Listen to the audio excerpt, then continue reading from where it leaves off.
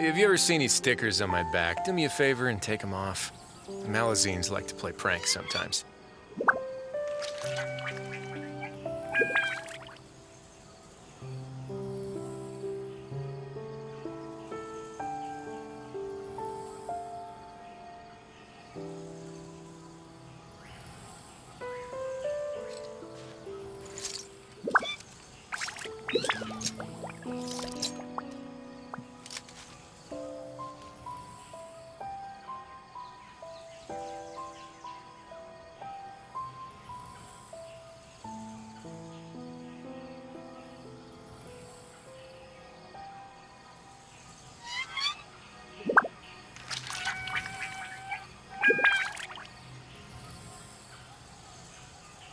A word of advice, don't break the law. Is there anything else? Yeah, seriously, don't break the law.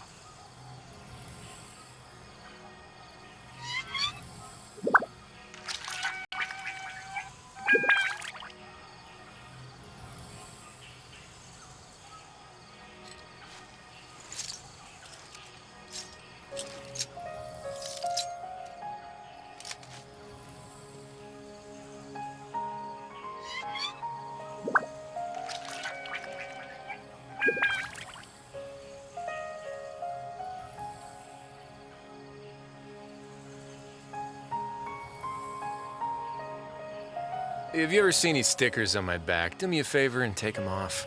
Malazines like to play pranks sometimes.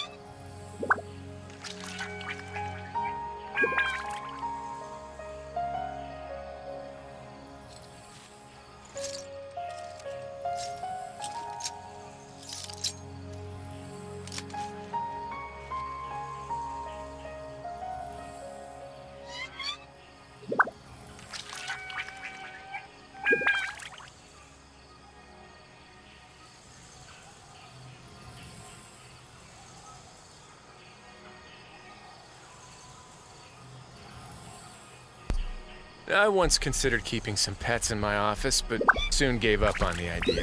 It's just not right to keep small animals where they won't be able to see the sun.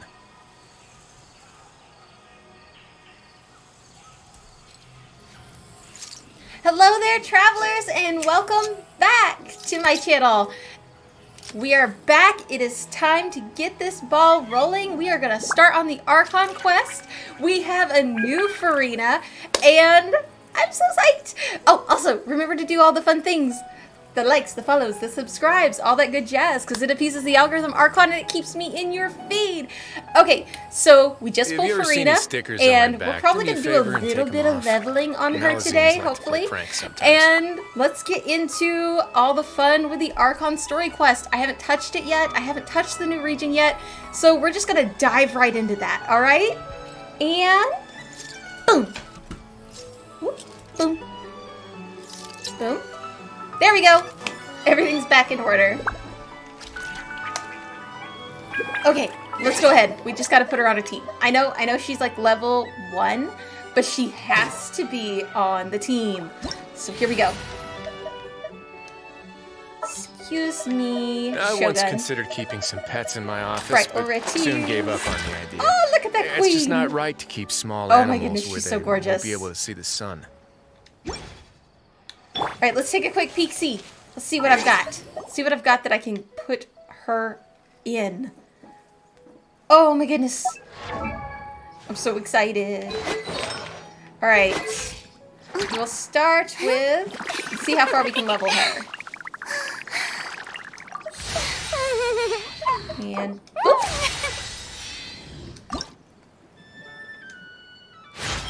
I don't have a lot of her materials, because I thought I was going to lose, if I'm honest. I did not think there was any chance of me actually pulling her. Let's see. Oh, we got a standard wish. Always nice. What is this? Oh, we have a new boss to fight. I will have to unlock that boss. Oh wait, it was still saying there was something. Oh, all right, let's get her a weapon. Now I think I heard that she's good in Festering Desire. Yes, I do. I have Festering Desire. But what will I put on my Bennett if I take Festering Desire from Bennett? Wait, where'd Bennett go? Let's go ahead and put her in something different real quick. Like maybe Favonius? See, what do I have that's leveled? Well, Tea semi-leveled. parties are a must for the well-mannered. If you'd like to learn the proper etiquette, I'd be happy to teach you. I don't know what to put. I don't think I could use this unless I'm on PlayStation. Let's see. Yes. Okay. Defense. Oh, that looks so pretty on her, but she doesn't need a defense boost. That's the Albedo sword that someday I will win his 50-50 and get him in. We got Prototype Rancor. That's physical damage bonus. That's not going to help with... I think I might put... Let's do that and then swap them. Maybe. I don't know. Fishing pipe from Fontaine? No, I don't have that one yet. I need to go fishing. I don't know. Would anybody watch a fishing episode? I don't know. Maybe. Alright, let's see what I can piece together for some artifacts for her. We've got Golden Troop for days. I mean, for days. Alright, so we established that she runs off of HP. Boring. Isn't there anything So else more interesting some to crit do? rates. Crit damage. Oh, it's not gonna let me choose both. Ah. Nope. Did not keep my selections. Alright, let's see. We've got some... Ooh, that's a nice piece, maybe. Maybe that's a nice piece. Ooh, that's an even nicer piece with the crit damage. Okay, I'll have to farm the pipe per Bennett. Okay, let's see what we get. Oh! Oh! I'm not complaining. Not complaining. Alright, let's see what we've got here. Ooh, HP, crit damage? No materials! Oh well, alright, let's see. Crit damage, HP flat rate. Maybe. Let's see, is there anything... Let's come over here and look at flat defense. See if there's anything I am willing to... Let's see, we can get rid of that. Get rid of that. I just want to get it to where I can see what the next...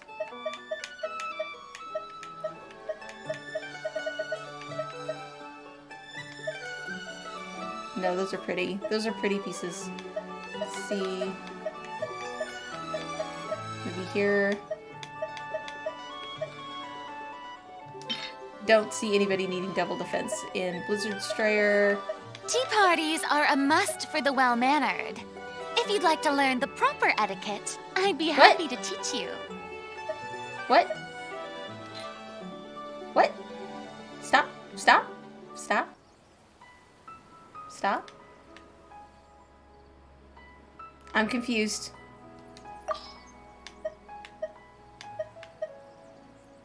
What? I stopping.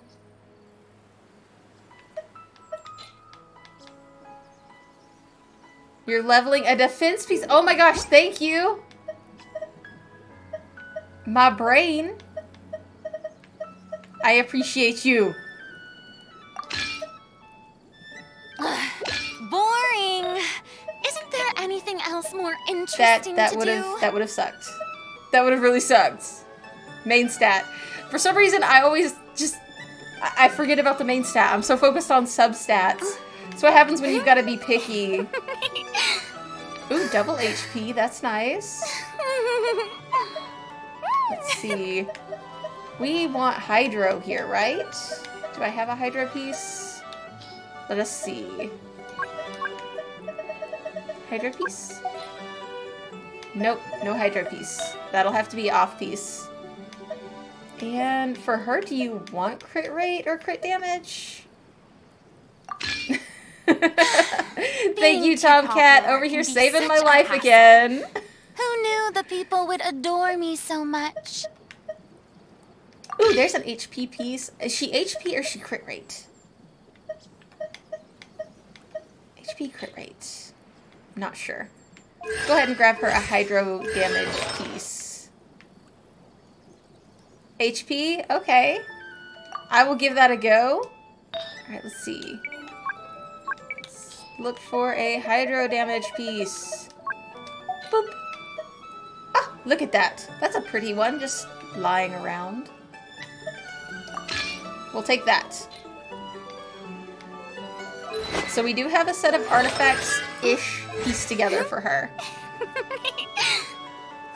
HP gets more damage than Hydro? Okay. So I should just put her in an HP goblet. That makes farming a lot easier, I'm not gonna lie. We'll grab this one from Kave. It's gorgeous. Because Kave doesn't need an HP piece. There we go. We've got a decent set of artifacts on her now. See what we can do. Oh, she's too low for us to do any leveling there. Oh, she's so cute. It is still saying I have a notification somewhere on her. But I don't see where.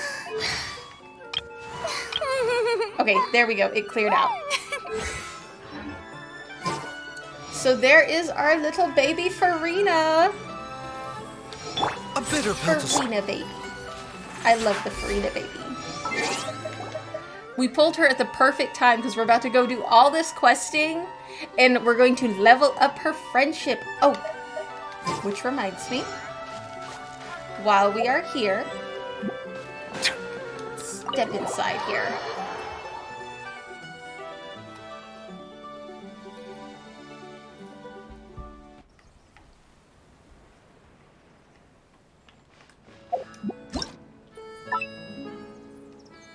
Alright, let's go. Where's my corridor at? No, that was not what I meant to do. Now it's on cooldown. Oh well. But I didn't do anything. The cooldown shouldn't take this long. There we go. Alright.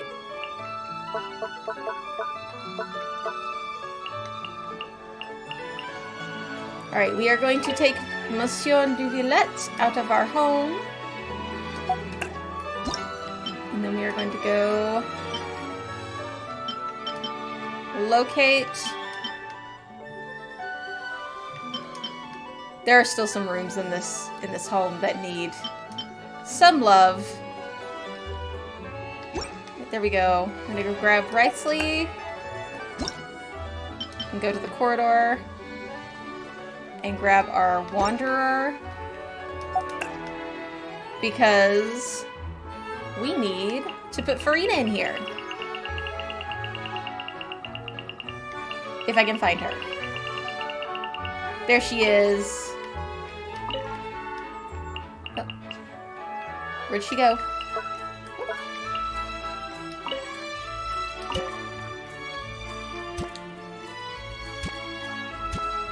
Archons hang out. Yes! Look at them! They're all right there. Nice, neat, and tidy. Alright, and then we're gonna go downstairs to the main hall. And we will put Wrightsley here, because he is still leveling up his friendship. And... oh, nope. We need to go here. To place somebody else who needs their friendship leveled up, which would be... we'll go with Charlotte. We'll put Charlotte in here. She's in this little study area, doing all her research and stuff. And, let's see, did we get... what would he be under? Is he an indoor furnishing or an outdoor furnishing, I wonder? that wasn't him. Where is our Thelxie?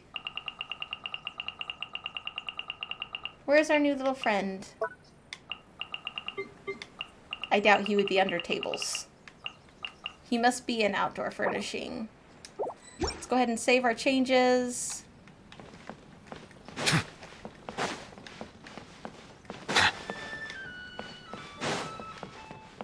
Oh, my Archons. Look at them all. All hanging out just like old times. That is awesome.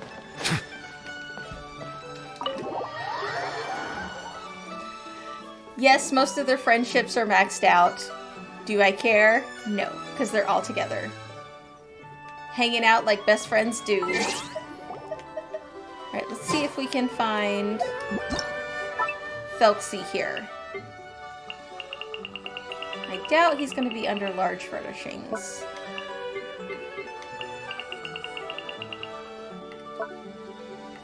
He's probably under outdoor furnishing.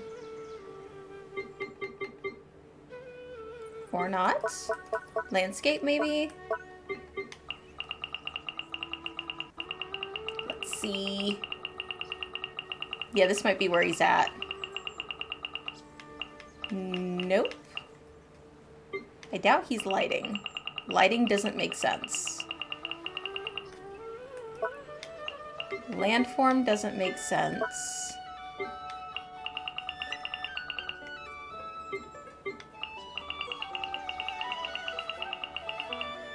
Nope. Nope. Did I miss him somewhere over here with the outdoor furnishing?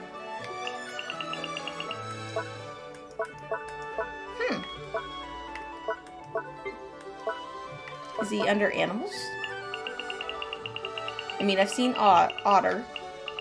Otter.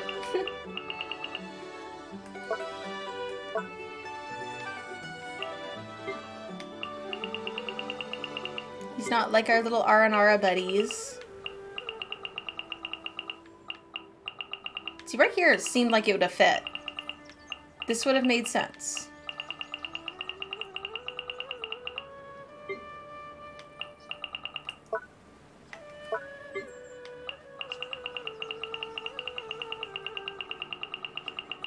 But I am not seeing him. Oh, there he is! Okay, so we're gonna have to clear out some of my clutter. Okay, let's see, what will we clear out? Got a lot of extra trees over here that I don't necessarily need. Let's see. Nah, I like that one.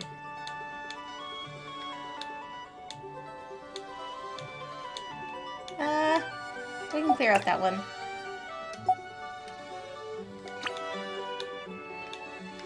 There we go. Maybe we got room for him now.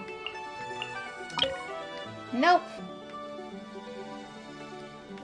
Okay.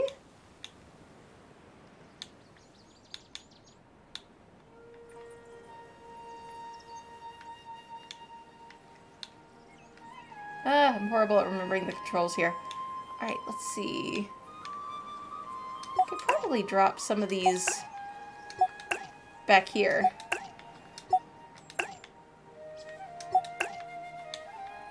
Alright. Now, do we have room?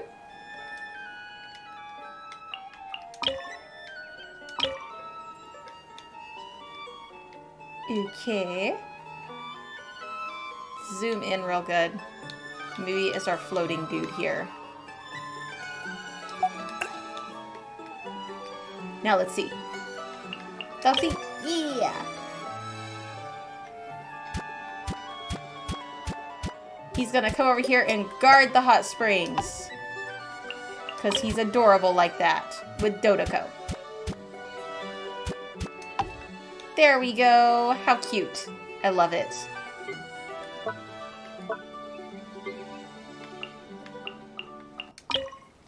Alright. Now we'll leave there. Whoa, where am I? I am lost. come over here and check it out. And hopefully there's no ghosts of adorable children inside. Oh, he looks so cute. I love it. He's so happy. Okay. So now we are off to, I guess maybe the Fountain of Lucine? I guess, maybe. Let's see if we have anything we've unlocked there.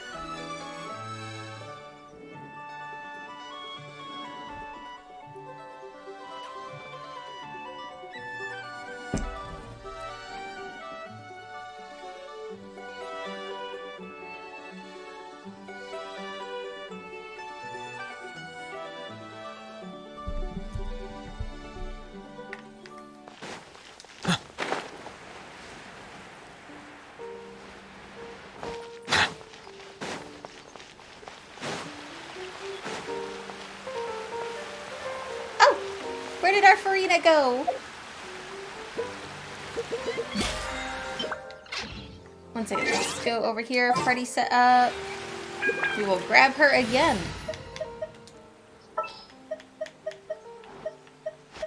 Where'd she go?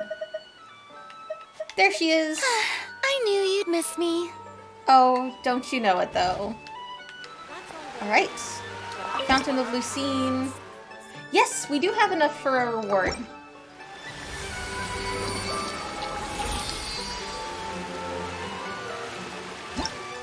Let's see, what did we get?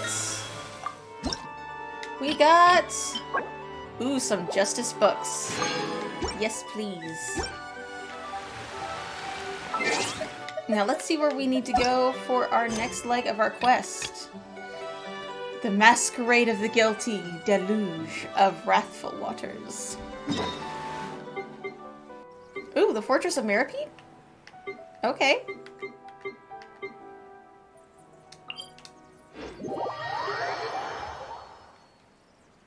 And here we go. I have been warned that this is going to be another emotional roller coaster, but as far as spoilers goes, that's as much as I know. But with it being the end of the world, how could it not be an emotional roller coaster?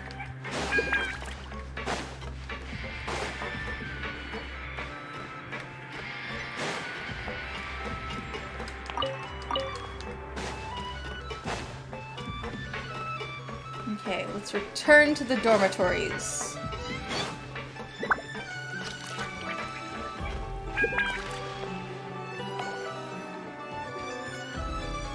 Some time has passed since the incident at the Fortress of Mirapede, and your sentence here is almost finished. Now for a little rest after breakfast. Wait a sec. Isn't something important supposed to happen today? Aren't we supposed to be getting released soon? Oh, today's our big day! We're supposed to leave the Fortress of Mirapede! Come on, we've got to go complete the release procedures now! Freedom! Sweet freedom! As though we haven't been running around all over Fontaine anyway. The Masquerade of the Guilty.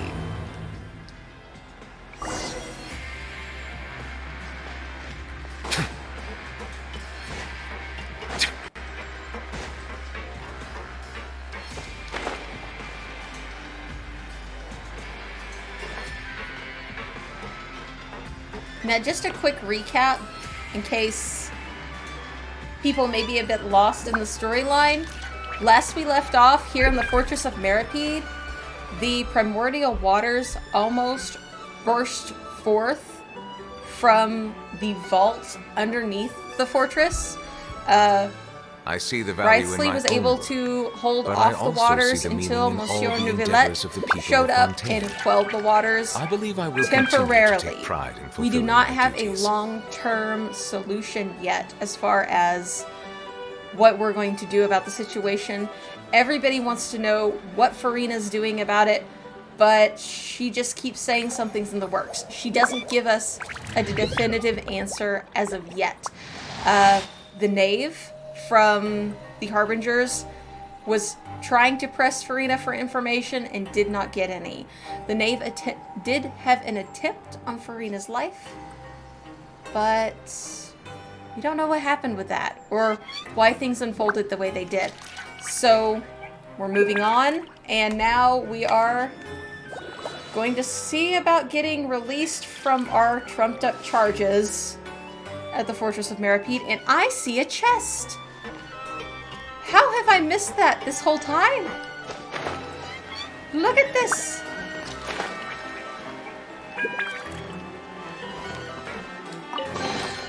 Abandoned property belongs to whoever finds it first.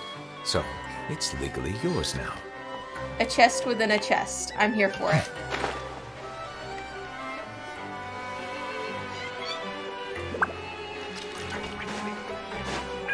Oh, there she is, the receptionist. Please, sign here. This document will be effective immediately upon signing, and you two may exit the Fortress of Meripede via the regular channels. It's been so long since we've been to the surface. Let's hurry up and... Oh dear. Concerns? I have concerns. What's happening? Are you okay? I'm fine, thanks. But I wonder what that tremor was just now. Let's go ask the Duke. Let's go talk to Riceley.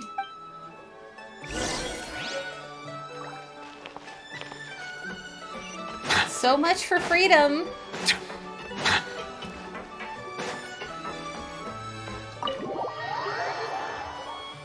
I wonder what's going on now. How does this keep happening to us?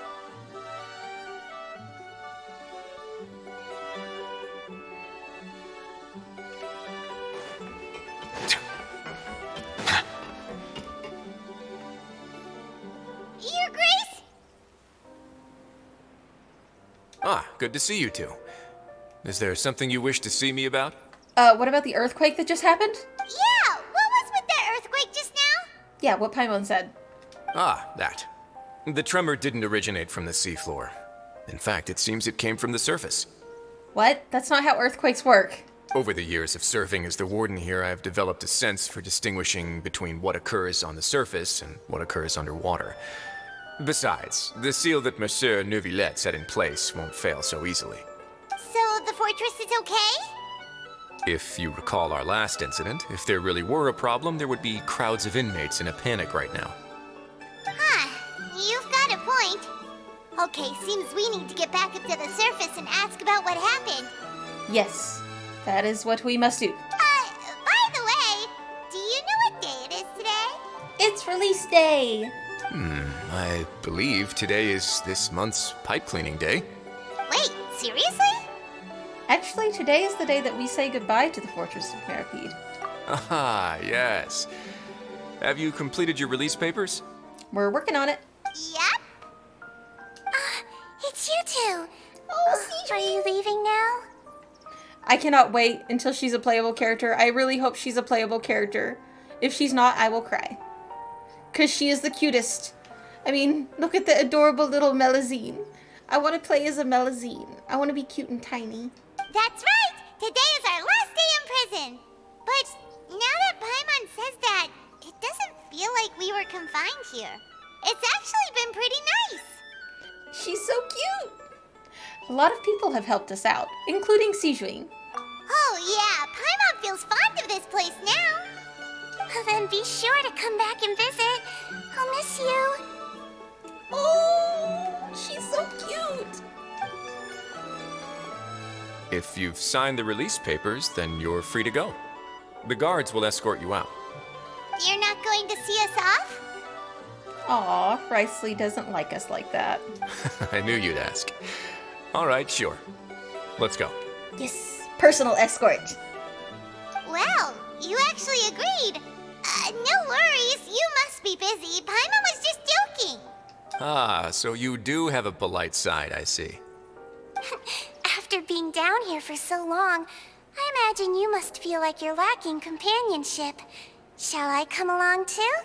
No, that's all right. It's not like we won't visit again. Yeah, don't worry, we'll come back to see you. Paimon really likes the cafeteria here. The chefs sure do know how to make good grub. Yeah, they do. It's an acquired taste in some cases. I hope you won't be here as convicts the next time I see you. Maybe. Maybe not. We'll do our best to stay out of trouble. Ah, Paimon, don't make promises we can't keep. Well, it seems our work in the Fortress of Maripede is finished. That's the end of another chapter in our journey. And since Nervalet was the one who asked us to come here, We should probably check in on him. Oh, hello! Stop! How are you doing? I'm doing great!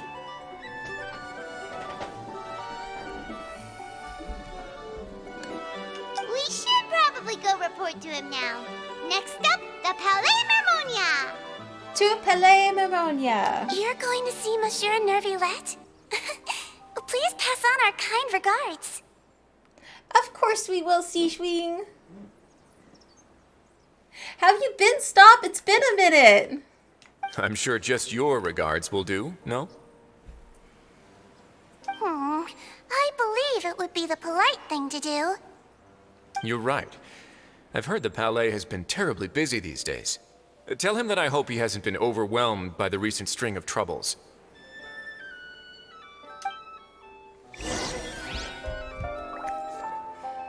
What are you thinking about 4.2? I haven't been able to play any of it until today, which is why we're kind of doing a marathon.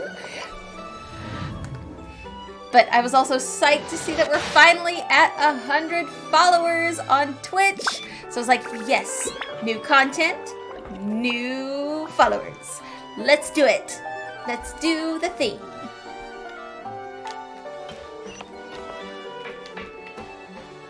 To the Palais.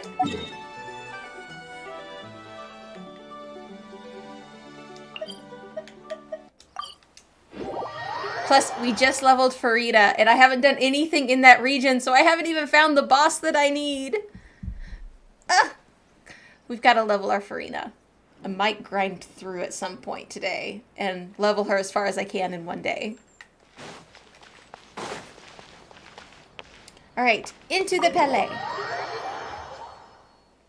Wait, is it weird if we go see Neuvillette as Neuvillette? We'll switch over to Risley? That makes sense. That tracks. Oop.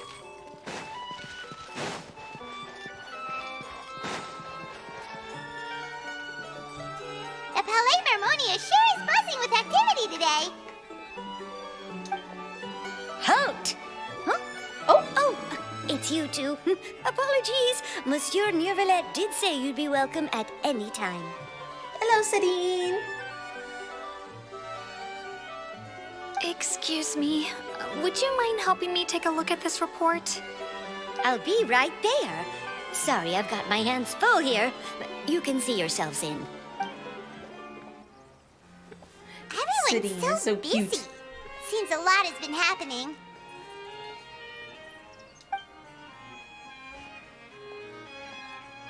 Hey, stop. Did you pull for Farina or Baizu? Or are you saving? Neuvillette! Hello. You've come at the right time, but you'll have to wait for just a moment, as there are some urgent matters I must tend to first. In the meantime, please, have a seat. If you'd like to have something to drink, let the Melusine outside know. Oh, okay. Thank you, Neuvillette. That's all right. We just ate. Oh, 1 second, guys. I think... Just take a quick peeky. Okay. Sorry, my puppers are barking downstairs. I just wanted to make sure there wasn't somebody here.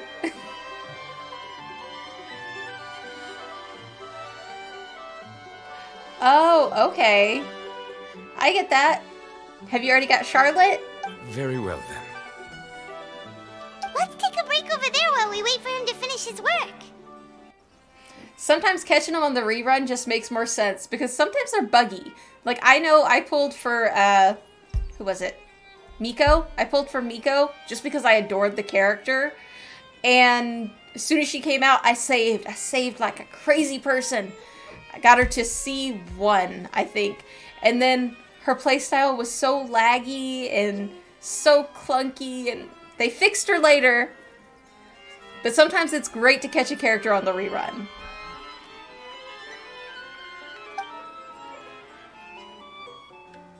Because now Miko is an absolute unit. I think she was like rank C when she first came out. It was so bad. All right. I should wrap things up for now. Are you done with your work? Yes, sorry to keep you waiting. That is something I've noticed with Neuvillette. He's like fine with somebody just sitting in the room waiting for him to finish work. He has no anxiety. I mean, his anxiety meter is like 0. If somebody was sitting in the room waiting for me to finish working, I would be a nervous wreck.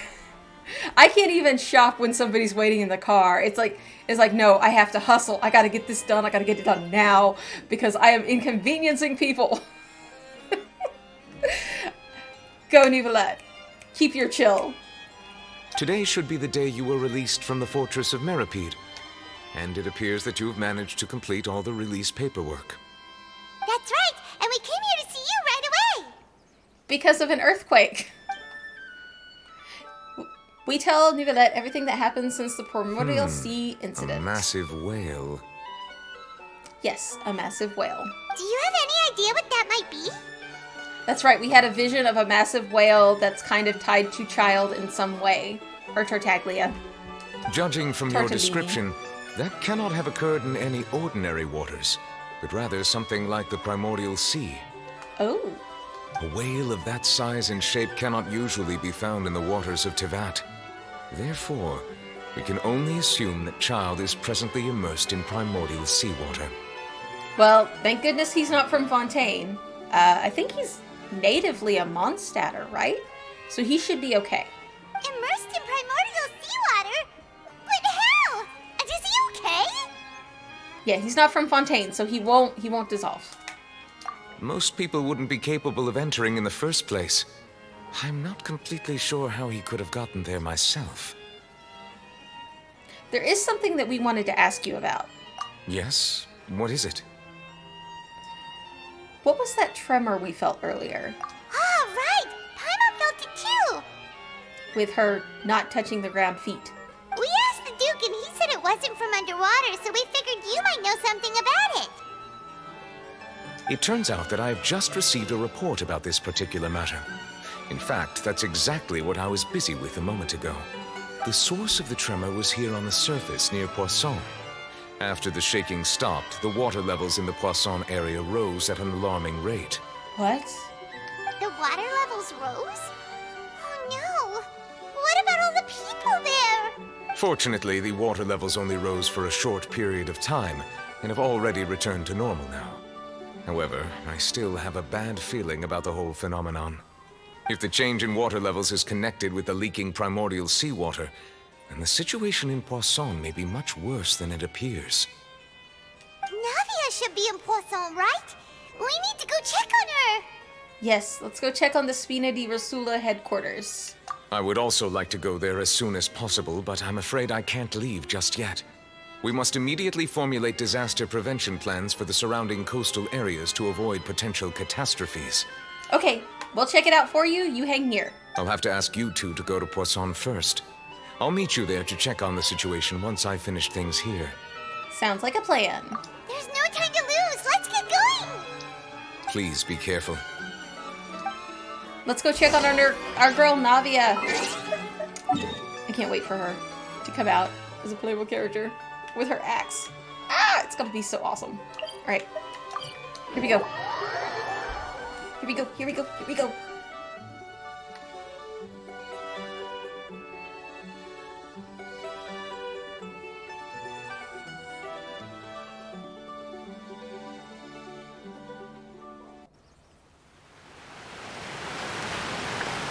Ooh, straight into the cutscene.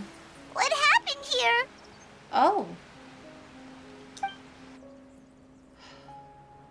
All the buildings here seem to be in pretty rough shape. There's nobody around. Were they all dissolved? No, let's not assume the worst yet. Navia should be around here, right? We need to make sure she's still... Paimon means we need to check on her. Yes, we need to check on her.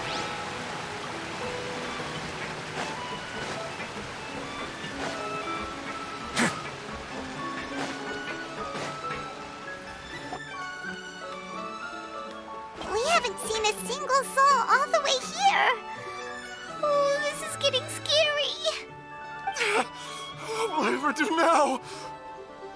Look, there's someone on the roof over there. Just stay put. We're coming up. Watch your balance. All right, just hurry. Well, at least we found somebody. They can tell us what happened. I'm not young anymore. How will I survive on my own? My Desiree! Oh, he looks pretty sad.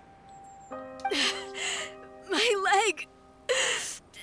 My leg! How could this have happened? It hurts! Okay, this is looking pretty grim, but the good news is that there are still people here, which means hopefully it wasn't primordial water, it was just standard water. Just hang in there. Help is on the way. You can hold my hand if it makes you feel better.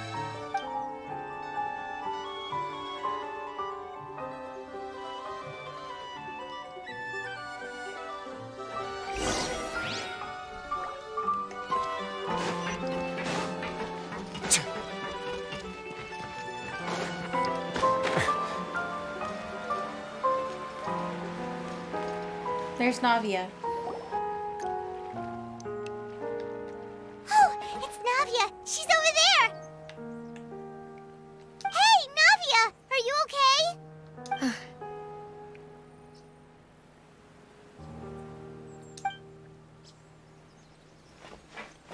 You're here.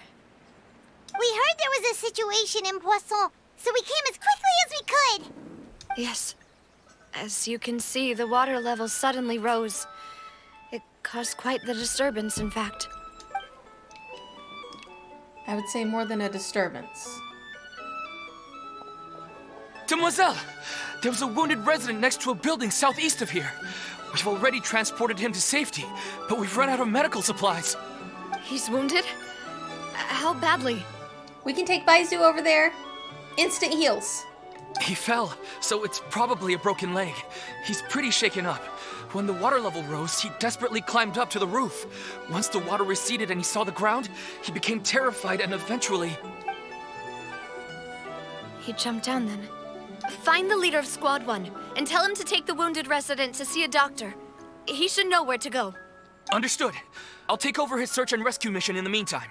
All right. You'll be in charge.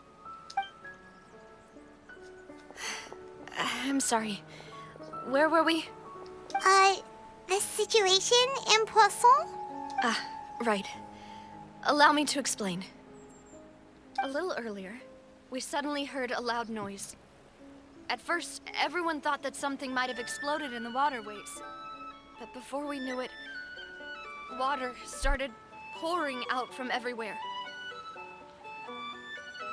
The rushing water seemed a little odd, almost like the unique color of primordial seawater. Some people didn't realize the danger and thought it was just ordinary water leaking from somewhere.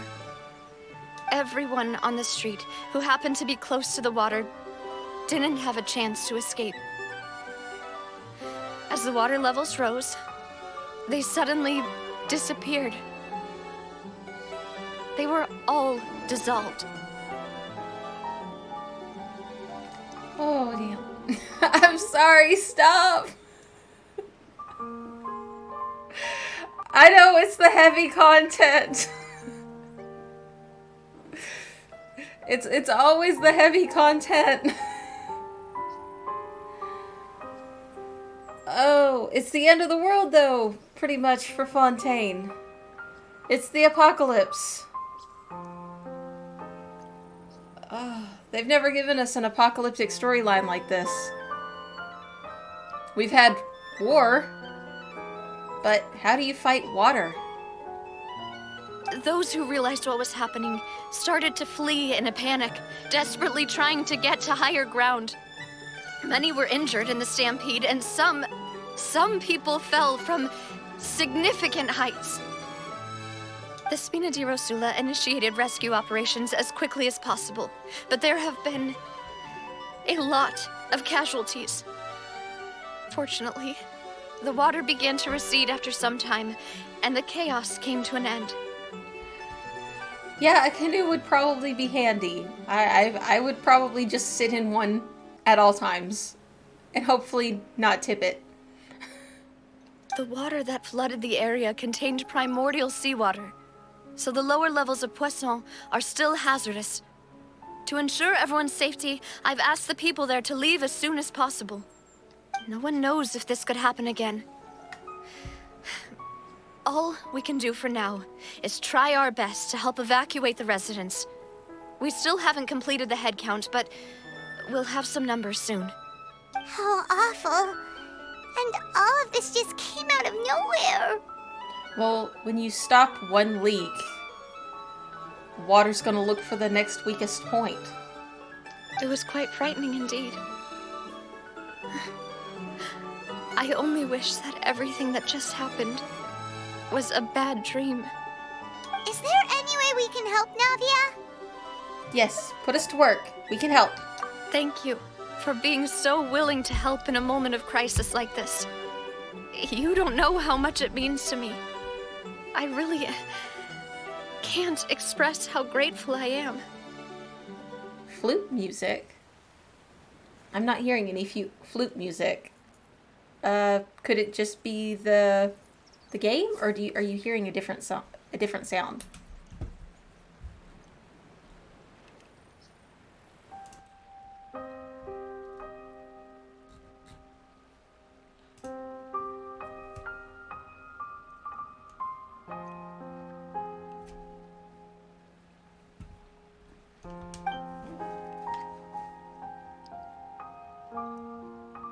Oh, okay. I'm not sure where that could be coming from. Oh. Wait, we're missing some people, aren't we? Don't say that, Navia. That's what friends are for. Oh, no. By the way, where are Melis and Silver?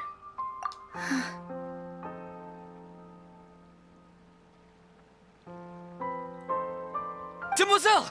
We've got a situation here!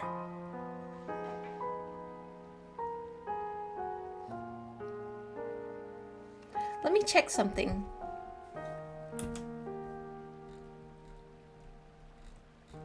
Okay, I think I figured out what that sound might have been. It might have been one of the little graphics I had going. It just ended its loop, though. If it happens again, let me know, okay? Stop. I'll be right there. Sorry, I need to go for now. And off she goes.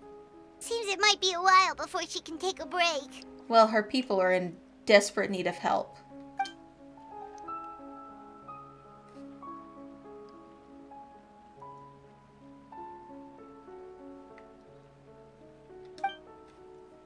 Navia walks around talking with many people and organizing various matters. Her decisions are clear and... The wounded are being tended to, and we finished a preliminary head count.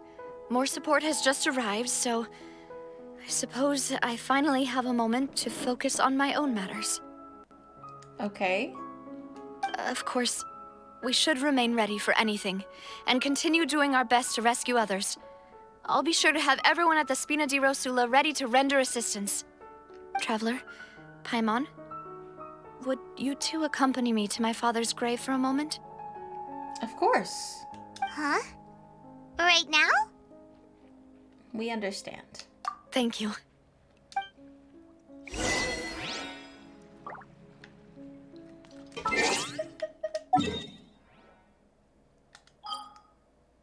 Okay, where is it gonna take us? Right out here. We'll use this teleport.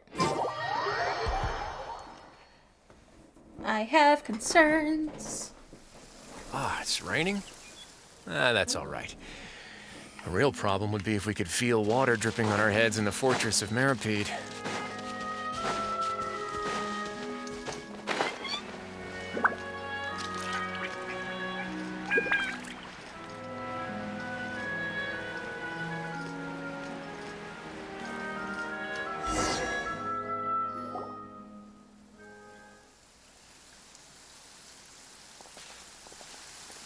Not a lot of people here, huh?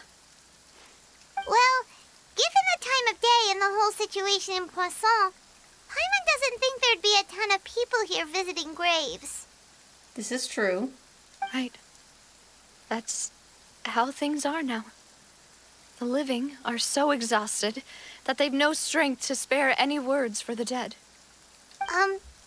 Navia? No need to push yourself so hard.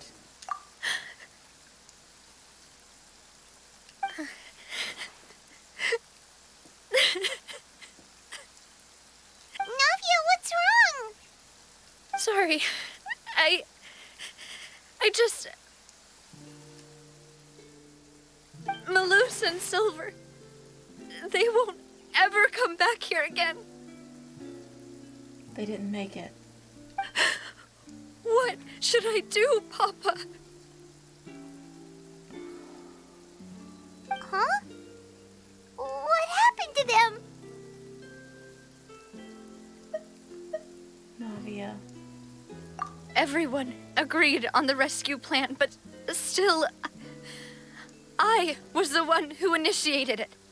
They were helping evacuate the residents, but they couldn't leave in time. And they were caught in the seawater.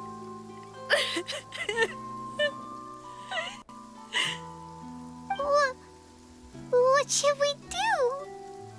There's not much we can do about it now. I've known them for so long. And I know they weren't afraid. But I could at least hold a funeral for my father. And I know where he rests. But as for Malus and Silver, they're just gone. I just can't.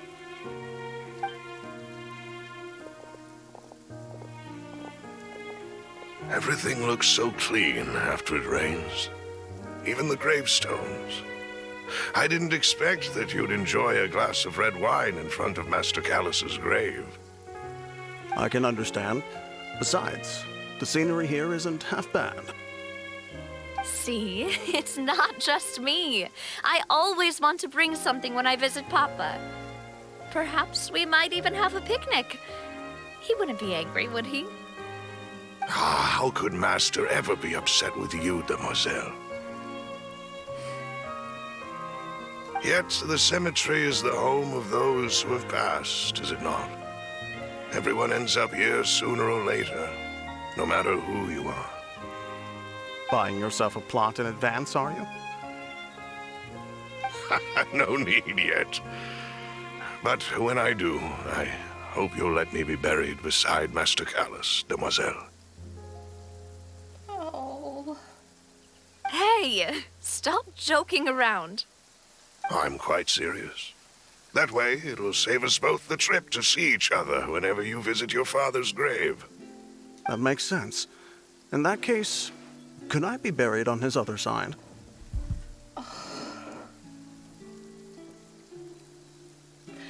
First with the event.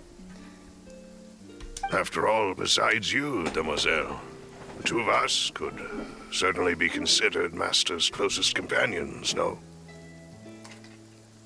Personally, I believe we fill those shoes just fine.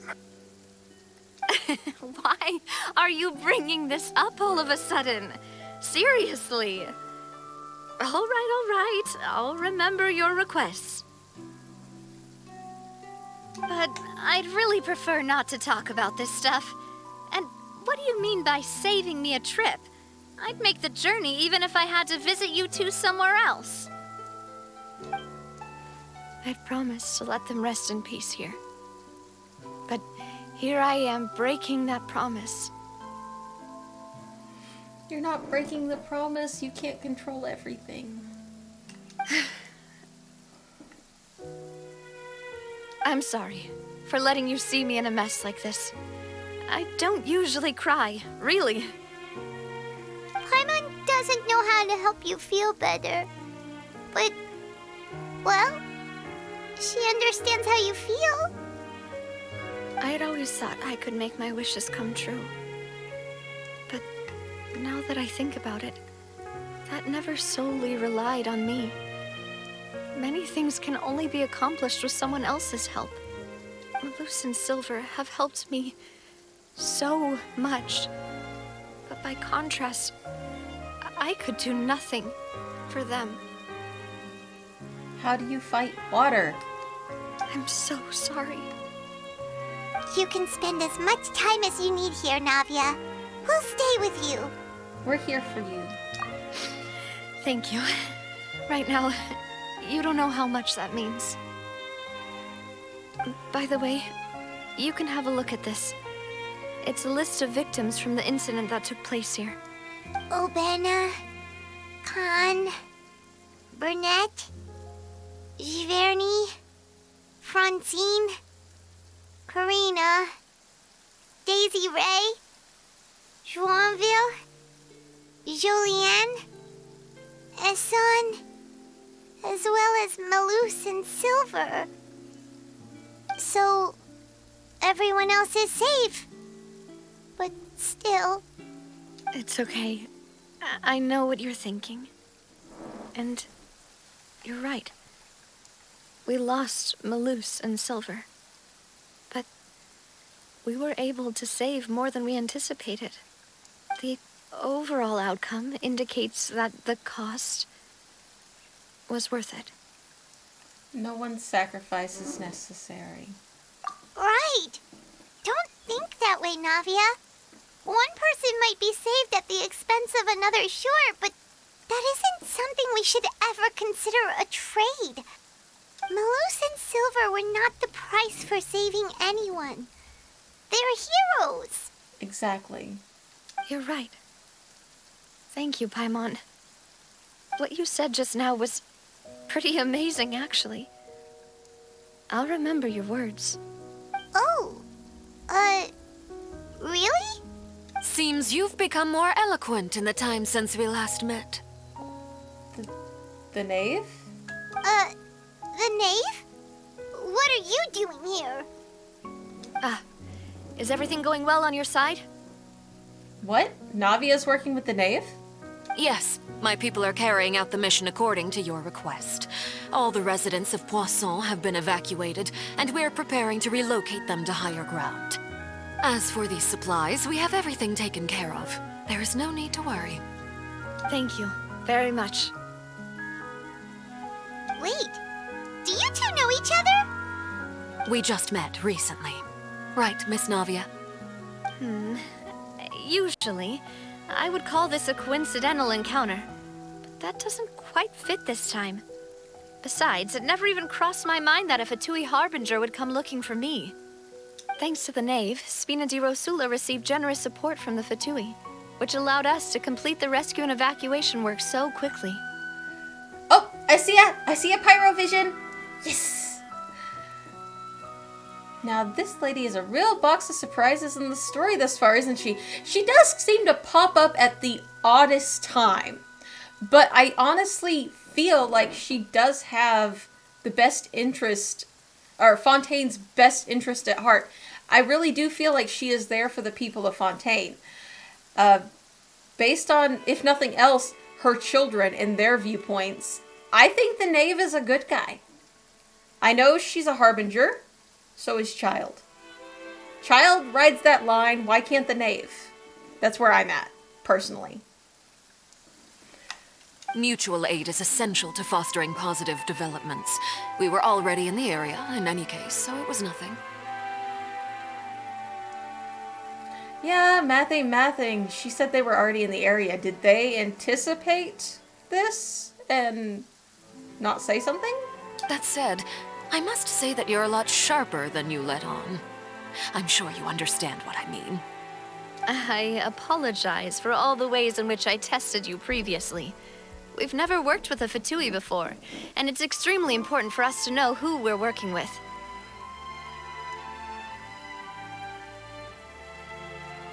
They might be. I mean, I don't know.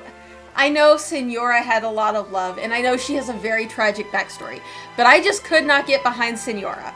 I'm not gonna lie, a little part of me did a happy dance when she was gone. Just because of how she treated our boy Venti. My subordinates have reported that Fatui soldiers have been observing water levels and taking head counts in various locations. I hear that they've also prepared a large amount of emergency supplies. I'm quite surprised. I know. But man, she knew how to push my buttons. That's all I'm going to say. She knew how to push my buttons.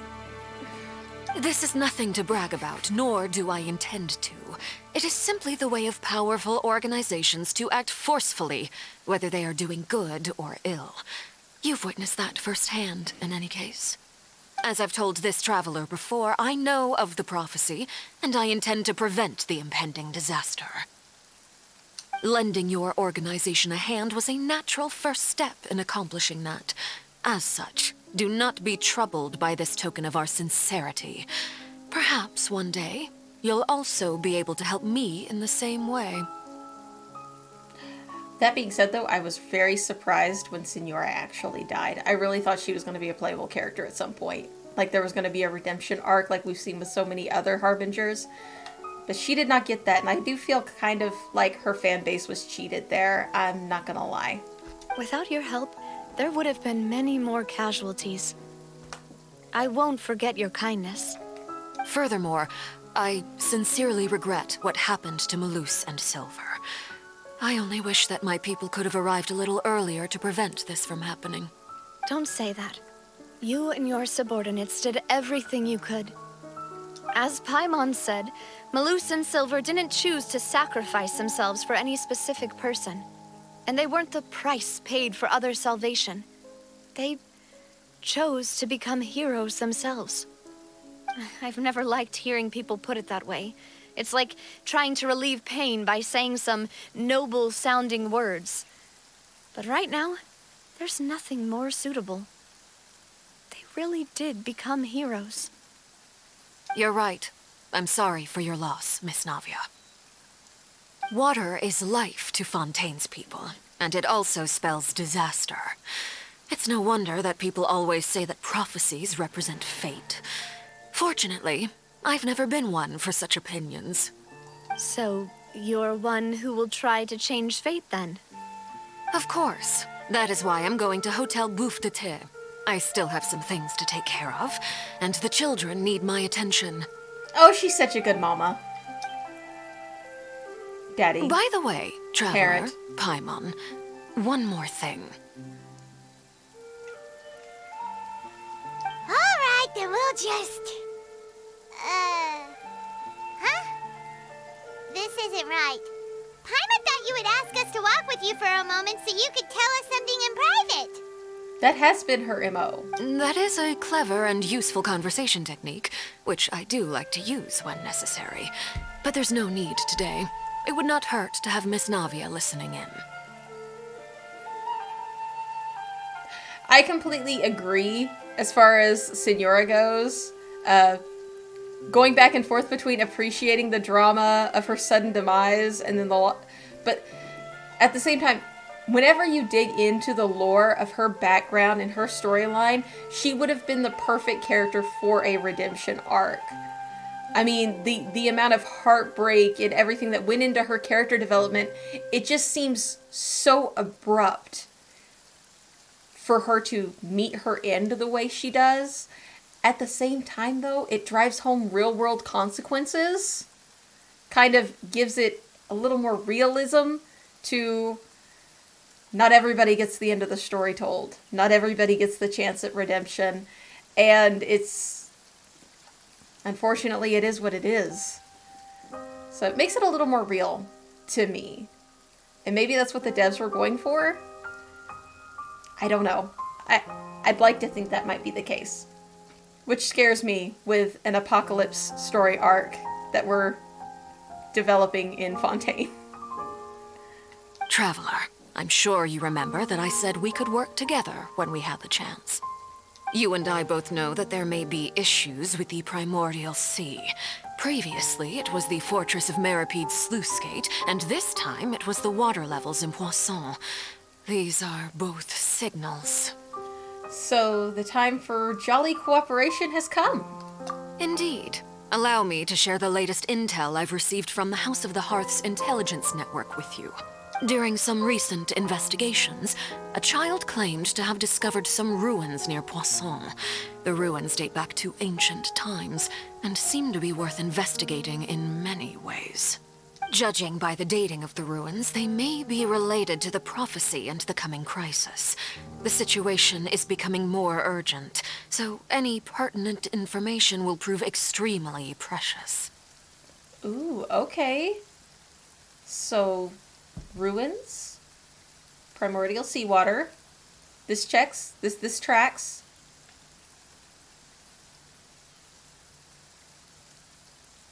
Oh, really? I'll have to check out the voice acting.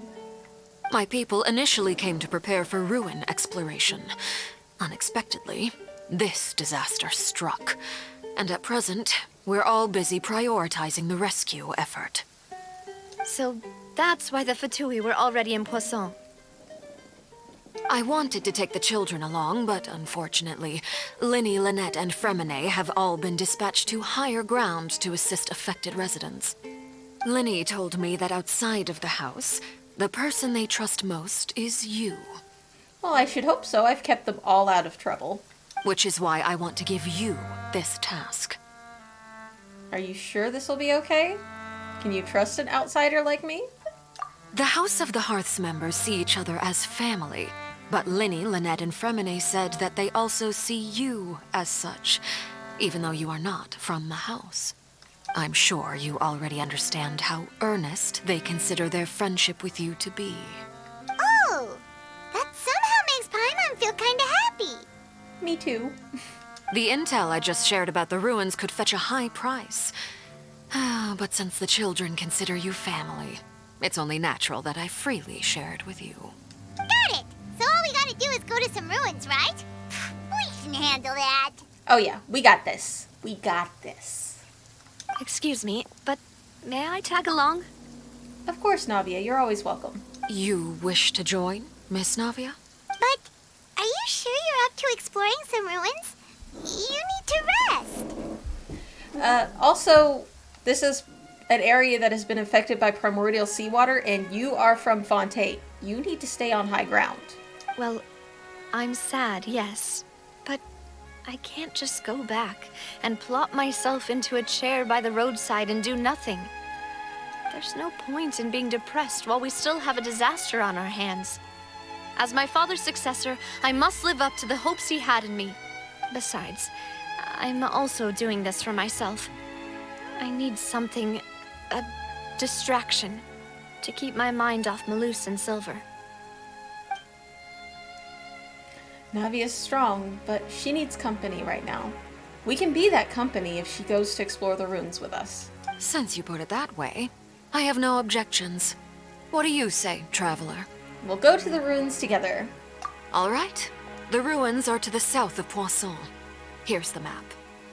Okay, the three of us will handle it. Come on, let's pack up and get going. And we are off to the ruins. Oh, they're not far.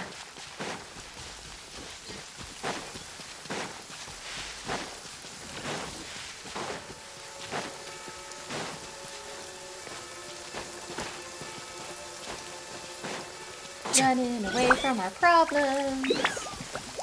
Ooh. I just had a thought. I want to change out my pet. Yes, I did. And so far, I have been way too lucky for my own good. I am anticipating a run of bad luck very soon. Because first, of course, I pulled for Neuvillette because, well, Neuvillette fan club. I don't know if you guys can actually see this, but I got a Neuvillette throw blanket. Throw blanket. I love it. It is awesome sauce. And I was due to lose when I pulled Wrightsley, and only about an hour ago, I pulled Miss Farina. So I am just flabbergasted with my luck at the moment. I am still in shock.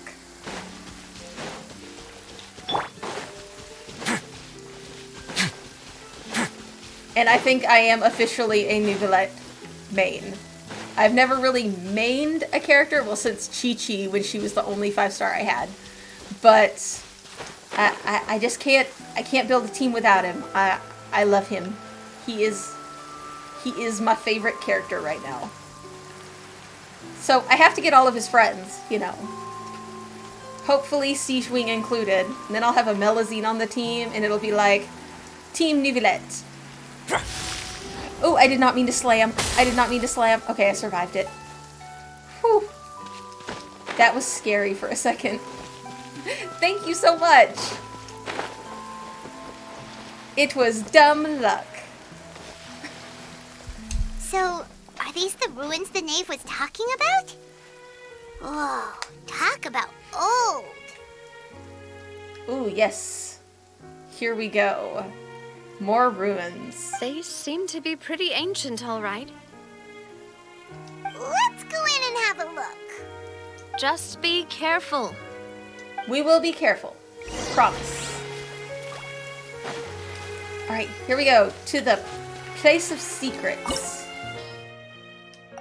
Ooh, if we're going with Navia, does that mean we get to play as Navia? We're gonna keep this team together. Gotta keep the family together. Oh, I really hope so. I really hope so. I know Siegewing's gotta be a healer. And she's gonna be Hydro, which will make for an interesting team comp. With 3 Hydro and 1 Frosty Boy. But I really hope she's playable. I really hope she's gonna be playable. Okay, yes, we're gonna just go with what we've got, because people need friendship. Oh. Oh no. Ow, that hurt.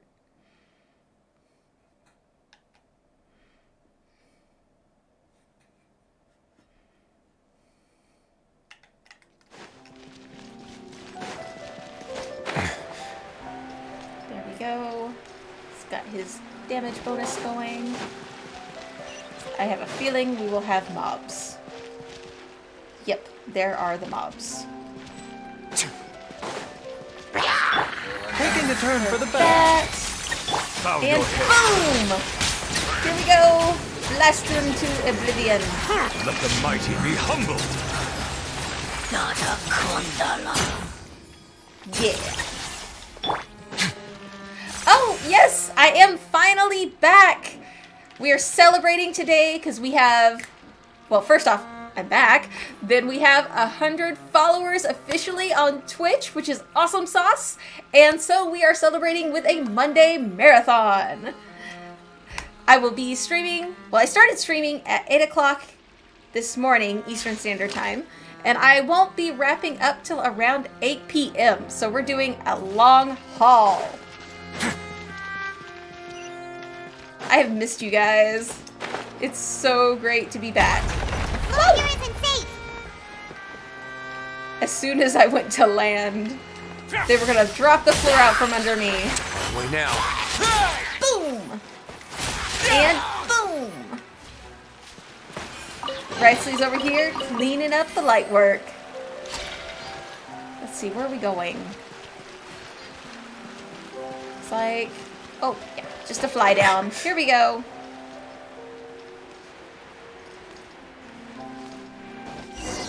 Do-do-do. This place has also been contaminated by primordial seawater. Navia, back to the surface with you. Yeah. And a lot of it, too. A Fontanian would most likely dissolve the moment they fell in. You should head back to safety, Navia. Right! You can't go down if there's primordial seawater. It's too dangerous, and it won't be any help for you to just stay here. Don't get Paimon wrong. We're not saying you're useless. It's just that... We want you to be safe. No, you're right. I can't do anything in this situation. I'll leave this to you. From the look of things here... Maybe there's no way back. That complicates things. Maybe the only way left is forward. In that case, do you want to wait for us here? The water levels here are unstable, and there's a chance the water will rise. So staying here wouldn't be safe either. I'll go together with you. Perhaps we'll find the exit just up ahead. Seems like there isn't any other option. All right. Come with us for now then, but please be careful. Okay, here we go. Oh no, it's a dead end! Let's try climbing over from the side. Ah! I hit the water. Crap. Oh! The floor is lava! Well, as it would be, but still, the floor is lava! Let's get somebody who's not Fontaine and see if we can survive the jump. There we go. Sorry, Baizu. I know you don't like physical activity, but...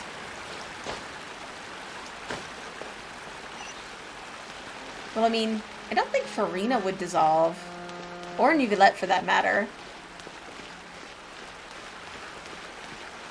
But, you know, just in the off chance.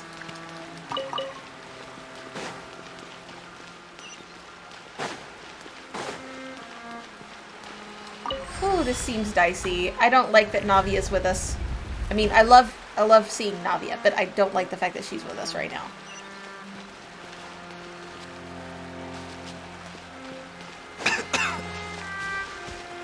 Ooh, this is giving me Endo Yamiya vibes from Inazuma. Navia's on the next banner? Whew. Okay, good. They won't do that to me. I know they won't do that to me. If there is a guaranteed person on the next banner, they're safe. I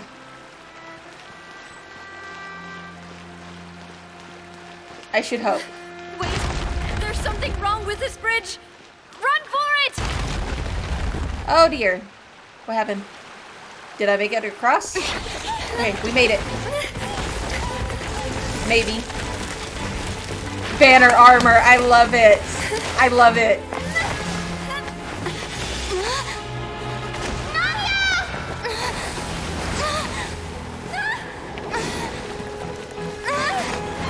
No, no, no, no, no, no, no, no, no. No.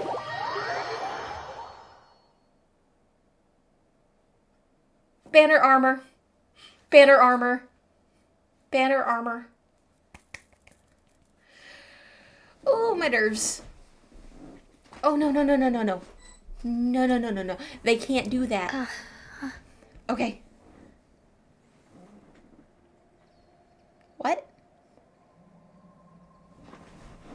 Is this Croissant?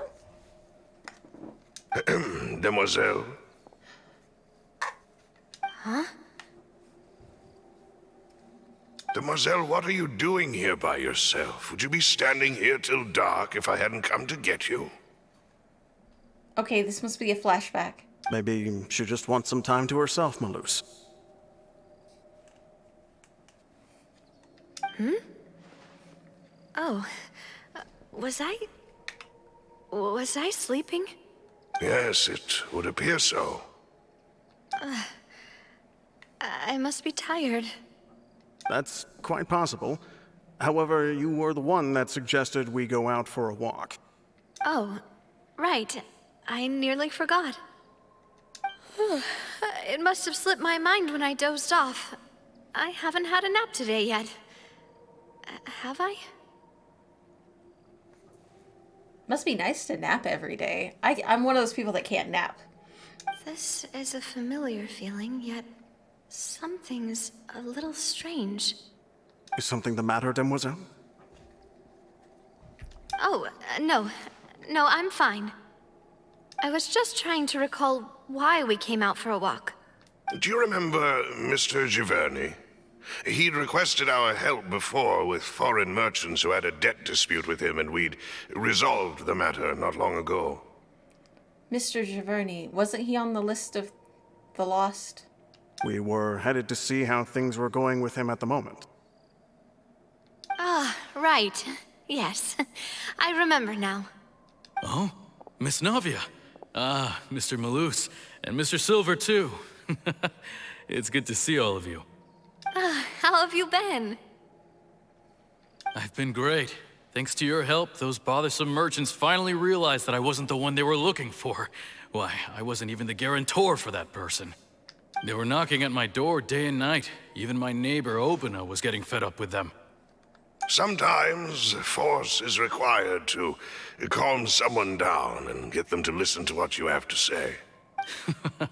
That's right. Oh, by the way, Burnett, what was it that you wanted to give to Miss Navia again? Burnett was also on the list of the lost. Oh, yes. One moment, I have it right here. Miss Navia, these are some flower seeds that I prepared. Please take them. They're a very good variety, and they'll become very big and beautiful once they bloom. I don't know what we would have done without your help, so this is a little token of our appreciation. I hope you won't refuse. Ah, did you cultivate them yourself? Thank you so much. I'll certainly take them. Maloose, we do still have some empty flower pots at home, right? Why, we can have as many pots as you'd like, demoiselle. Perfect. In that case, we'll swap out some of the decorative plants for some of Mrs. Burnett's flowers. Very well. Wait. Something seems to be off here. Uh-oh. Is she coming too? Excuse me, madam. If I'm not mistaken, your name is Burnett, correct? That's right. Is something wrong? No, it's nothing. This is the first time we've ever met, but your name seemed familiar to me. I must have heard it when I was discussing things with your husband previously. I've heard this name before. Sometime recently, I'm sure of it. And why are there so few people around here? Where did everyone go? We must mind the time, demoiselle. We still have important things to attend to today. Huh? We do? Like what? Well, now, did you forget? Miss Navia, here you are. I've been looking for you. Please, come to the Opera House. Your trial is about to begin. My trial? Wait, why would I need to go to the Opera House? Yes, she's right, demoiselle. It's just about time now, so we should get going. Oh? Trial for what? All right then. Trial for what?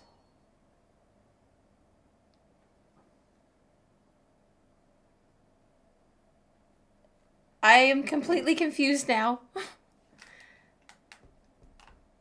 I am completely confused. We were in a ruin. Look, it's Navia! She's here! And her two attendants are with her! Goodness, everyone's finally here. They were on the list of the lost as well. There sure are a lot of people here to see the trial. And they all seem to be oddly excited about something. I even know some of these people. Karina, Desiree, Joyville, Jolien, Essen. Why are so many people here? And why do I have no recollection of this case? And as for the judge... huh? Where's Monsieur Neuvillette? Please sit in the defendant's seat. Don't worry, Silver and I shall accompany you. Defendant's seat? All right. But are you sure you can stand behind me? Typically, it wouldn't be allowed, but today is an exception. Hey, what kind of place do they think this is? Come on, do they have any idea what they're doing? Seriously. Enough with the whispering! Could someone please tell me where Monsieur Neuvillette is? And why I'm standing trial? My dear Miss Navia, have you not yet realized what you've done? In that case, allow me to explain. As all here know, you are Master Callus's successor, the head of the Spina di Rosula, someone held in high regard by every soul in Poisson. After you took over the Spina, you treated all of us just like the late Master Callus had. If anyone in need reached out to you for help, you responded. Not only you, but your butler, your subordinates, Nearly everyone in the Spina di Rasula fought for the well-being of those in Poisson.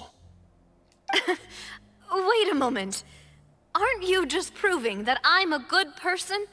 That does sound like what he's saying. Yes, correct. Absolutely right.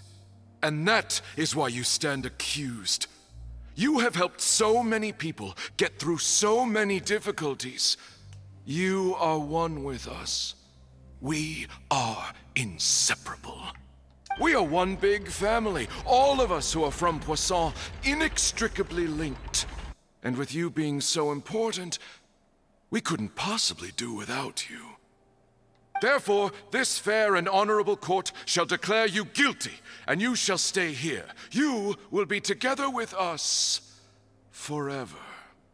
Oh, we have a ghost trial. Huh? What are you saying? Everything you have said is correct.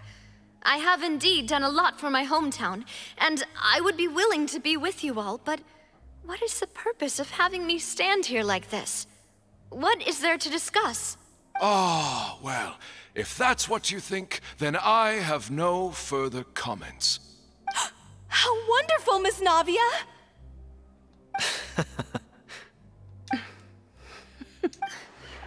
I know all these people. Why are they laughing? Silver, out with it. I seem to remember now. Yes, I get it. This trouble. Wait just a moment. This isn't right! Oh? Malus? What was that, Mr. Malus? Our conclusion is very clear and unanimous. Let the court judge her now. She's guilty! Stay Guilty here, of Navia! what? You're one of us! Demoiselle, don't admit guilt. This trial means to keep you here forever. What? I wish to exercise my right to defend Our Lady.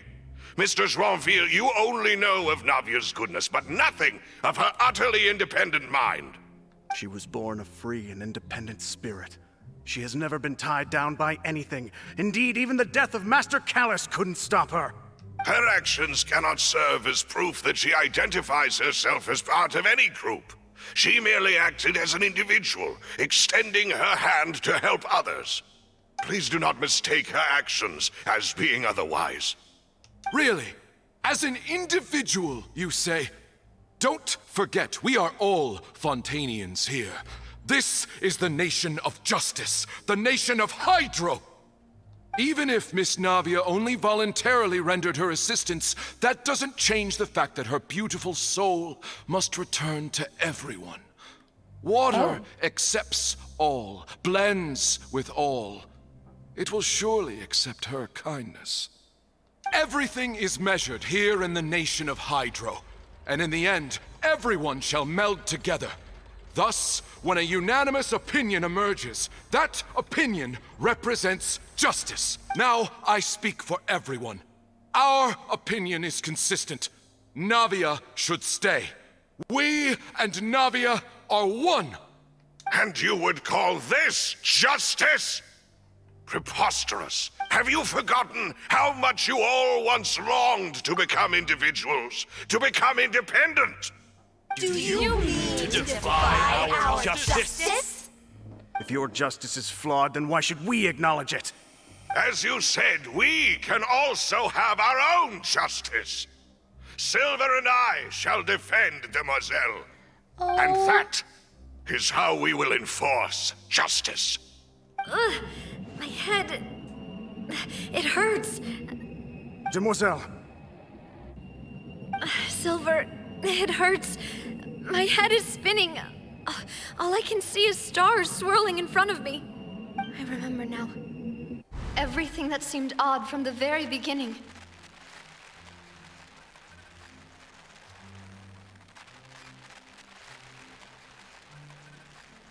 Karina, Desiree, Joyville, Jolien, Essen, and Mr. Giverny and Mrs. Burnett, who we met earlier.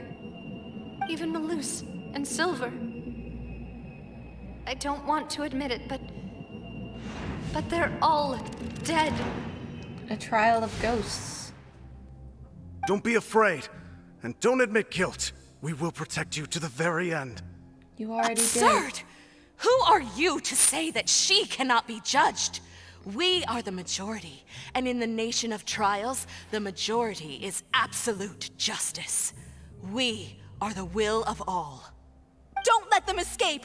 We shall keep Navia here with us! Mr. Malus and Mr. Silver, must you be so stubborn?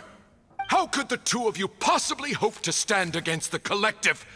Do not resist. This judgment is fair and just. Navia belongs to us.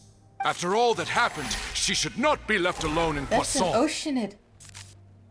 What are you saying? No more excuses! They're all Oceanids. She says we're jealous. Jealous? How could she possibly be an independent individual? What's with these people? Who's jealous of her? She belongs to us! Miss Navia, she... Silence! Nicolette! He caught up with us. I hope. That's...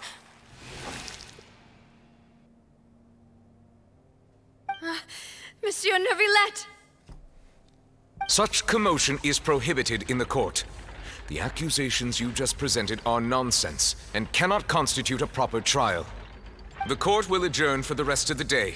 In this, I shall hear no objections from any unauthorized party. Our thanks, Monsieur Neuvillette. Please leave with me, Miss Navia, while there is still time. But... Go on now, demoiselle. This is your only chance to leave this place. What, can't bear to leave us behind or something? Malus. Oh. My apologies. I couldn't resist making one little joke once I realized that this shall be our you're last right. goodbye. Malus... Silver... They're now Oceans. Quickly, you must come now. Goodbye. Oh, she got to say goodbye. But you're right, this is a lot like the situation with Vacher earlier in the storyline. With the vanishing people. The women that were being abducted and going missing. Just a second! Navia? You're awake. Good. Nuvi, let's save her! Oh, that's our boy! I must have been dreaming. Malus and Silver were still alive, and they were defending me at some insane trial. It looks like you're all right. Did all the sad feelings cause you to have a nightmare? Paimon could give you a hug. The ruins you were exploring suffered a cave-in. When I arrived, I found you falling toward the water. You were just about to be dissolved within, but I... You saved her. What is it? I think I saw 2 Oceanids protecting you. It was only for a moment, perhaps even a fraction of a second, but they gave me the chance to retrieve you. Were it not for their intervention, I would not have been able to rescue you before your consciousness dissipated. Wait, did you say Oceanids?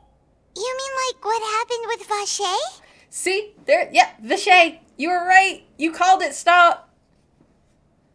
So the people who are dissolved become Oceanids.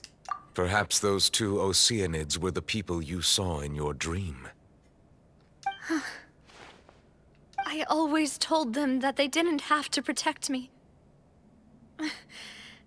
To think that they'd keep doing so even after death. Would you expect anything less? Please come with me.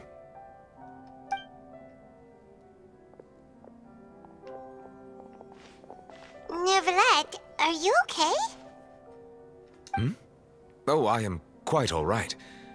Perhaps there's something we could chat about? Why do you look so stiff all of a sudden? Oh, Paimon knows. You're the type who feels awkward when there's nothing to talk about, right? I don't think that's the case, Paimon. I merely thought that we should give Navia some time to herself. Huh? Why didn't you just say so then? Don't Don't you think it's even more awkward to call us over like this and then have nothing to talk about? Paimon, just stop. I suppose so. By the way, Sijwing sends her good regards. Ah, Sijween. I hope all is well with her these days. Her work in the Fortress of Meropide has not been too much for her, has it? No, she's thriving there. No way, don't worry. She's doing fine down there. She's an amazing head nurse. I see. Well, that is good. I have always worried that Sijween would need a lot of time to understand the world of humanity, just as I have. Oh, and the Duke also says hi. Even though Sijween made him do that. He hopes that you haven't been overwhelmed by all that's happened lately. Thank you. I have indeed been busy lately, and I also hope that everything is going well in the Fortress of Meropide. This isn't the time for small talk, guys. He still doesn't know what to talk about. Let's chat about something else then. You're the expert here, Paimon. What should we talk about? Exactly. Paimon doesn't get the gravity of what's going on at the moment. Sometimes Paimon's a little too innocent. So, Neverlet, you're probably quite the swimmer, huh? Yes, of course. This isn't going anywhere. Let's try something else. How did you find these ruins? Did the knave tell you? Yes, in fact. I had arranged to meet you in Poisson, but when I arrived, I discovered that the Fatui were helping the residents evacuate. They had even transported a large quantity of supplies to the area. Amid my astonishment, I ran into the knave, and we had a chat. She informed me that she had asked you to investigate the ancient ruins here. Yeah, we originally planned to meet up with you, but we thought you might still be busy with all those official documents. We didn't think exploring the ruins would take very long, and who would have thought you'd wrap things up so quickly? I hope Navia can get back on her feet.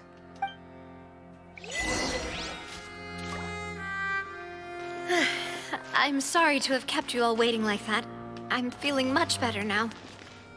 It is perfectly fine. I guess we should get going again. Will you come with us, Monsieur Neuvillette? Yes, if you wouldn't mind my company. Nobody minds your company, Neuvillette. Another one joins the party! Let's get going then! We would have quite the party at that point. Oh yay, a hilly churl. Yeah. Let's begin. Silence! An oversight on my part. It's gonna get a little chilly.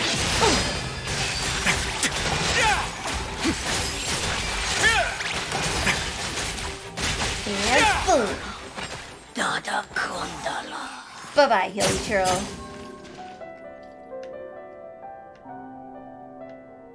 Sorry, I was looking to see if they hid like a common chest in here or something else, but I did not see one. Onward! Oh no, another unstable path. Watch your step. What if I just back out? You know, I didn't quite touch it. Whee! Zoom, zoom, zoom! Faster! Oh. Well, fudge. Okay, here we go. To the side.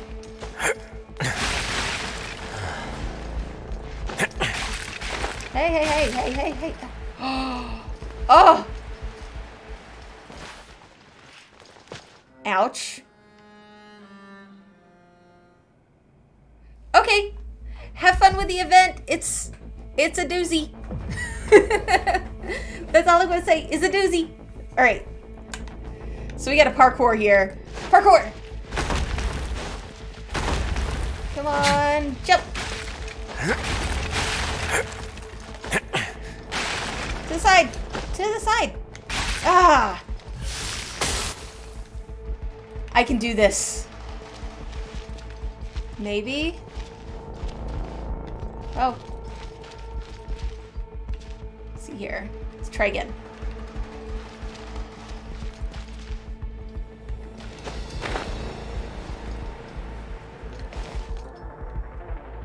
The stairs didn't reset that time.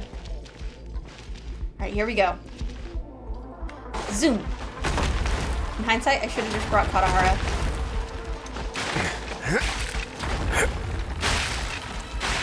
Go to the side already. Oh, don't. There we go. We made it. We made it.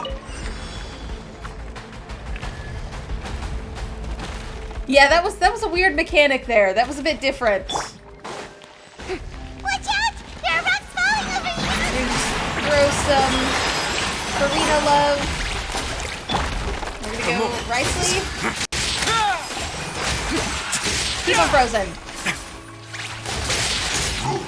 Yes, our level 30 Farina can hang. I think she's level 30. She might be more than level 30, but let's see. I've got a feeling that this is gonna fall out from under us too. So, zoom. Called it.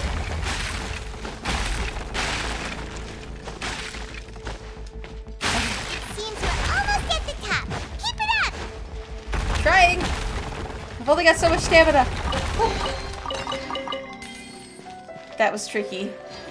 That was tricky. Here we go. More combat? Don't mind if I do. Yeah. Stay cool. Face your guilt. Boom. Let's begin.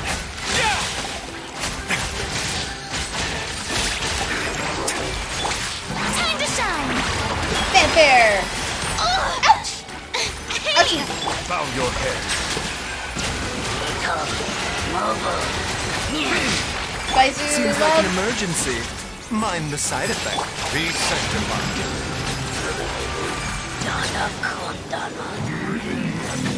Nice. And everybody's fully healed again, right? Right. Okay. Ooh, they really know how to stress you out with the floor falling out from under you. Whew. That was interesting.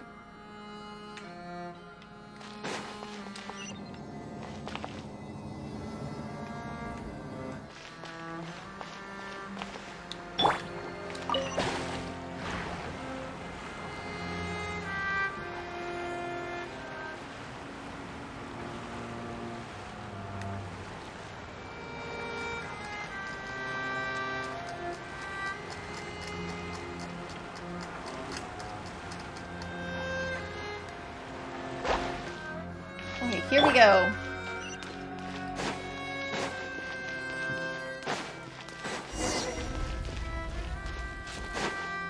We got a door of resurrection, so that could mean a lot of things. Looks like we've reached the end. This is the place. There should not be any other hidden spaces in the vicinity. The path sure had some twists and turns, but it turns out that this place isn't actually that big. There seems to be something on the wall.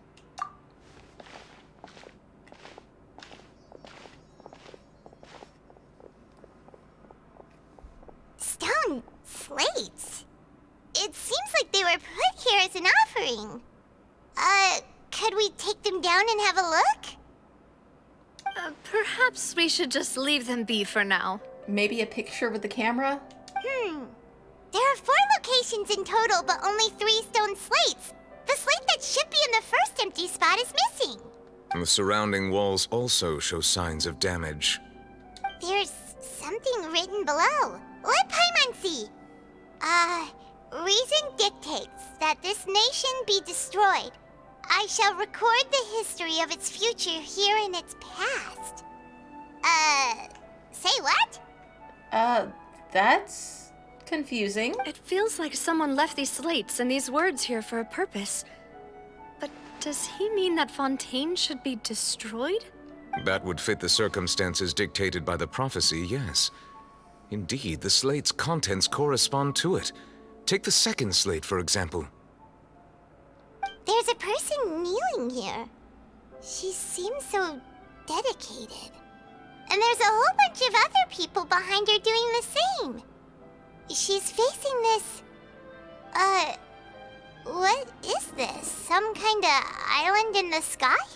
Yeah, it is an island in the sky. And is that Lady Farina in the third image? Did the Hydro Archon fall into the water? And is that a ring of people around her? Paimon doesn't quite get it. Are they all in the water? The fourth image. I know this one. This exactly matches the content of the prophecy. The people will all be dissolved into the waters, and only the Hydro Archon will remain, weeping on her throne. They do seem to match.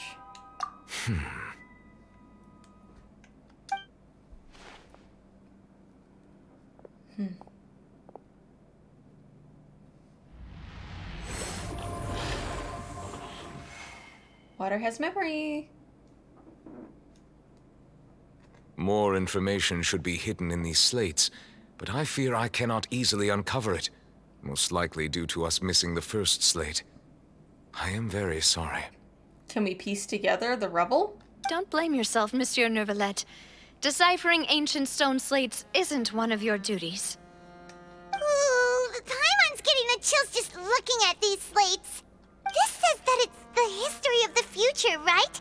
That means the prophecy's sure to come true. I really hope it doesn't mean that. Still, Paimon feels like these images are kind of weird when you look at them together.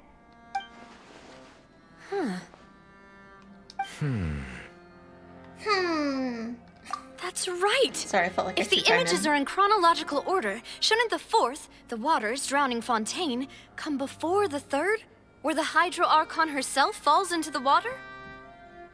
And yet the order is reversed here. The second image is also quite concerning. If we go by timing, Lady Farina only emerges in the third image. That means that the person in the second image might be the previous Hydro Archon. Egeria, then.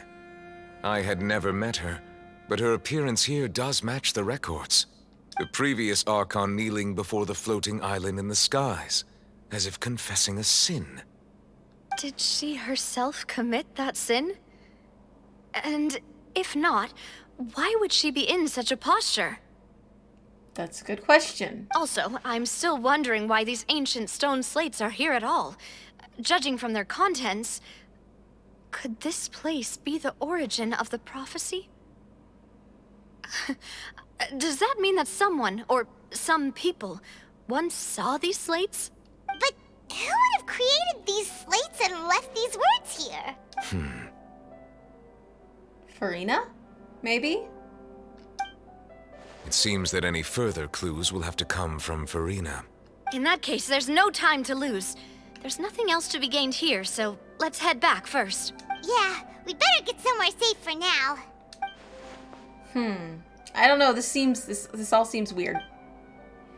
Honestly, who created the slates doesn't matter right now. The real question is whether things will truly play out as the prophecy foretells or not.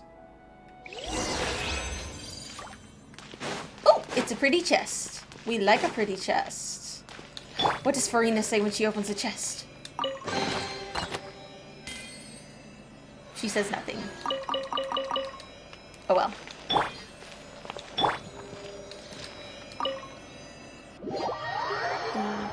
Do.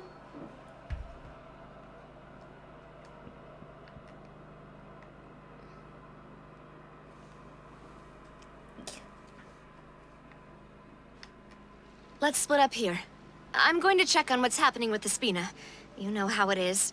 There's some things you just need to be there for yourself. You still have energy for that, Navia? Paimon's already beat.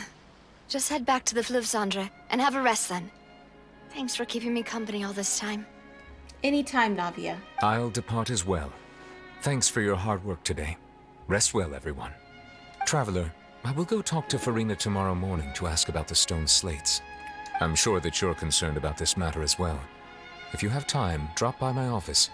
I will share the results of our discussion with you. Alright, I'll see you tomorrow. Are you really gonna talk to her about this directly? Will that be a problem? Paimon's getting a little scared now that it's come to this. It's a little concerning. She has long been harboring secrets and will not give them up easily, which makes it all the more my duty to ensure that she understands the present situation. Alright. Alright, we'll leave it in your hands then. You're probably the best person to talk to her anyway. I will be carefully considering my words tonight. Traveler, Paimon, our safe house at the Fleuve Cendre is always open to you, as ever. So please don't think you're an imposition. All right. I'll be on my way then. Da da da da. Navia and Neuvillette both depart. You and Paimon head to the Spina di Rosula at the Fleuve Cendre. Cendre? I think. I might be saying it completely wrong. We're finally back! Welcome back. We've got a special menu prepared for you two tonight. Yay! And there's good food too! Navi, no, the boss is the best. You did great, Paimon. Ooh, desserts! Nice! These are all Paimon's! Paimon's already starting to forget what happened today. Well, you're the only one. Oh, that voice. Is that who I think it is? Is that Mona? Oh, it's Mona! Huh? It's Mona! It's you two. What are you doing in Fontaine? What are you doing in Fontaine?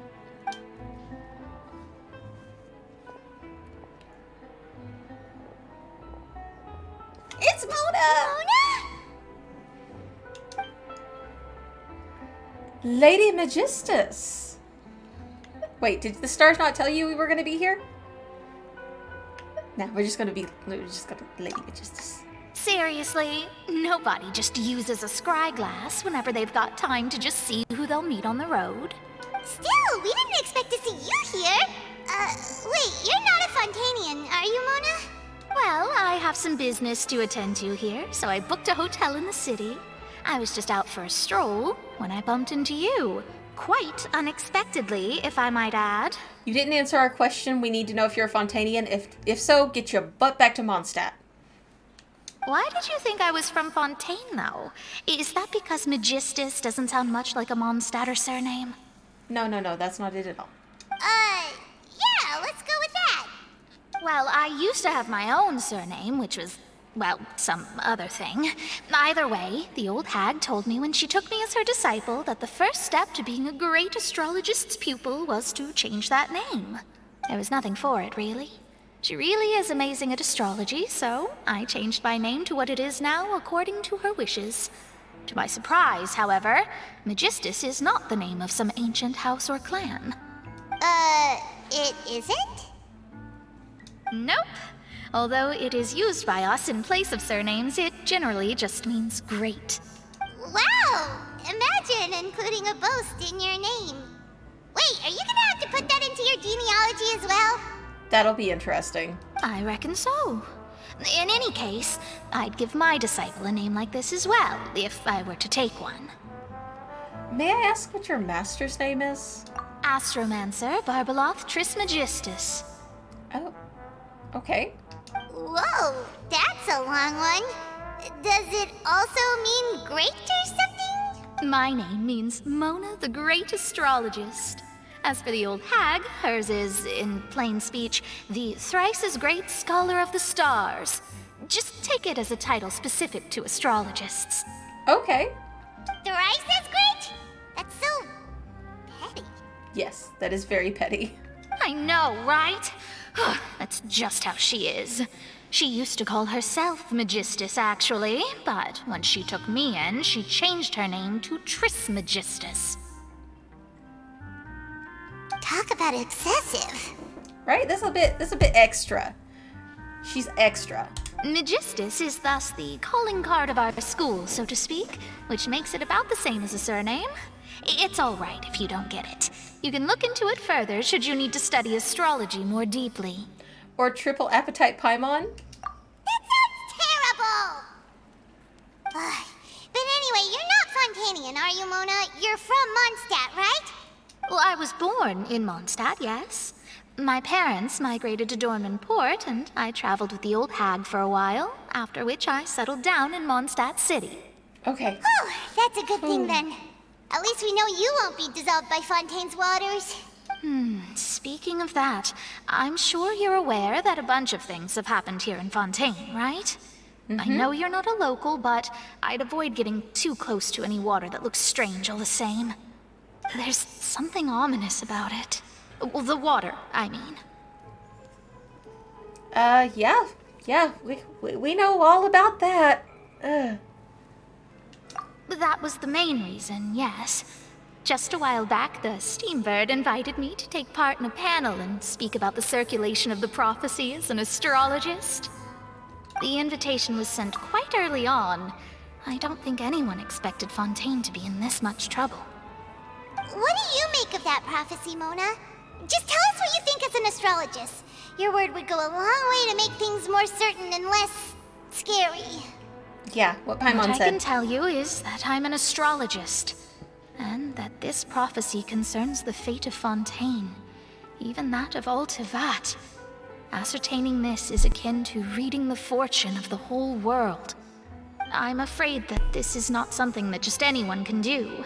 If I could do it, you would no longer call me an astrologist, but a visionary. But on the flip side, the prophecy is so huge and powerful that it must surely come from a powerful visionary. Its contents involve the fate of the world. Disregarding it would be a mistake. Oh, nobody's disregarding it anymore. A visionary?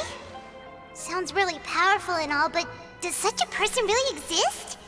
Of course. The old hag could do it, and I'd bet there are others amongst those Hexenzirkel colleagues of hers who could do something similar. I need to ascertain the accuracy of the prophecy. Huh? Are you sure? Yes.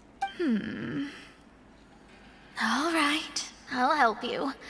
It isn't often that I see you with such a serious look on your face. I'll tell you once I hear back from her. Thanks, Mona. You're amazing as always. Yes, your quadruple is great. Oh, well, this is something only I can do after all. So yes, your praises are quite welcome. That's the greatest of astrologists for you! Of all the people we know, you know the star's the best! Indeed. That's the spirit. Oh, sorry. I came to see what all the commotion was about. If there's anything you need, do not hesitate to inform the Spina di Rosula. Oh, whoops. Guess we were getting a little too carried away there. Well, I'll go tend to my own business now. If I receive any news, I'll be sure to come find you two again. Okay, Mona, and there thank you. she goes, quick as rushing water. And here we are with the Spina guy giving us suspicious looks. Well, we were making a ruckus. Try to keep it down next time, Paimon. If Paimon hadn't spoken for you, it'd be you getting all the weird looks. Huh. The things Paimon does for you. All right. Thank you, Paimon. That's more like it. After the conversation, you decide to get a good night's sleep and replenish your energy. Good morning. To be honest, Paimon's still feeling kind of sleepy. But it's time to get up, traveler. We agreed to go see Neuvillette, so let's pack it up and get going. Okay, sounds good to me.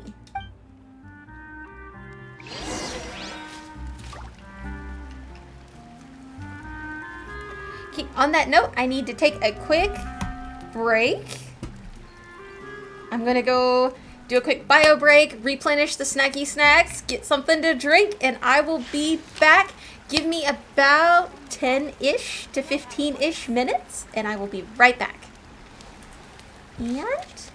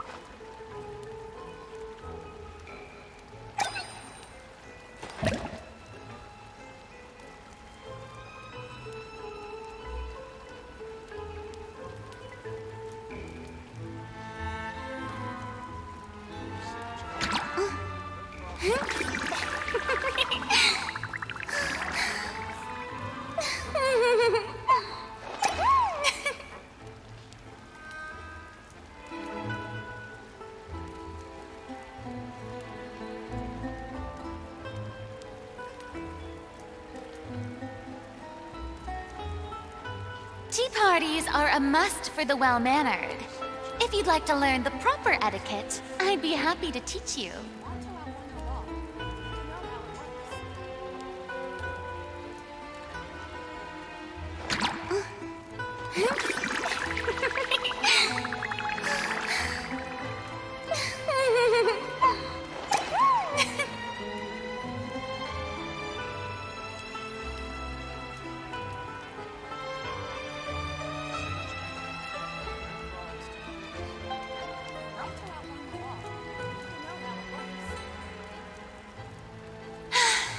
Being too popular can be such a hassle. Who knew the people would adore me so much?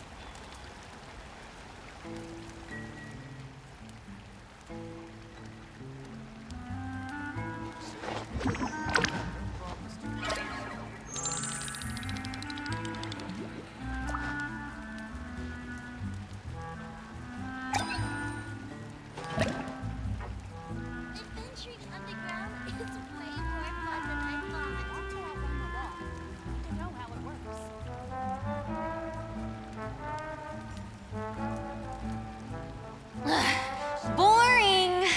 Isn't there anything else more interesting to do?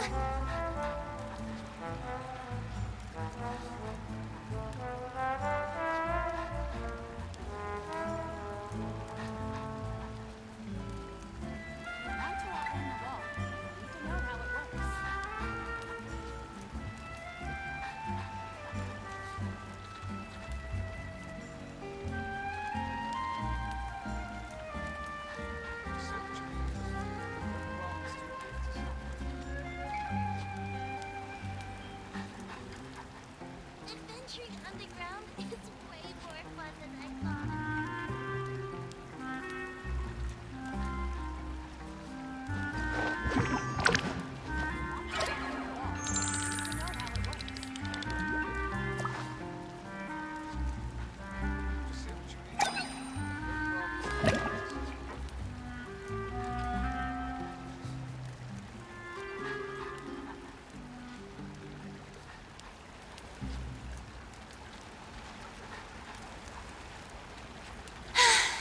Being too popular can be such a hassle. Who knew the people would adore me so much?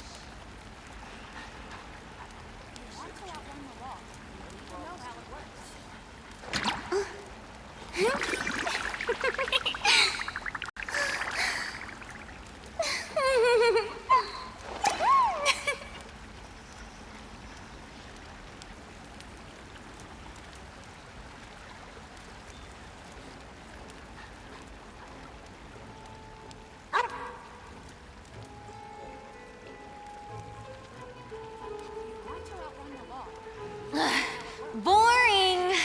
Isn't there anything else more interesting to do?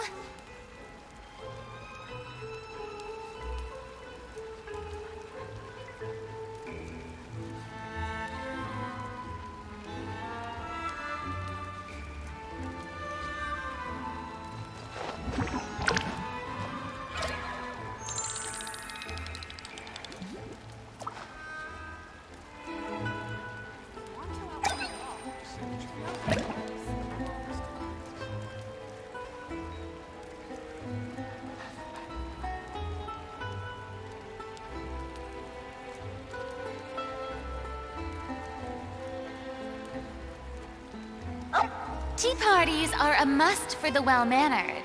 If you'd like to learn the proper etiquette, I'd be happy to teach you.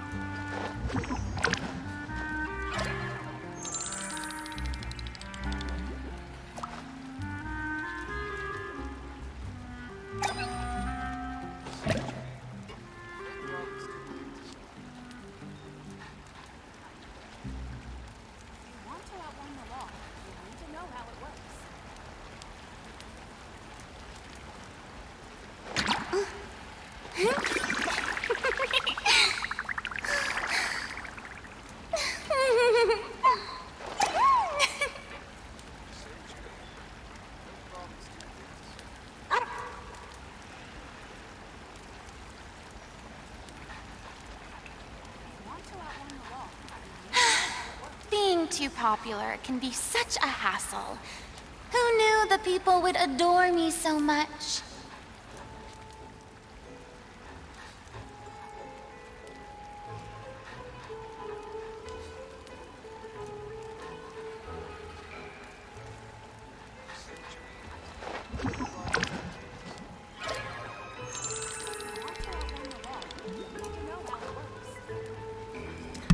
Hello there, travelers, and welcome back.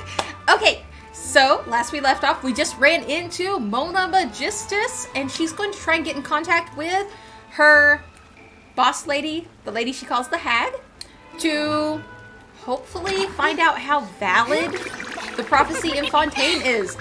And we are, let's see, about to go meet up with Monsieur Neuvillette to try and figure out what he was able to glean from his conversation with Farina.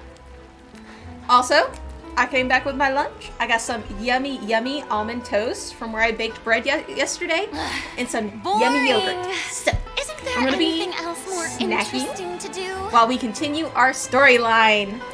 Okay, here we go. And boom, and boom. Ta-da! Right? Ta-da! Okay, we're in business. I'm so excited we're finally getting to see Mona again. She hasn't really played a huge role in any of the, Archon quests or main story quests, so I'm psyched to see her again. I am hoping that maybe we get a little more lore for her. Just considering that the last time we saw her was during the summer event 2 years ago now. And we didn't really get a lot of her background. We just kind of got, well, she can't manage money. That was pretty much the entire... Oh, and knowing the future is a heavy burden on anybody.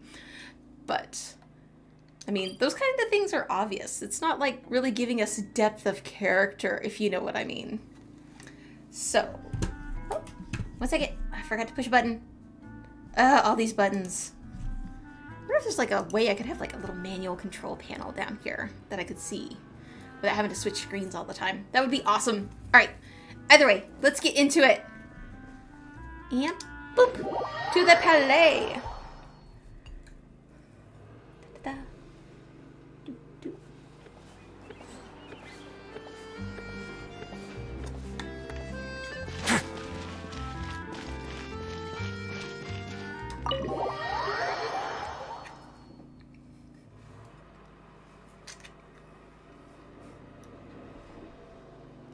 Gotta say, almond bread, superior bread. I'm gonna try coconut bread, and I'll let you guys know how that turns out, but almond bread is fire.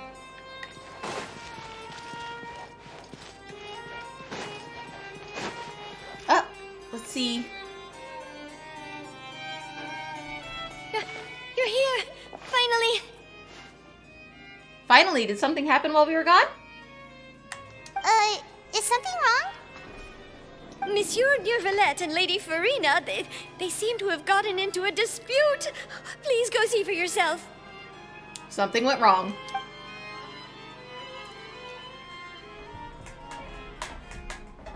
Here we go.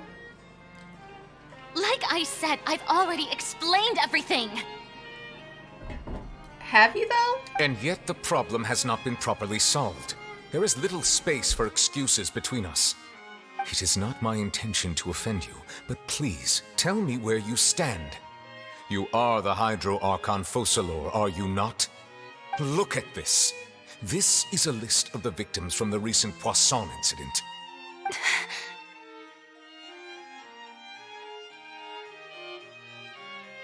You mean they're all...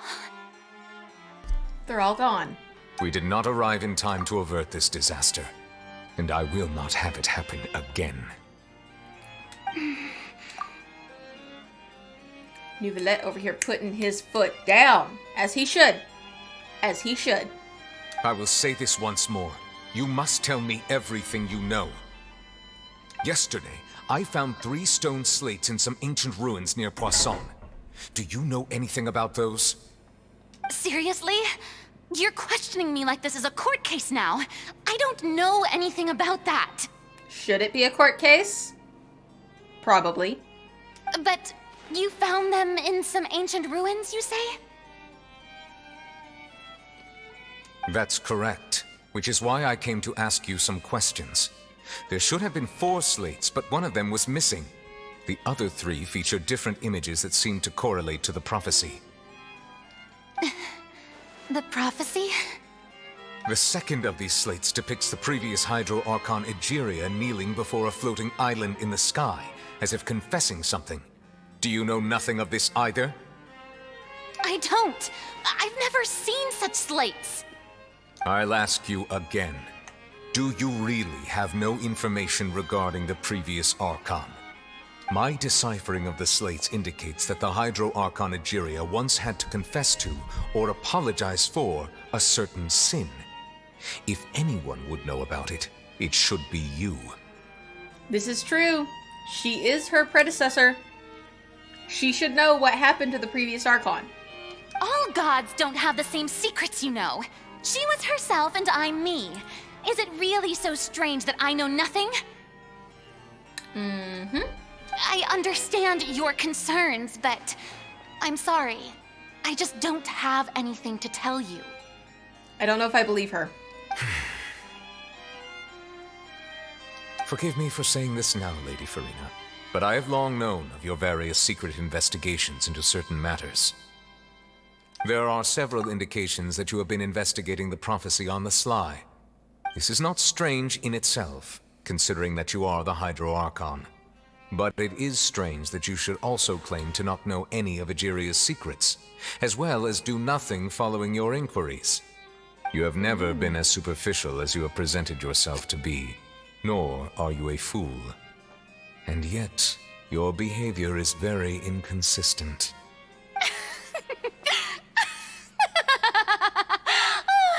So you've been watching me all this time, have you? I didn't think you were that type. You... Oh, don't you start throwing shade at our boy. Well, since you know about my secret investigations, then you should know I'm actually working to take care of it. There's no point questioning or suspecting me. You're the Eudix, but you're still my subordinate. You should be following my lead. Oh, okay. She's gonna throw that word around. Keep in mind, you're only where you are because your predecessor usurped his predecessor. I mean, anybody could see he's more qualified for the job. Just trust in me. You're Archon, and do as I say. Never mind whether you can truly convince yourself to or not. It'll all turn out fine. That's all I have to say. We do not discuss this matter again. Oh, okay. I see how it is. Oh, the opera's about to start. Toodles!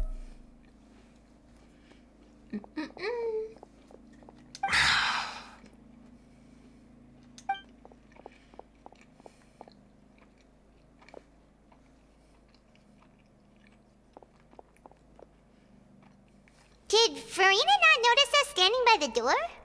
Wonder what's up with her. She was smiling. Huh. She didn't seem in the mood to care if we were listening in or not.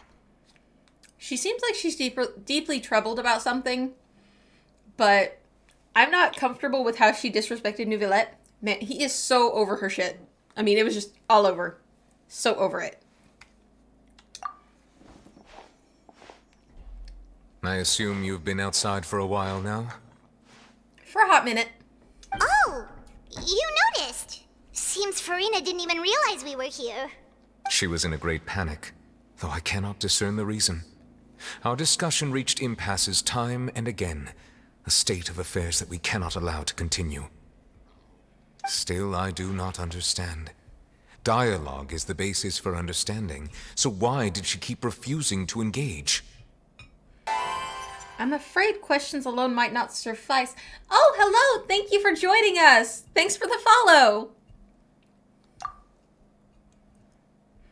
We need to make her understand how dire the situation actually is. I don't think that's the problem. She seemed to understand how dire the situation is. I think it's just that she wants to handle it her own way and may not want to ask for help. At least that's me being... I think I'm being generous there, thinking that that's possibly the understanding. Everyone in her inner circle has noticed that she is hiding some secret. The issue is her attitude. I fear that she will not reveal anything unless absolutely forced to. We may have to create a situation in which she will have no choice but to speak. Oh? Like what? Yeah, how would we force an Archon to speak? Normally, people will only reveal the truth when standing trial. Perhaps we must have the Hydro Archon experience just such a scenario. Ooh, okay. But Farina's seen so many trials, and she's really good at dodging questions. How do we make sure that she won't just slip away at the first chance she gets? We will need to consider this thoroughly, join forces with various parties, and then do what we can. Okay. If at all possible, I would prefer to recuse myself from this affair, but we must prevent the prophecy from coming to pass. I mean, I understand he's got a conflict of interest here. This may be cruel to her, but all Fontaine is in crisis. The information a god possesses is too precious, and so we must take a chance on this. But who will lend us their aid to do such a thing? Oh, I think I know who to call. We know who to call. A few days later, on a boat somewhere in Poisson. I'm still wondering where Child is in all of this. I'm just saying.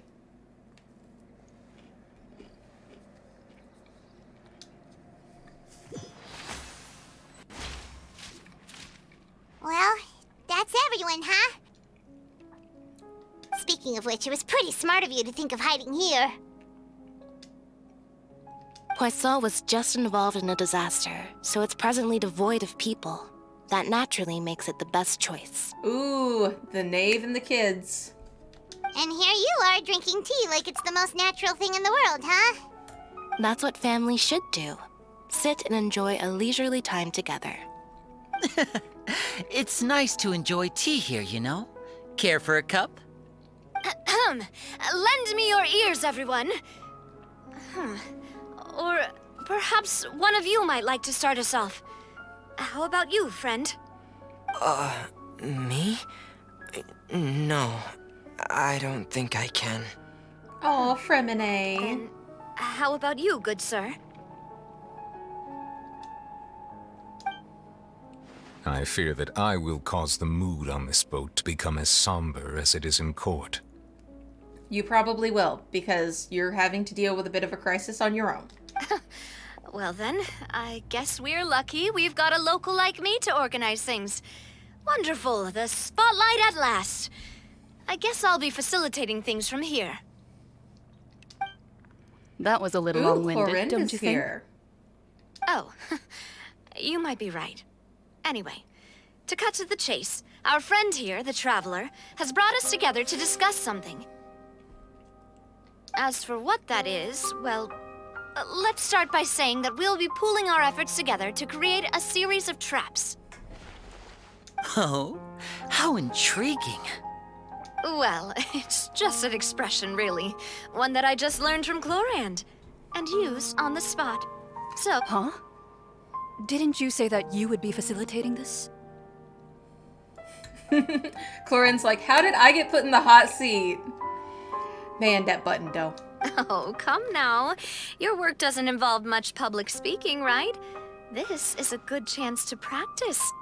You might even pick up some fancy oratory tricks to impress your boss with in the future. Oh, Navia just feeding her to the wolves. I see. And what does my boss say? He is glad that you consider him your boss. Do go on. Poor Chlorand. She's like, listen here. I'm a duelist. I fight. That's all that I do. You guys do the talking. All I do is combat, okay? Let's keep me out of the talkie-talkie.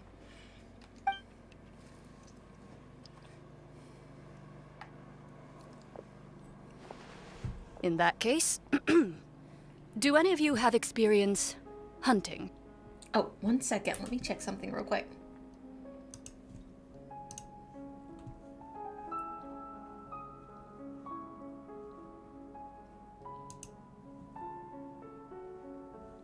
Okay.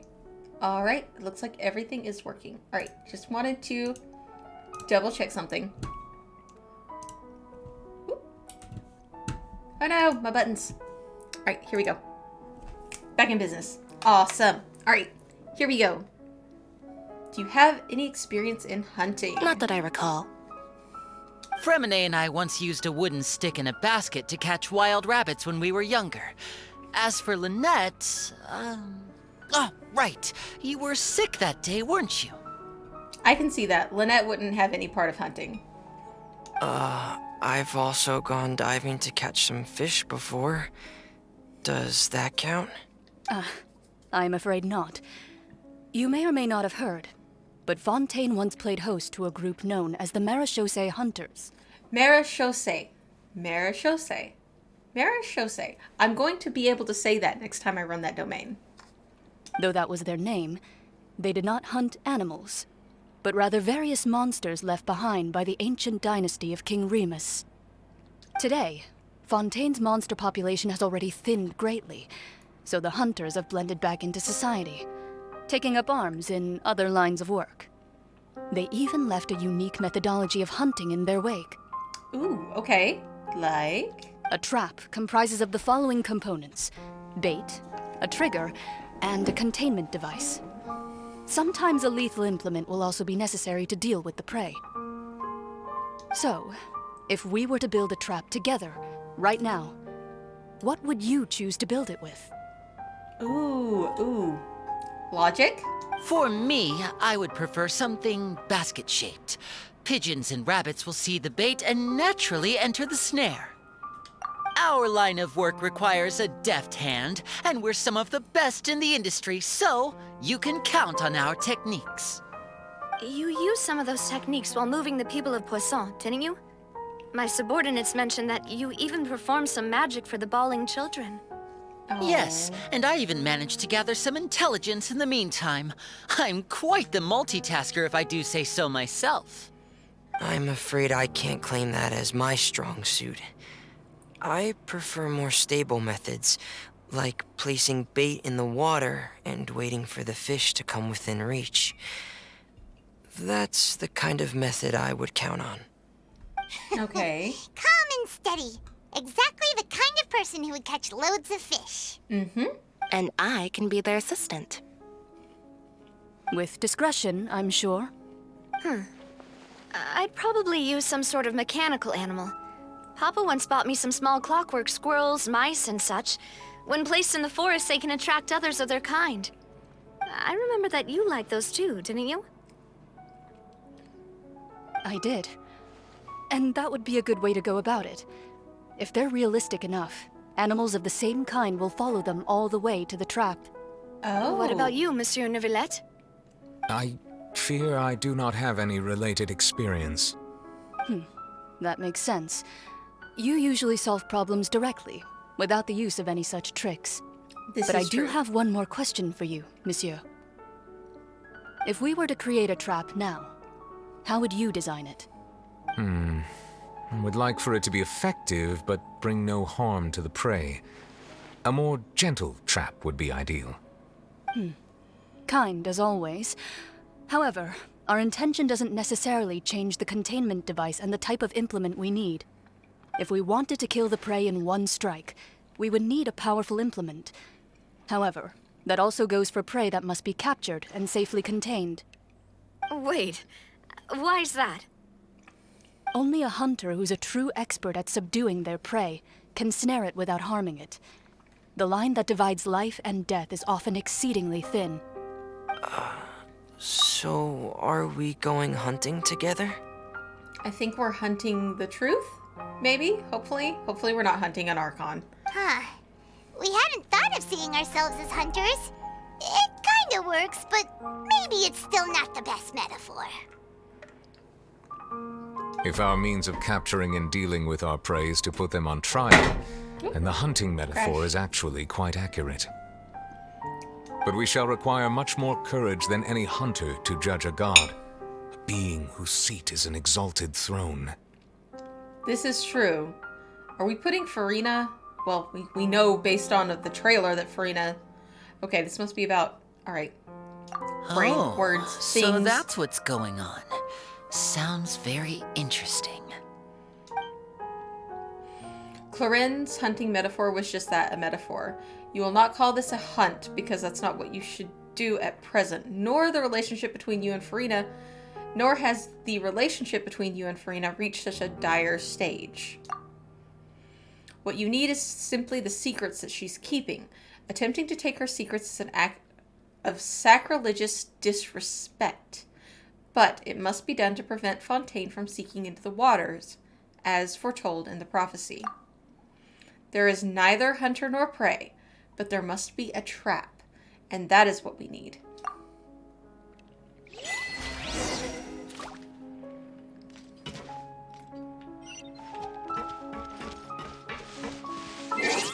Now we must go to the base.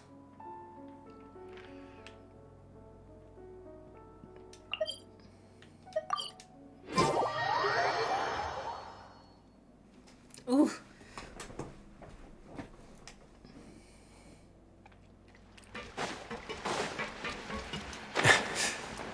Da, da, da.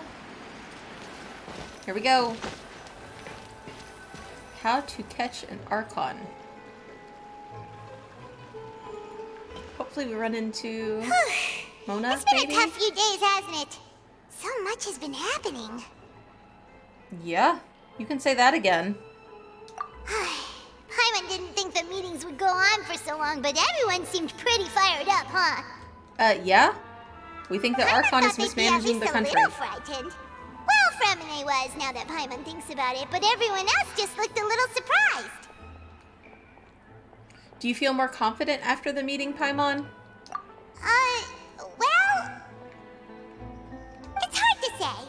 Paimon doesn't have any experience with this sort of thing. But with you around, Paimon sure will do great. After all, you're the most reliable person in the world, aren't you? Huh? Is something wrong? Did you just pour some tea? Paimon didn't notice you doing that at all. No, we didn't pour any tea. Then what's that? Poof, Paimon's tea. never seen that cup before. It's a very ornate cup. Don't be frightened. I'm just joining you two for tea. I merely refrained from saying anything till now. Wait a minute, who... Is the teacup talking to us? Who's that voice? But there's no one here. Ah, have you forgotten me already? Wait, you are familiar. You're the voice we heard from the sky in Sumeru. The voice from the sky, I fear that description is wrong. So, you're feeling lost now, just as you were feeling previously. I sensed that confusion and thus came to you. Guiding people is an irresistible hobby of mine, after all. Who are you, and what do you want with us? Consider me a passerby, just accepting a commission from my friend's disciple on a whim. Okay, maybe Mona? Friend's disciple. Is this one of the friends of Mona's master? The enigmatic inn of the Hexenzirkel? Allow me to ask you, will Fontaine's prophecy come true? The prophecy. Yes, what has been prophesied will be fulfilled. You may view such things as the history of the future. What?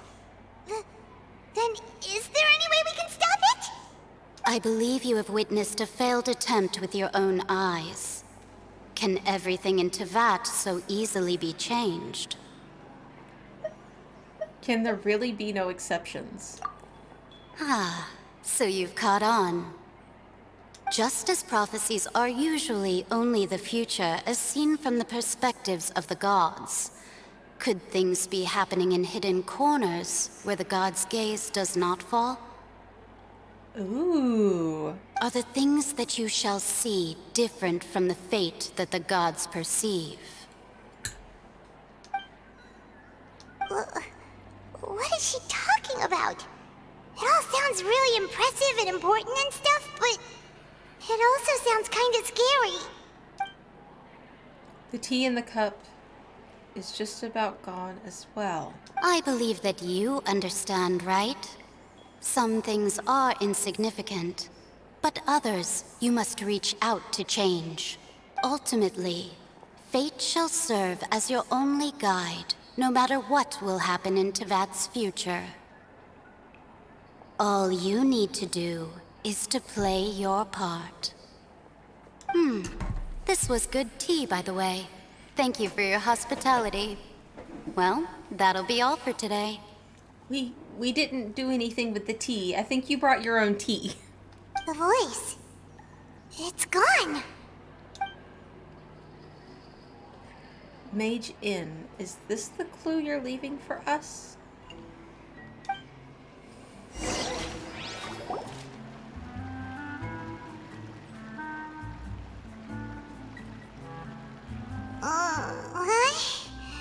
I want to hear someone talking. All right, coming. You're getting more diligent, Paimon. Hey, it's you who's getting lazy, okay? Well, I see I've walked in on some lively banter. Mona! How have you been the past few days? Fine, just fine. I went to take part in that Steambird panel. It turned out to be more interesting than I expected. Oh, I'm sure. Not all Fontainians are pessimistic about this. One journalist mentioned that sitting around and waiting for the end to come would be wrong, and that they should make their own rescue preparations. I agreed, so we had a brief chat with her. Did she have pink hair by any chance? It's Charlotte! Why, yes, it was Charlotte. You remember her, right? That daredevil journalist? I'm in full support of her view. Prophecies are very important, but how can people allow their lives to be commandeered by just a few words? That's right! Paimon's glad to hear something sensible for once. Yes, everybody needs to make their own preparations just in case the worst should happen. AKA, get out of Fontaine. Ah, yes. About what we had discussed before. I did try, but I'm afraid I couldn't reach the old hag. I'll try again tonight, but I wouldn't get your hopes up. Actually, someone already came over. Huh? We tell Mona all about the mystery guest. Goodness gracious. Are you serious? I believe she came to pass a message on to us. She said that even the god's gaze has blind spots. Pretty bold if you ask Paimon. Most people would believe the gods to be all-knowing, right? This is true, but then we met Farina.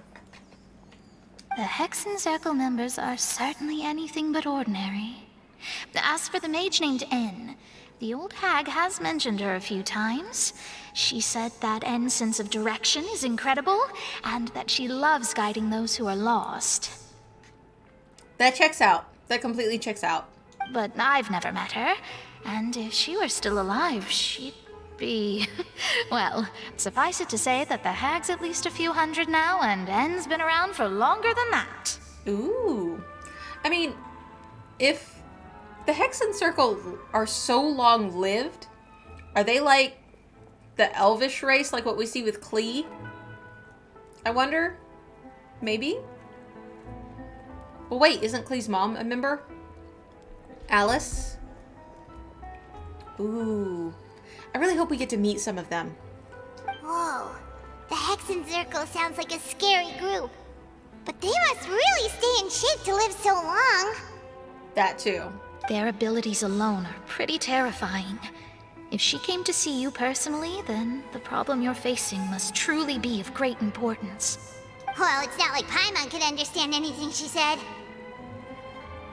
Yes, she was quite cryptic, but I suspect she means that there is still a way to turn things around. She didn't say when or what that would be, though, so perhaps it is something that you cannot know right now. Maybe. Maybe it's something we'll figure out in the future. True, her words were meant as a helpful hint, but when will we realize the value and meaning? Was that the best answer to my question? Traveler, Paimon, are you two all right? Just deep in thought. Oh, we're fine. We're just a little down right now. It kind of feels like the end is coming, you know? No, we don't talk like that, Paimon. No. I see. I feel that same sense of desperation, too. I guess you could consider me someone who has often witnessed fate. So far as I have seen, it cannot be swayed. But even so, I still hope for, and believe in, miracles. Astrology is eternal and rational, but fate may not be. It is cruel, but it can also be beautiful. Perhaps that's what N was trying to tell you. Not to lose heart, and to believe that what you are seeing playing out before you is not yet set in stone. Well, we can do that. We're gonna fight it kicking and screaming the whole way. I did originally think of steering clear of all this, but I couldn't. Even if this is all futile, I still wish to help everyone. If we don't struggle to the last, then how can we face the end when it comes? There we go. Mona's in. We've got another person recruited to the cause. Huh. You do have a point. There I go, talking about astrological principles again. Sorry about that. The moment I start talking about work-related stuff. I need to get going. Don't worry about it, Mona. Thank you. It was worth trying to comfort you, even if only a little. I believe that you'll help those who are struggling in the same way I did. Hopefully soon. I suppose that might be why we always seem to meet by coincidence. Paimon feels kind of moved by what Mona said, but also kind of sad too. Yeah. Hey, Traveler. Paimon suddenly feels like going outside for a walk. Let's go. Okay, let's go. Let's walk around the city, shall we? There's a few spots we always like to walk by. Okay. Where are you thinking, Paimon? I guess we need to go above ground. I guess I'll start here.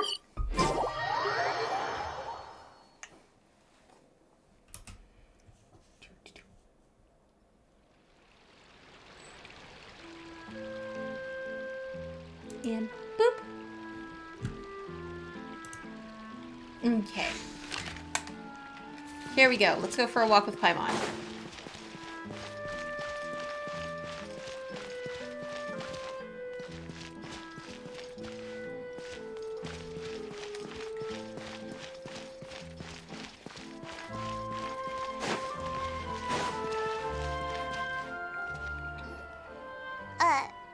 Huh? Our names are written in this newspaper. What's going on?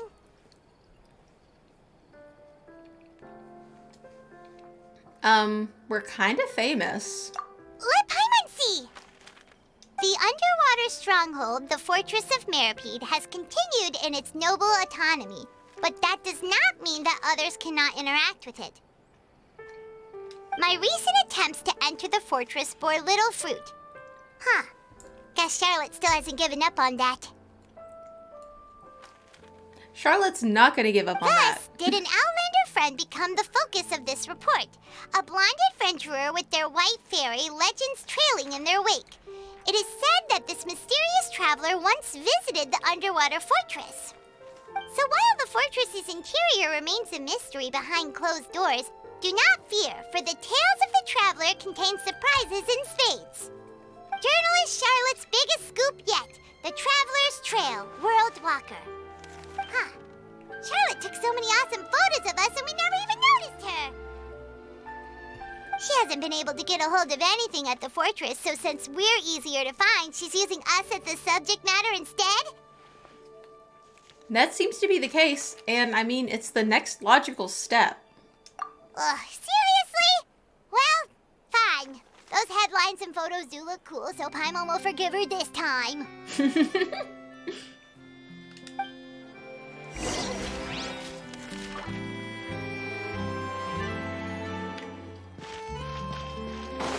Let's see what else is going on in town.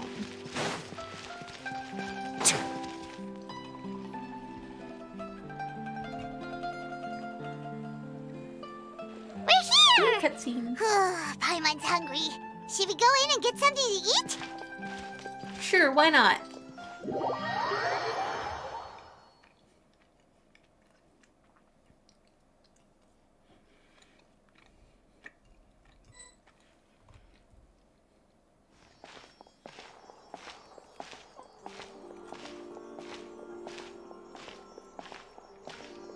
Hey, quick! Look! That's the limited edition only 16 slices a day cake! Uh-oh. It hasn't already sold out for the day? It was so delicious the last time we tried it.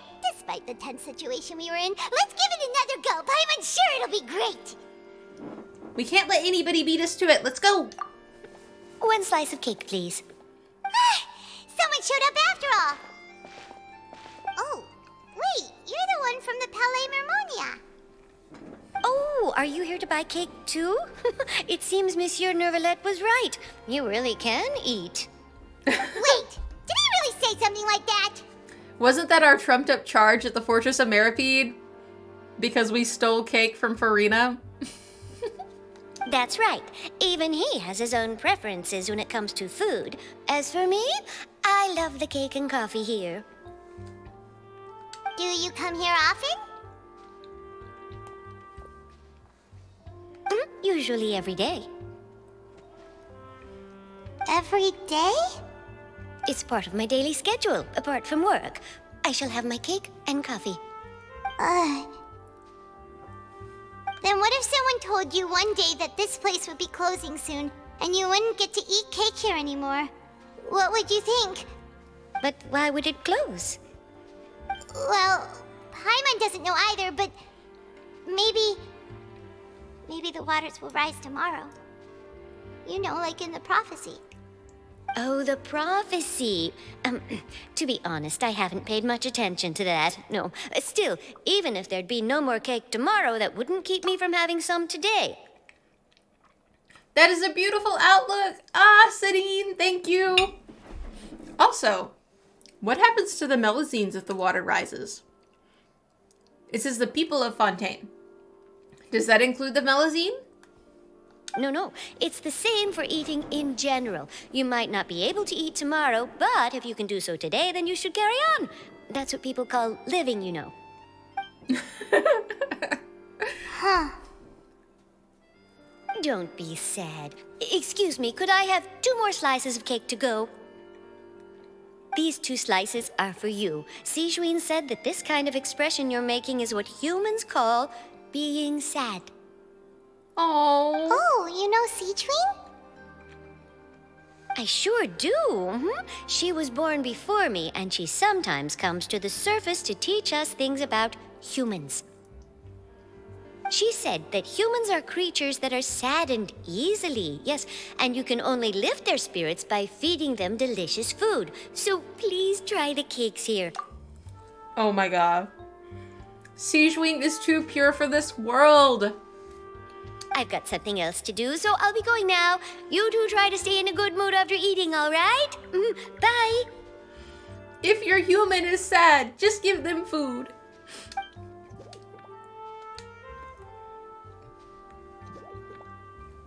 And there she goes. All right, let's dig in. Paimon's sure this cake will be delicious.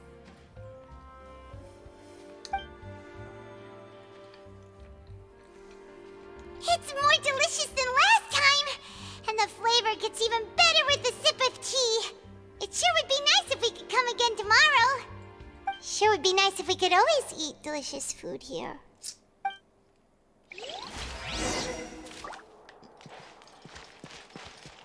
To our next location.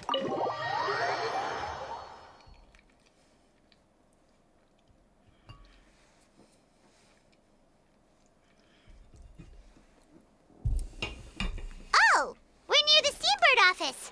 Let's go look for Charlotte and have a chat. Let's go chat with Charlotte. There she is. Wow! If it isn't the Traveler and Paimon! Oh, have you seen the article I wrote about you? Yes, we have. You've got some nerve. You just used us to make some quick mora. Oh, you needn't worry about that. I heard that you were in Poisson some time back, so I sent you a letter to discuss just that. It appears you didn't receive it, though. No, it's we all did right, not. Though. I've set aside the amount intended for you. I've even set the table with some food. Uh-oh. Oh, you're the best! There goes Paimon. You're almost a little too easy to win over, Paimon. If I were a journalist with ulterior motives, you'd be in trouble now, you know. Oh, Paimon knows you're not like that. Still, what brings you here all of a sudden? Were you looking for me? When Mona mentioned you, we thought of coming to see you at work. I see. It seems you've already bumped into Mona here in Fontaine. So she mentioned me? What did she say? She said that you're a real daredevil of a journalist. Nice. In which case, can this daredevil journalist dare to request an exclusive interview with the legendary Traveler and Paimon? Huh? So your article in the paper today doesn't count?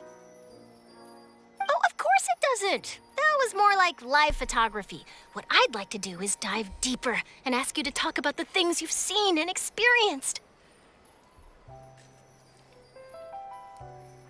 Wait, you seriously want to interview me? Yeah, are we even qualified enough? Why not? If I say you're worth an interview, then you're worth it. But not right now, of course. I'll need a few days to prepare. Oh, in that case, we'll just chat when you have the time then? Oh, so that's a yes? Ooh, splendid! I'll tell the editor-in-chief immediately. I'll have to apply for lighting, a venue, some props, and... Lighting? What do you need lighting for? So much to get done now. Talk to you later. Wait, Charlotte. Paimon's still got a question for you. And what's that? If, just for example, Fontaine were to be flooded tomorrow, what would you do today? Huh. That's the prophecy you're talking about, isn't it? I mean, I do hear about it often, but I've never once thought that the day could be tomorrow. If you're seriously asking, then I might try and think of a way to leave Fontaine. Oh, but I'm still a journalist first and foremost. That means I have a duty to be reporting from the scene. And secondly, I wouldn't forsake my homeland that easily. From what I've seen, most people don't know what they'd do should the worst come to pass. In truth, it might be better just to behave like normal rather than worry over such an end. So in all likelihood, I'd probably still be prepping at the office for that interview of ours. I know what you're thinking. That sounds a bit sad, but I've always believed that it's best to do what you enjoy. Just think about it.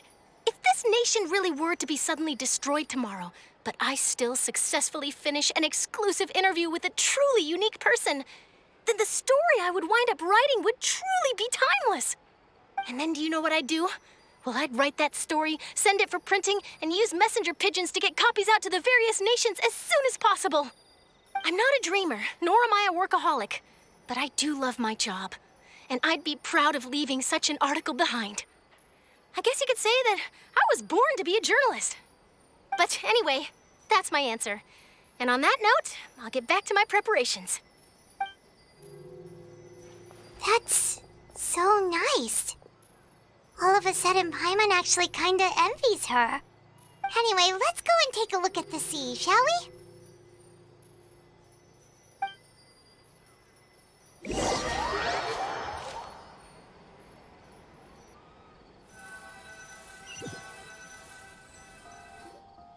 The sea breeze and scenery can be a pretty soothing combo, huh? Paimon's been thinking.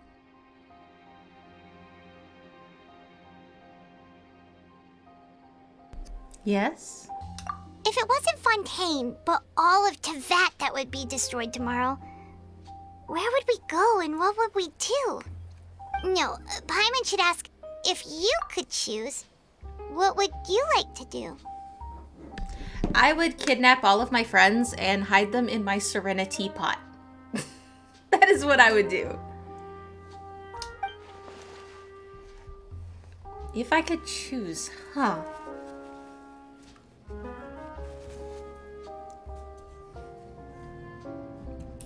One second. Let's come back over here and... Uh-oh. Let's see. Give me 1 second. I've got to fix something really quick. There's that. And... Give me 1 second, guys. Got a small technical difficulty. My buttons went wonky. Alright, let's see. Okay, and boop. And boop. Okay, looks like we're back in business. Awesome. Maybe. Is it working or is it not working?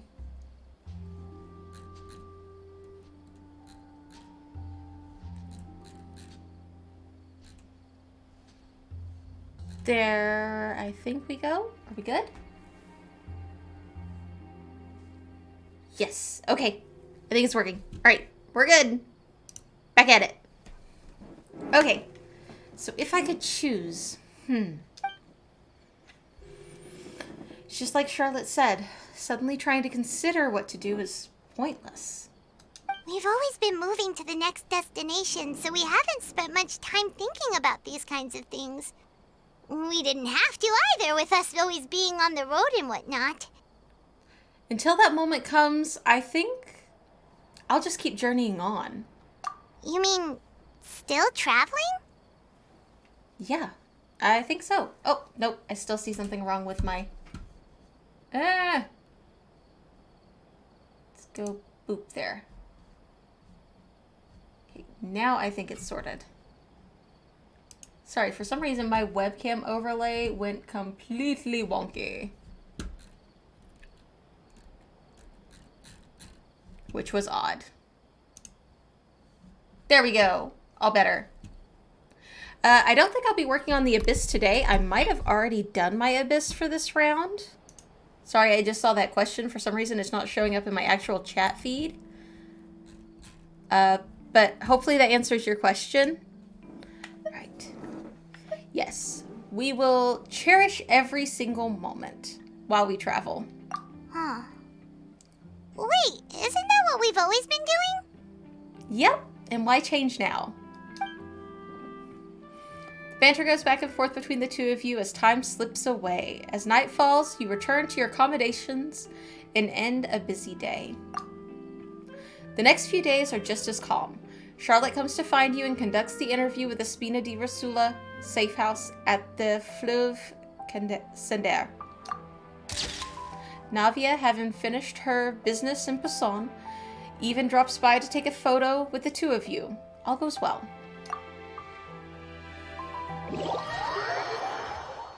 That's a lot of time to pass. It's not often we get downtime like this. Feels like you'll grow mold if you stay here long enough. Probably. We are kind of underground. But it's still better than the Fortress of Mirapede, that's for sure. It's not only damp there, but salty too. Hey, salty and damp kind of cancel each other out a little bit. Ah, so the two of you are still here. Wonderful. Oh, you're from the Palais Mermonia, aren't you? Oh, it's Isadora. Yes, I'm Isadora. Monsieur Nervillet sent me to look for you two before. I heard that afterward you went to the Fortress of Meropide. So are you under the impression that we might be wanted criminals? Cause we're innocent. We're good. Not at all. I'm well aware that you're friends of his. Actually, I'm here to pass along a message from him. Oh, okay. Did something happen? Let's hear it. Yes, inside the Opera House. The Maréchaussée Phantom has declared the incident a small-scale riot. A riot? What? Well, that said, I don't personally think it was that serious. A riot? Lady Farina was watching a performance at the Opera House, and while she was resting during an intermission, some other audience members suddenly started harassing her. Why is that? Loudly accusing her of doing nothing about the prophecy crisis. The population's gonna start rising up because they don't feel like she's doing enough. She's not telling people what she's doing to help the people of Fontaine, so they're gonna turn on her. And before she could respond, others started to join in. The crowd continued to grow, and protests against the Hydro Archon started to break out. So people have started to put the blame on Farina. Guess they finally found an outlet for the pressure they've been under due to the prophecy. I agree. People will naturally rely on gods, as is customary. But the moment people feel threatened, gods are also the first to be blamed. This is true. So what happened after that? Is Farina okay? Seeing that the situation was spiraling out of control and that further argument was pointless, she claimed that she'd gotten tired of this and left in a hurry. The Maréchaussée Phantom had their hands full maintaining order and did not catch where Lady Farina had gone. Only when things had stabilized did we realize that she had gone missing. So, you mean she's still missing? That's right. The Maréchaussée has dispatched many people to search for her, but we don't have any leads yet. So That said, Farina's run away. I don't think there's much to worry about. She is a god after all. Even if she were to fall into the hands of rioters, what could ordinary people do to her? If the knave could get to her, then ordinary people can too. This is actually a all hands on deck situation. Good. Monsieur Nervillet sent me to tell you about the situation, but he didn't say anything else. We need to go talk to Nervillet.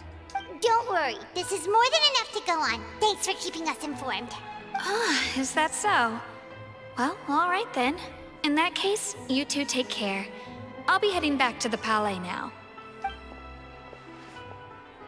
Well, sounds like we should hurry over to Poisson then. Oh, to Poisson? Okay. Paimon caught on quickly. If we know Farina, she won't try to fix things in this situation. Instead, she'll look for a place to wait out the heat. And, as we also know, she may be loud and dramatic, but she doesn't have a heart of stone. When Nervalet was talking to her in the Palais Mermonia, and she heard about Poisson, she couldn't hide her sadness and remorse. It would be hard for her to ignore being accused by the public today. Paimon thinks Farina's probably taken the opportunity to slip away to Poisson and try to relieve the sense of guilt that she's feeling. Huh. Well, what do you think? Paimon knows the answer, of course, but Paimon can do the analysis to back it up, too. Cool, huh? Way to go, Paimon. I see becoming a detective has done you some good. In that case, there's not a moment to lose. Poisson, here we come! And we're off to Poisson. Oh, we got some achievements. Let's clear those out. Boom, boom, and boom. You know, we haven't set foot in the new area yet. Let's see, where to? Da-da-da-da! And? No. This place looks deserted. Guess all the survivors must have evacuated already. All that's left here are signs of devastation. Could Farina really be here? Let's try to find her as soon as possible. There she is.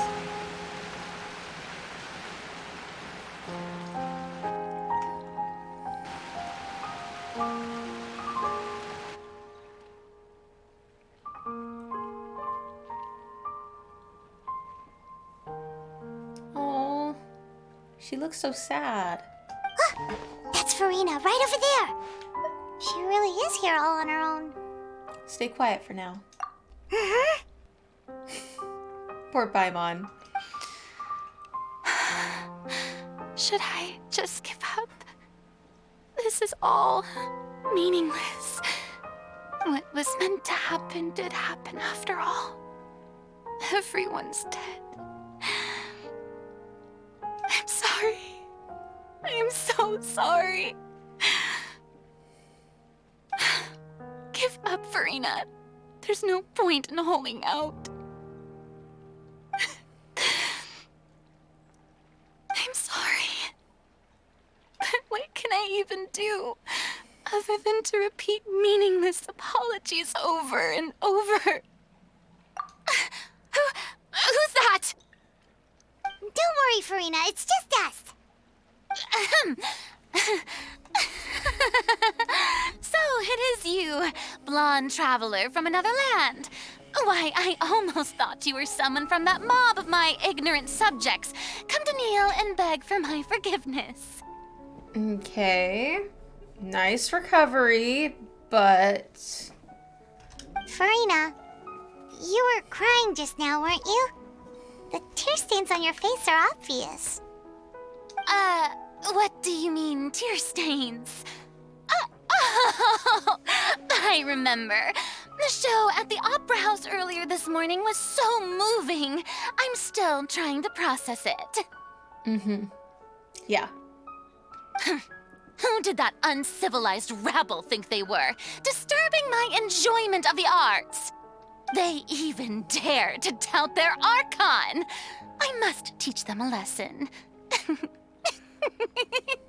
I can just imagine their twisted and frustrated faces once they realize that I'm nowhere to be found. Oh, and I'm sure Nouvellette and those people from the Marche Chaussee Phantom are freaking out right next to them, too. You're actually beyond devastated right now, aren't you? Of course not. Hey, there she is! The Hydro Archon's over there! Quick, after her! Oh. Farina, those people seem to be after you? They are... They're just some rabid fans who want to cut the line because they haven't been able to meet me in person, aren't they? No, Farina. That's against the rules. I can't let them get their way. Farina just ran off! Quick, we have to catch up with her!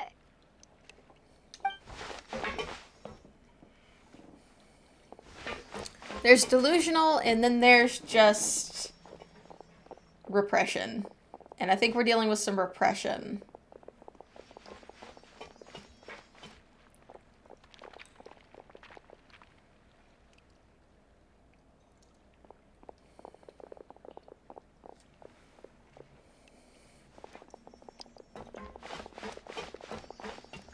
This should be the place, right? Hey, Farina!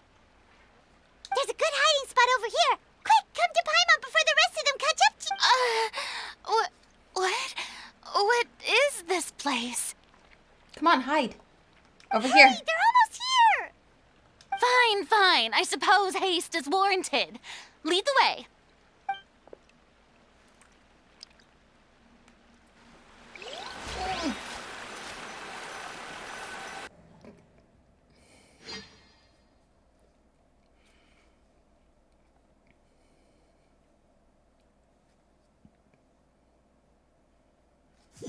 Okay, here we go. Oh. Paimon's exhausted.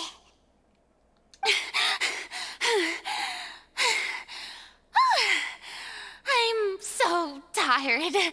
I totally thought they had caught me.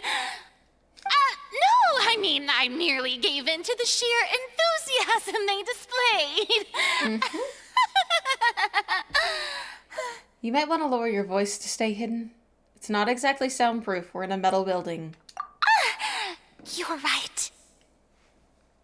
Yep, that's a good girl. What the heck? What's happening? The ground's shaking. Is it an earthquake? Another disaster, I suspect. Yeah, a quake of this kind preceded the flooding in Poisson, didn't it? It can't be. It's happening again. Well, there's no need to worry too much about that.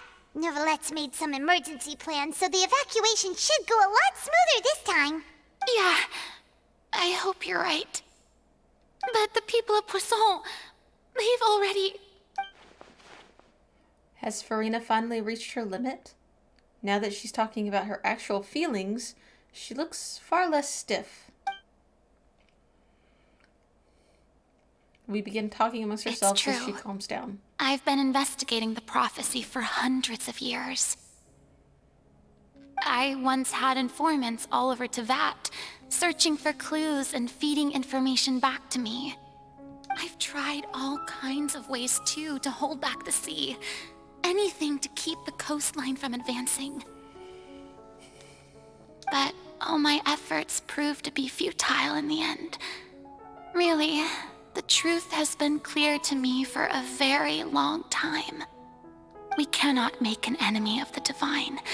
No matter what we do, the will of the heavenly principles will have its way, and the prophecy shall be fulfilled. You still haven't given up, right?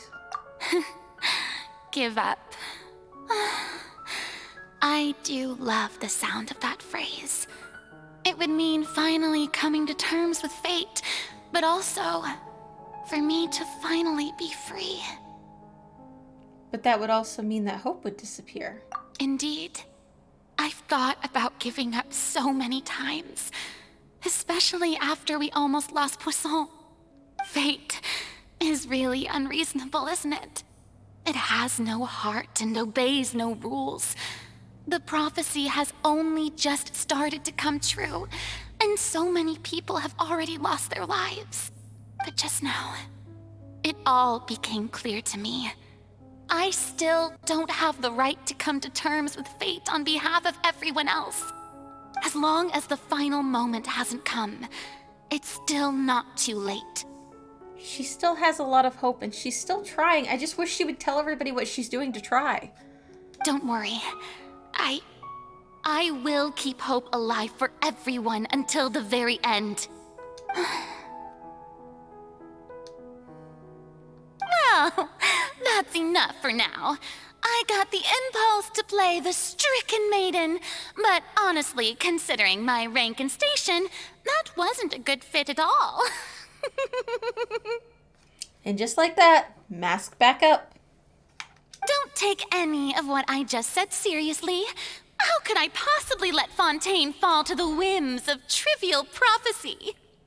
Come on! Paimon could have sworn you were actually being honest just now. We're running out of time. We can't go back to square one like this. I have to get more information out of her. Farina, you might not have to shoulder this burden alone.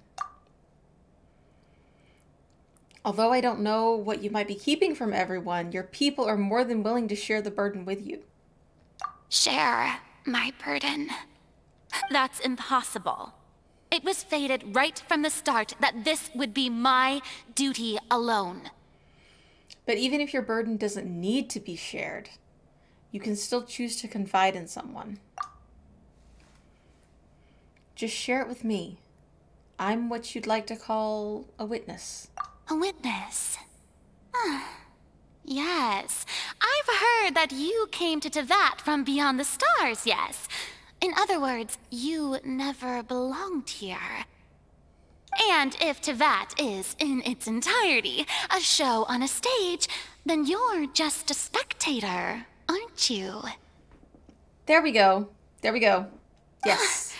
If that's the case... There's no time left. Please, Farina, just spit it out.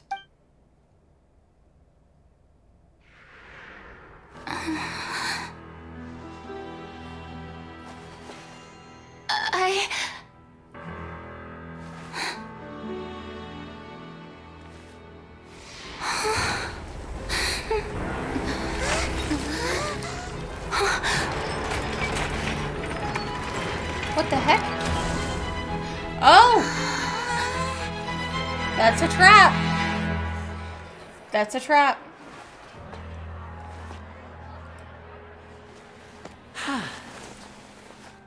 Lenny's trap.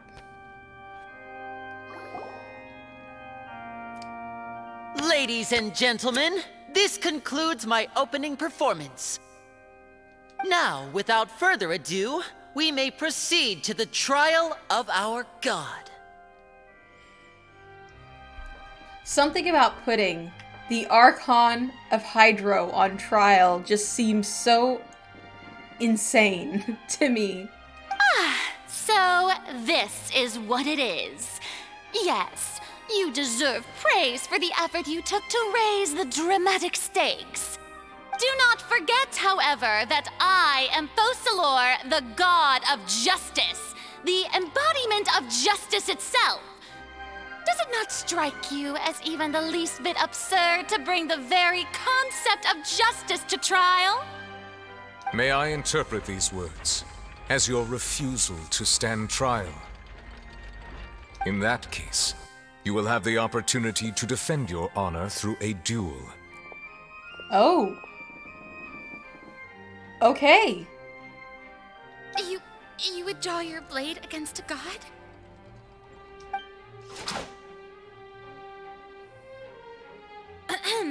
I see. It seems like you have made up your mind.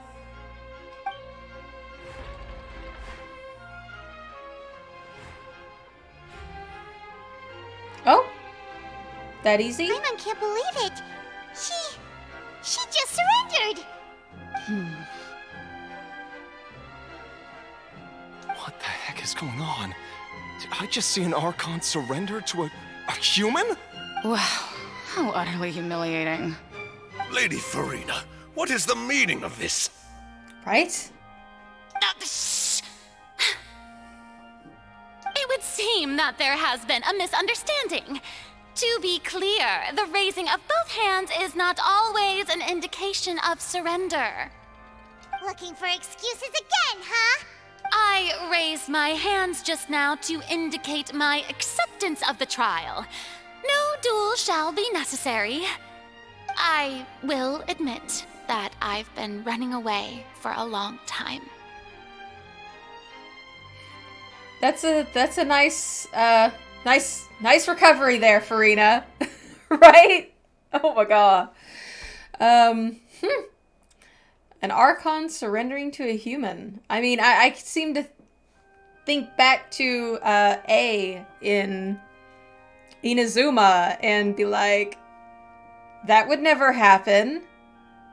I can't think of any other Archon that would be like, nope, won't fight a human. Won't fight a random person, a mortal. I won't just snap my fingers and put the mortal in their place. I mean, it's a bit confusing to me right now. I'm kind of befuzzled. I'm sorry, everyone. I was unable to protect the people of Poisson. It is my duty to stand trial for my crimes. You are not the only ones to be disappointed in me. I, too, am exceedingly disappointed in myself. But now, it is time for the Hydro Archon to show you her courage and resolve. I, Farina, will use this trial to show the world the true meaning of justice! This time, I will protect you.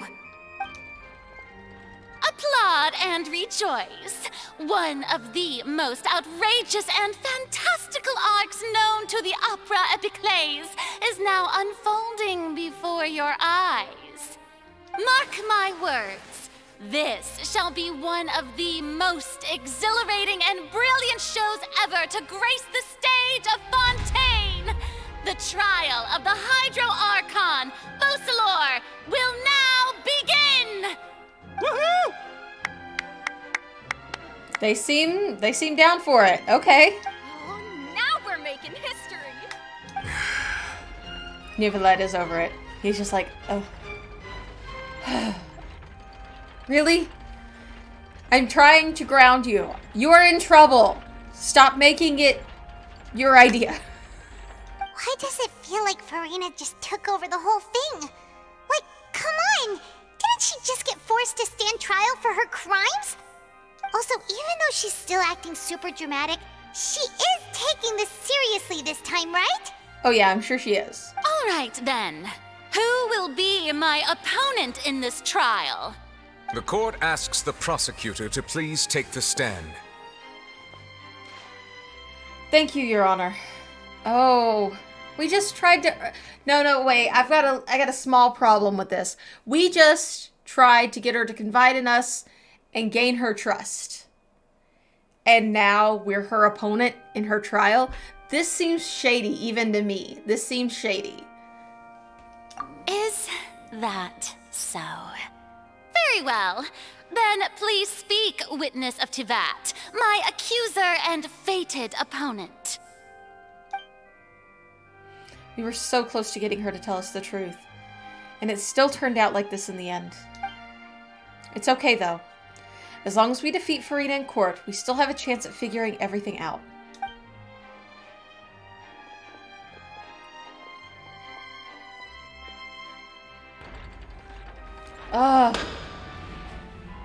Also, please allow me to ask, as a final question before the trial begins, just how much work did you do to force me onto this stage? A lot. There was a lot of work. Well, we did do a lot of prep after the meeting that day. I can go over the tasks assigned to the Spina di Rosula, since they were rather straightforward and easy. Navia, the president of the Spina di Rosula. Most of the people who participated in the disturbance this morning were my subordinates.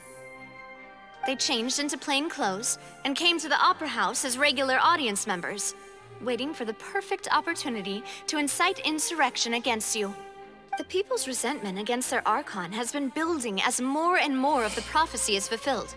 A spark was all we needed to turn smoldering anger into a flame. Isn't it illegal to spark a riot? Navia?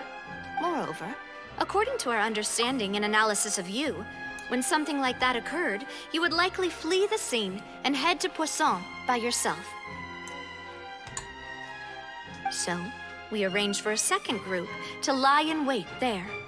So, you mean the ones who scoured the settlement for me were also from the Spina? Mm-hmm. And their goal was to force you to step into the giant magic box so you may personally participate in the greatest magic performance in all of Fontanian history. That's right. That house was a magic box rather than someone's residence. As the super ultimate version of the setup that I used when I first performed at the Opera Epiclese, the volume of the box was increased by a whole order of magnitude, and the distance it traversed was the entire gap between Poisson and Aranias. Its cargo, of course, was an Archon instead of a human. My thanks, Farina. Without your help, we could never have pulled off such an extraordinary performance. You're welcome? Of course, this performance was only made possible with Father's support. The House of the Hearth spent a massive amount of labor in Mora to pull this off. Wait a minute. We worked with the Fatui to provide them with a tunnel from Poisson to the Opera Epiclese? There's not a problem with that? There's a problem with that. That's gonna bite us in the butt later. Mark my words. We had to select a location, construct the giant magic box, dig a tunnel, and open up a path through the water. It was a lot of work for all of us. So, in other words, the earthquake that we felt within the giant magic box was just a normal tremor from the transportation of the whole house? Yes. That's right. It wasn't a sign of another disaster to come. Sorry about that. Then, I can guess Nervilette and Cloran's parts. You gathered a crowd, prepared a stage, and made sure that the champion duelist would be immediately ready for a fight. Also that as soon as I appeared on the stage, the trial may commence without a hitch. Am I right? Yes, that is correct. Well, Clorand, I must commend you for your courage. Only the most outstanding champion duelist in all of Fontaine would accept a duel with an Archon without flinching. Oh, Clorand would totally. As for you, Traveler, I suppose your role was to keep me distracted with conversation once you found me in Poisson. You'd make sure that I didn't notice anything amiss before revealing yourself as my prosecutor once we'd arrived onto the stage. No, you guessed wrong. Oh? My mission was to give you one last chance. We hoped that you would share your secret with us before the magic box arrived on the stage. Is that so? Then I suppose I must have missed my final chance. It's fine. It matters not. What's done is done. The stage is already set, so there's no reason to disappoint the audience. Let's see this trial through to the very end. Yeah, the only thing we can do now is judge the Hydra Archon. Still, I can't help but be a little bothered by that conversation earlier. Madam What did Prosecutor, Farina want to say please to allow us? me to pass this along. This is a document that Miss Charlotte applied for and received permission to share with you during the trial. According to her, it should speed up the proceedings. Well, thank you, Esmond. Huh? Charlotte wanted to give us something? Oh, so she's here too! Hey, Charlotte! Oh, let Paimon see. Isn't this the exclusive interview that she did with us before? So she's already finished it, huh? Wow, Charlotte's quick. Ah, I'm tangled in my cords. There we go. That's better, I think. Maybe. There we go. Wait, then that means this document is a perfect timeline of everything that's happened ever since we stepped foot in Fontaine! So in other words, we can refer to this anthology of evidence every time we want to use something from our journey as evidence for an argument. It's a very practical gift. Let's quickly confirm the information in it. Just think of it as a refresher, alright? Yes, we definitely need it because a lot has happened. You defeated the Hydro Archon in the very first duel you took part in at the Opera House. That's one for the history books, all right. You defeated the Hydro Archon. I didn't think that you'd wind up getting to the bottom of the case I'd been following all this time. I get this is the first time Monsieur Nervillette had a difference of opinion with the Oratrice. Even the Hydro Archon can't figure it out. A Fatui Harbinger. She's an extraordinary person. Her instinct must mean something. The fortress of Meripede was almost destroyed in a single day. That I didn't witness that scene personally will always be a source of professional regret, I think. According to Monsieur Nervillette, both Child and that whale should have been in the Primordial Sea at that time. Okay. I nearly lost my awesome friend Navia. To be honest, that still gives me shivers. The words of someone as extraordinary as a witch can probably only be truly understood when something surreal happens to you. Okay. So, just a quick reminder of the steps we've gone The through to get prosecution here. and the defense are both in position. The trial shall now begin. Oh, come on, Nervillette. There's no need to repeat all the unimportant legalese. Legalese. Just fast forward to the part where the prosecution lays out my offenses. As the defendant and the lead actress of this performance, I still haven't even been informed of my supposed guilt in all of this. Of course, it is only natural for humans to struggle to understand the actions of a god.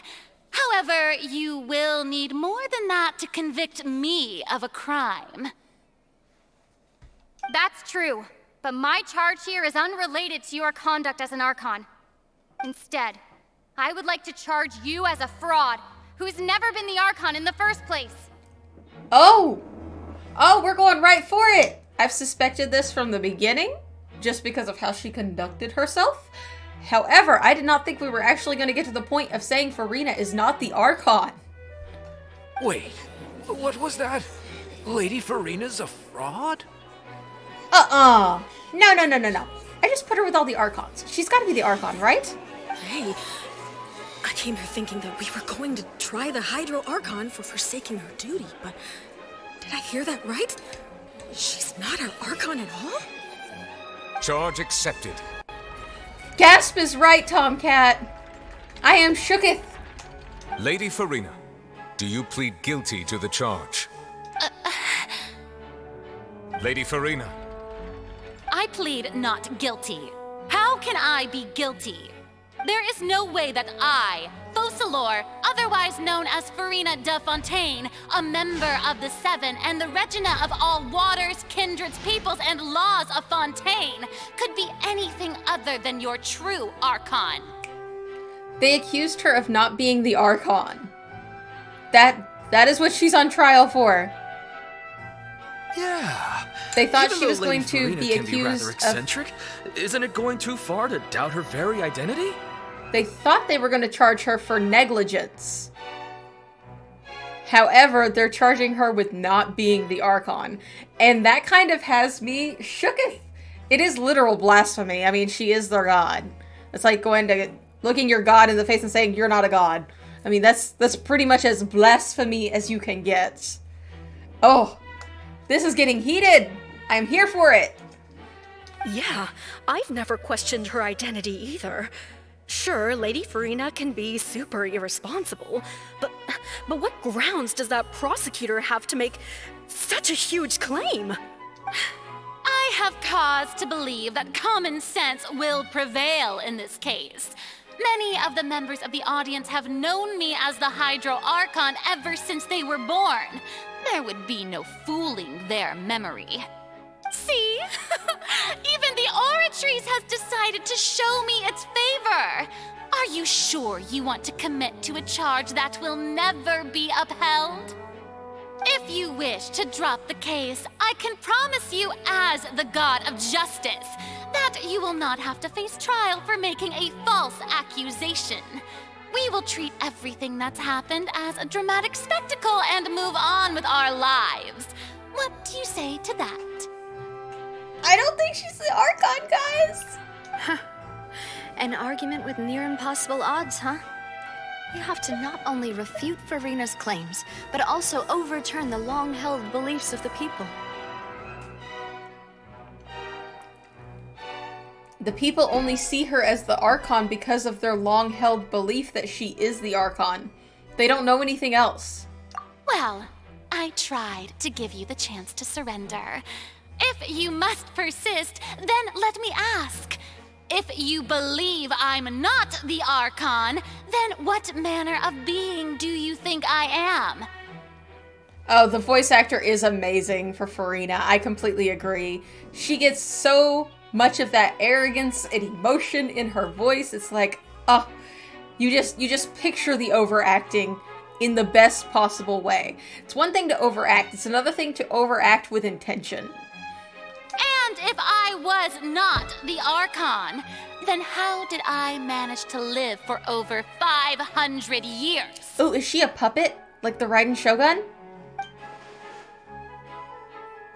What do we know to be special about Farina exactly? Okay, here we go.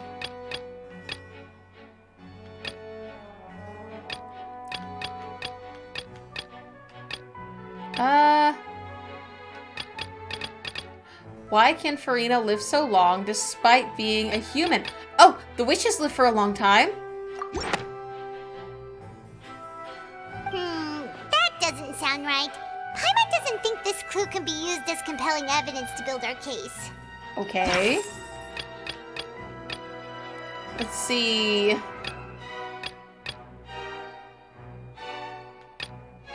The whale in the dream doesn't seem like it would help. Let's see. What about the disappearances? Maybe Child's conviction says that something's flawed somewhere. Or the Fortress of Meripede. We'll try Fortress of Meripede? No, irrelevant. Oh, they're marked if they're irrelevant. Okay. So it leaves only one. That says something's flawed. That doesn't sound right. Paimon Or doesn't not. think this... Okay. The meeting with the knave. Oh, that's right. The knave attempted to take out Farina. And Farina didn't lash out back. She was afraid of death. So... First of all, you may be a member of another long-lived race, which would allow you to naturally possess an extended lifespan. And second of all, even if that wasn't the case, there could be other ways to extend your life. Such as a curse. Who gave you that idea? Was it the knave? You'd sink so low as to use a harbinger's words against me. It doesn't matter where the information came from. What matters is the veracity of the claim. A curse? I once thought it possible that the aura of an Archon might naturally resemble a type of curse. But in light of this claim, perhaps what I sensed was not your divinity, but a curse after all. You sensed it too, huh, Neverlet? So Farina, instead of an Archon, could you just be a cursed human? Lady Farina is actually a human? Well, it is true that it's extremely difficult to tell humans and gods apart just by looking at them. It's not impossible. Oh, the Oratrice is tilting. We love that. Well, don't start celebrating too early now. Even if I have been carrying a curse like you said, how does that prove that I am merely a human being? Besides, everyone knows that the main difference between a human and a god is the possession of authority. Gods can do what humans cannot. That's why they're worshipped as gods. Okay. For centuries, manifestations of my authority have served the nation of Fontaine. Have they, though? One need only to turn their eyes towards the Oratrice Mécanique d'Analyse Cardinal in this very opera house, or consider the endemnitium that is used in every aspect of life. wait. That one trial proved to be the opposite. Farina actually has no control over the Oratrice at all. Because Lenny's case, if she had control over the Oratrice, she would have found him guilty. Child's case, he should have been found innocent. Because he hasn't done anything. You tried to reference the Oratrice. But weren't you as confused as all the rest of us when the Oratrice declared Child to be guilty without any proof? Otherwise, you should have come up with a good explanation for that by now. Yes. Why did that happen, Farina? Didn't I make myself clear at the time? The decisions of the gods are naturally difficult for humans to comprehend. There is no need to provide an explanation. That's just like your parents saying, I don't have to explain myself to you, I'm the adult. We all know that that's a cop-out, right? All of us that are adults now know that that's a cop-out? No, we're not buying it. Lady Farina, I believe a reminder of your current circumstances is in order. Thank you, Nouvellette.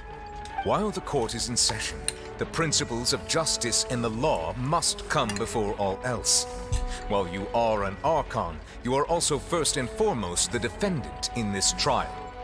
You will prove yourself unable to defend against the prosecution's charges if you continue to withhold vital information against the rules of the court. Go, Nouvellette, go! Oh! Oh, yes! I love Matt Smith. I heard that they're going to be bringing Tennant back. But I have not seen the new special for this year. I think I'm caught up on all the other specials, though. I never thought you'd use that kind of rhetoric against me. Oh. That was no trick of rhetoric, Lady Farina. I've merely reiterated the rules of the court. Rules that all should respect and follow. Especially the Archon of Justice. So, you neither knew why Child was declared guilty, nor did you understand the structure and operations of the Oratrice. Instead of having been created by you, the manifestations of authority you mentioned have been made by the real Hydro Archon, haven't they? Oh, it's already posted? I will have to watch that tonight. Oh, I'm gonna light up the Christmas tree. I'm gonna give me some cocoa. Oh yeah, after this stream is done, I am watching the new Doctor Who special. Right, Tomcat? We are all here for some Doctor Who. The real Hydro Archon. Well, now you're really losing me. It is true that I did not know why the Oratrice gave out a guilty verdict that day. Ooh, awesome. I love the inclusivity that they've been incorporating with the newer seasons. It's like they've been doing like a slow ramp up to make it really feel like a completely inclusive space. I particularly enjoyed some of the episodes where they were dealing with the First Doctor and correcting some of the harmful rhetoric that they used in the past. It was really a moment of growth for the entire show. I loved it. But the Oratrice handed out that verdict unilaterally, and it has been operating independently ever since it was first created. You can't argue that just because a divine creation is flawed, that the god behind it must also be no god at all. She's still throwing out all kinds of excuses. Seems like she's confident that we won't be able to produce proof that she has no power over the Oratrice. But then, Miss Farina, could you give us a brief demonstration of your power as the Archon? Put your money where your mouth is. Oh, really? That is interesting. I'm looking forward to seeing the new special. My power as an Archon. There are many ordinary citizens in the audience. How can I just carelessly demonstrate the formidable power of an Archon? If that poses a concern, I'm prepared to extend my protection to the audience. Ooh, yeah, the dragon will protect the audience. Let's see it, Farina. Show us, Farina. You don't need to go that far. A brief demonstration of your power over Hydro should be quite harmless.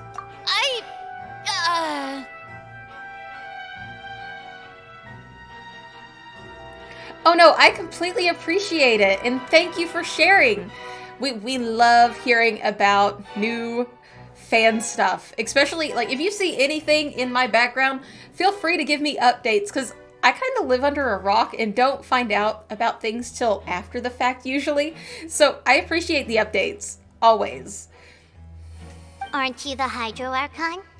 Or is it that you can't even wield the power of Hydro, much less the authority of a god?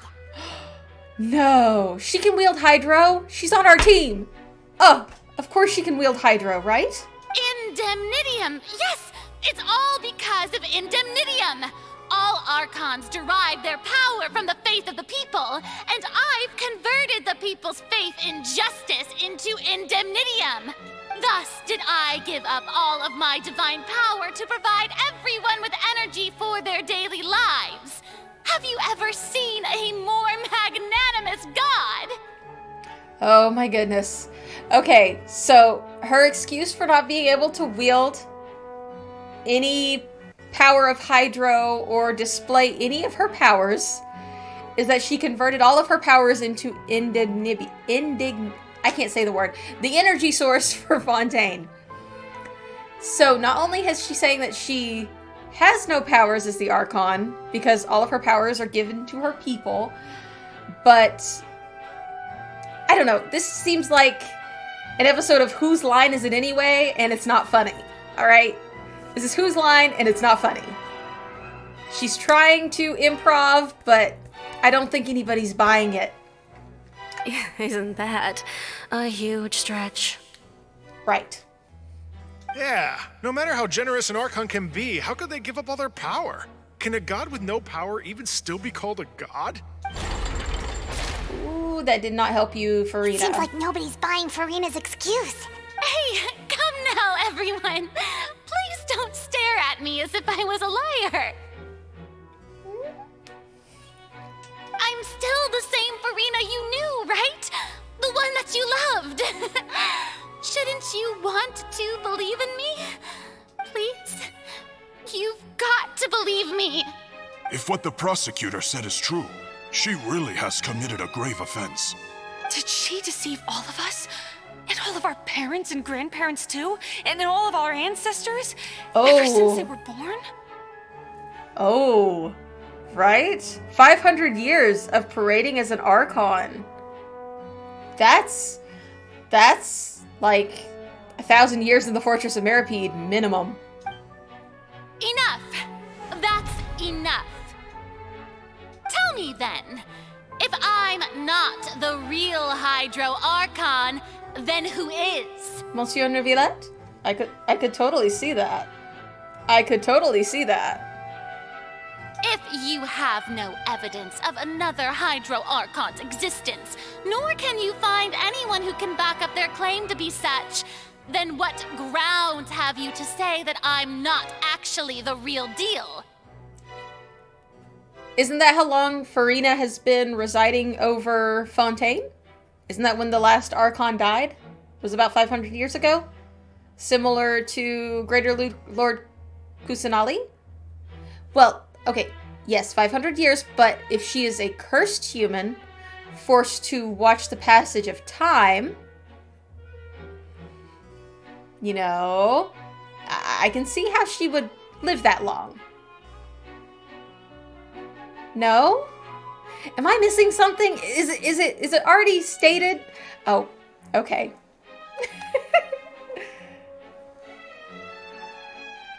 A phoenix, right. Ooh. I don't think I've heard of that one. Oh. Tomcat refuses to acknowledge that Farina may not be the Archon. Wow, she came up with yet another argument. How can we refute her now? Seems like she really doesn't want to give up. Oh, a court drama game exclusively? Ooh, I might have to look into that, because Fontaine has a lot of that, and I'm loving it. It's definitely my favorite region at the moment. if we can't prove that she isn't the Archon, we can try to prove that she is just human. And if she's only human... let's see. The meeting with the knave. Nope. No, we're not going to try to diffuse her in water, right?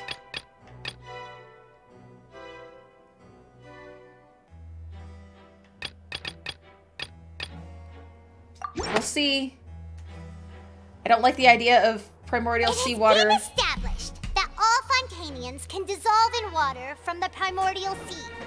And that means... Okay. Her last argument is that she is the Archon, and they can't prove that she isn't the Archon. You know, we're trying to say that she's not the Archon. She's like, well, prove that I'm not. So we're going to bring up the primordial seawater. Since you insist on claiming to be a god and not a human, then there's a method that you can use right here and now to eliminate all suspicions of you being the latter. Miss Navia, please apply to serve as a temporary attorney for the prosecution before addressing the court. Though you act in partnership with the prosecutor, you must still adhere to proper procedure. Super sorry, Monsieur Chief Justice. I swear this really will be the last time that I'll speak out of turn. Now, I've brought some seawater from Poisson. As everyone knows, a massive flood struck the area not long ago, taking many lives. Including those of some of my closest friends. So, Miss Farina, would you dare to touch some of this seawater? Ooh. Ooh.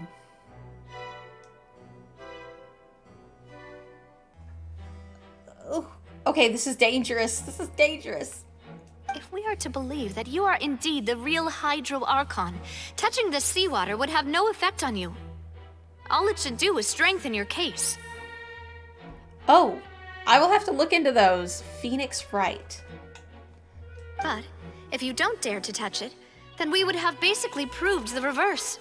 Oh, and I must remind you that after the disaster at Poisson, nobody wants to see any more people dissolve. I do hope you'll act prudently and choose the simpler path of admitting guilt. Navia from the Spina di Rosula. The Spina has governed Poisson for many years. I guess her suggestion is valid. It is. If Lady Farina is indeed just a human, she's probably Fontanian like all the rest of us. Would she really dare to try? What is she doing? Now, if she's a puppet, like the Balladeer and Raiden Shogun, it probably wouldn't affect her, right? Lady Farina, this test has been unilaterally proposed by the prosecution. As it falls outside the realm of standard court proceedings, you possess the right to decline participation. Well, of course he had to tell her that. But refusing to participate is basically the same as a confession of guilt.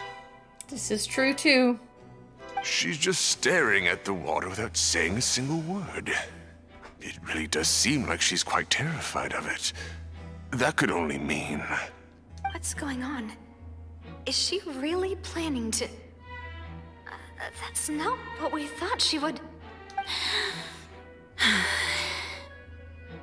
Due to the inherent risk of the test, Lady Farina, you may...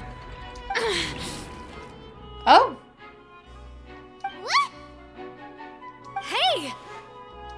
She actually did it!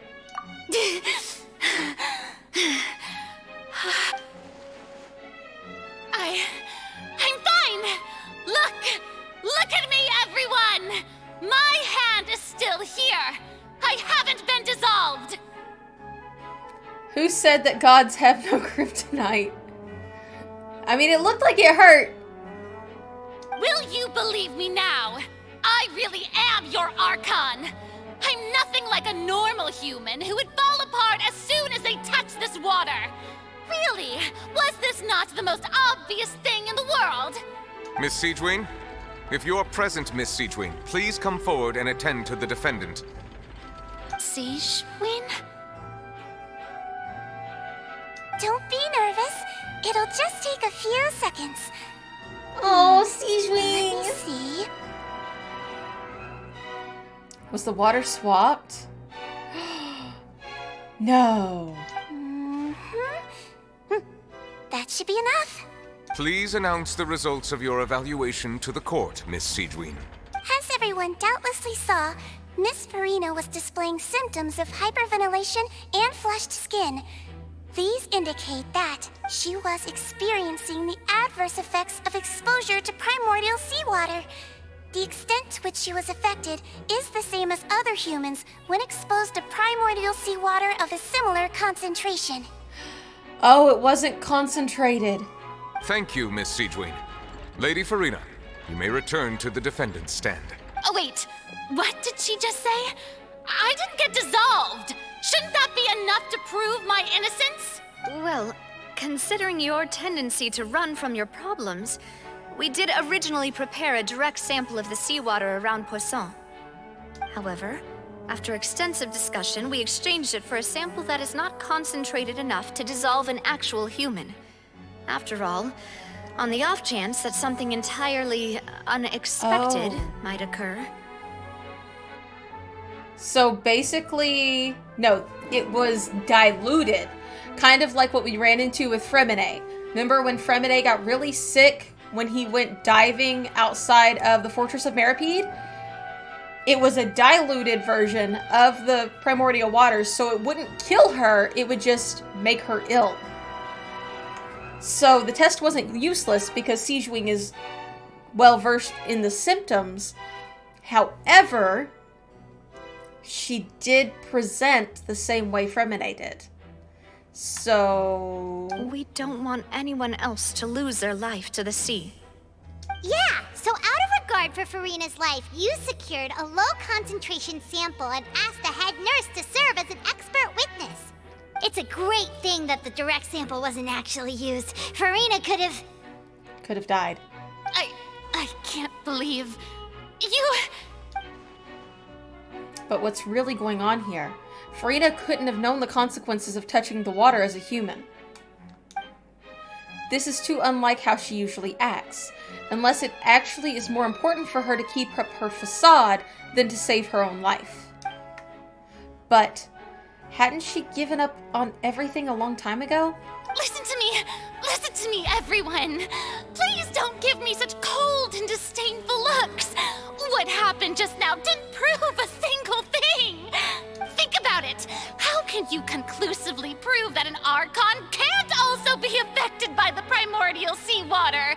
Also, if I was really just a human, why would I dare to just put my hand in that kind of water?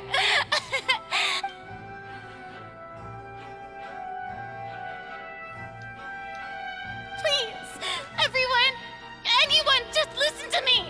I swear, I really am your Archon.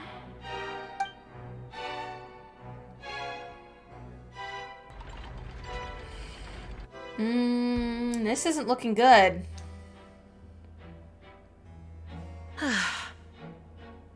I don't think anything she says at this point will sway anyone. The odds are just too stacked against her now.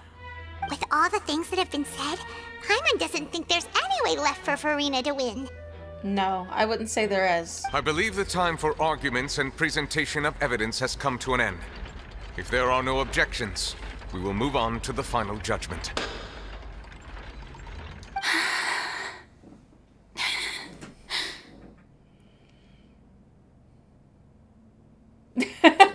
Would a guilty person cry on the stand? There, that is your proof. Oh gosh. Poor Farina. I don't think anything she says at this point will sway anyone. She's too stacked against her now.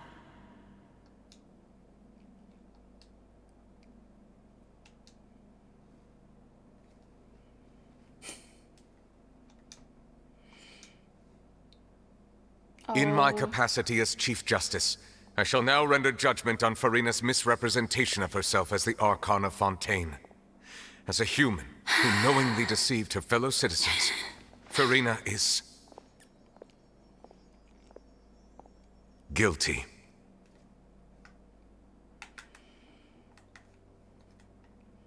No, I think her heart's breaking.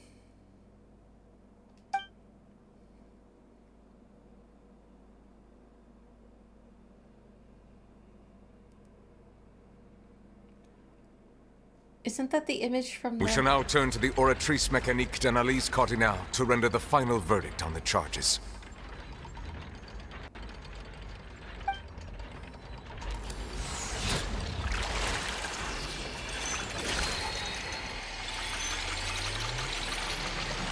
Let's see what the Oratrice has to say. According to the judgment of the Oratrice Mécanique d'Analyse Cardinale, Farina is...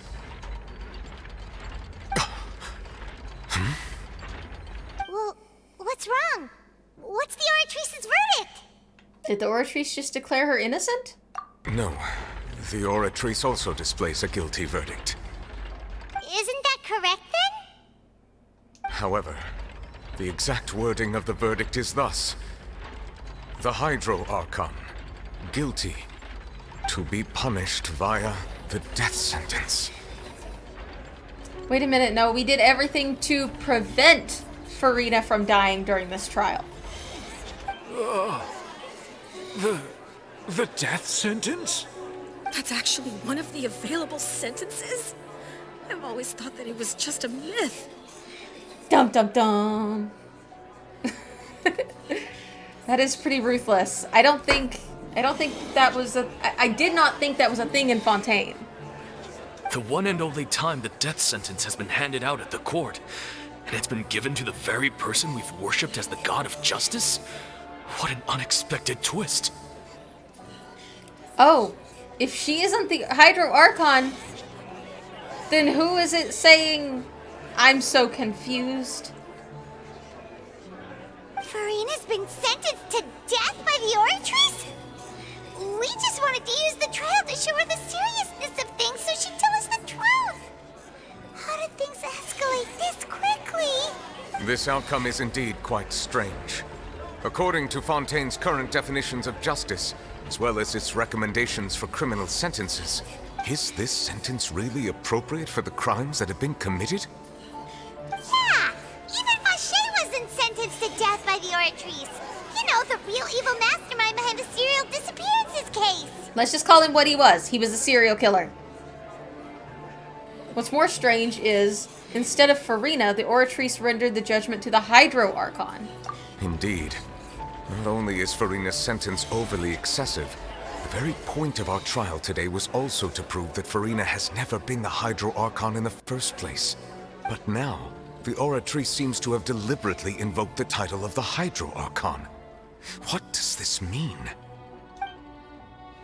If the Oratrice knows something, they need to tell everybody. Excuse me, if I may interrupt. Is the trial still going? What you got, Fremine? Fremine! Oh, you finally made it. I assume this means you've completed your mission? Mm-hmm. Any mission Father assigns to me will always be top priority. Fake news! Rigged trial! Something is off. Something is fishy here. Is that the first prophecy slate? Oh. Huh. So the knave privately arranged for Fremine to try and find the missing slate. I looked everywhere and finally found it at the bottom of the sea. It took me a long time to get around some dangerous stretches of water. But has the trial already concluded? Then doesn't that mean I've come too late? Oh no. Father will be disappointed in me. Don't worry, the mystery hasn't been resolved just yet. Thank you for your hard work, Mr. Fremine. Please allow me to review the record left on the slate.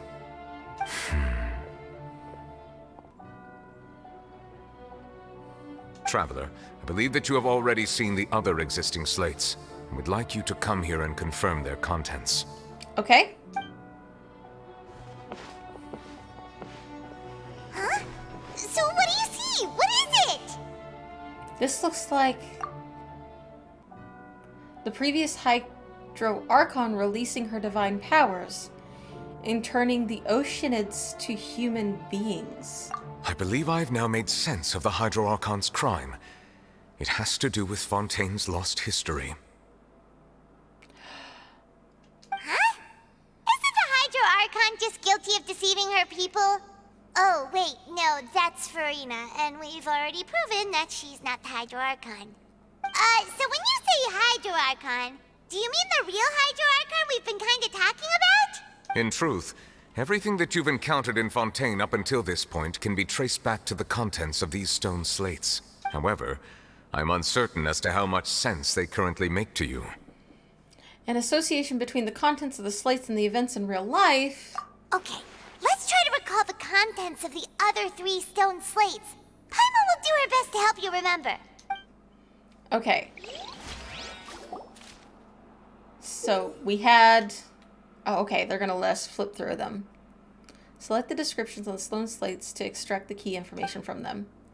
You can find scenarios related to the stone slate's contents in the incidents records of the interview notebook. Here you can verify the contents. As the verification process continues, the fountain water level in the menu interface will rise.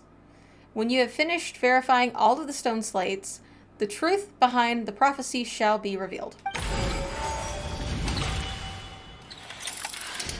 The first stone slate describes what you just said. It seems to show the previous Hydro Archon using her divine power, and then the Oceanids turn into humans. Which would be why when they touch the primordial water, they turn back into Oceanids. Okay. Does that mean that Fontainians are transformed Oceanids? Oh, Paimon wasn't expecting that. But if Oceanids can turn into humans, then perhaps this process can be reversed as well. I mean, think about it. Wasn't Navia being protected by 2 Oceanids? The second stone slate shows Celestia floating in the sky, and the Hydro Archon and her people worshipping it together. But the heavens still brought judgment down upon them. This must be the point when the Hydro Archon and the Fontainians were branded with their original sin. Does this mean that the original sin and the Hydro Archon sin are the same thing? The third slate shows the Hydro Archon sinking into the sea surrounded by many people. Huh. That reminds Paimon, didn't we also watch that happen to someone else?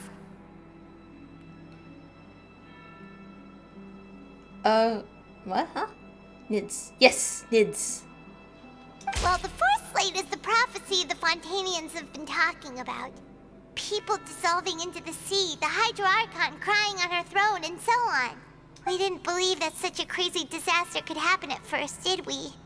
But after that incident, it was just a question of when and not if. Okay.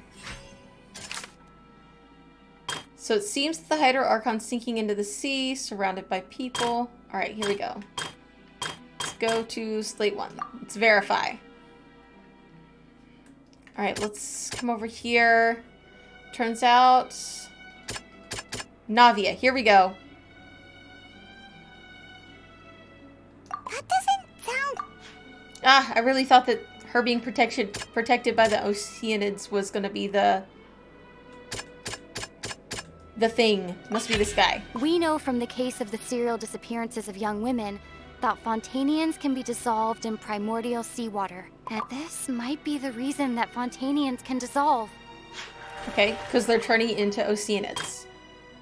Alright, let's come over here and talk about the sin.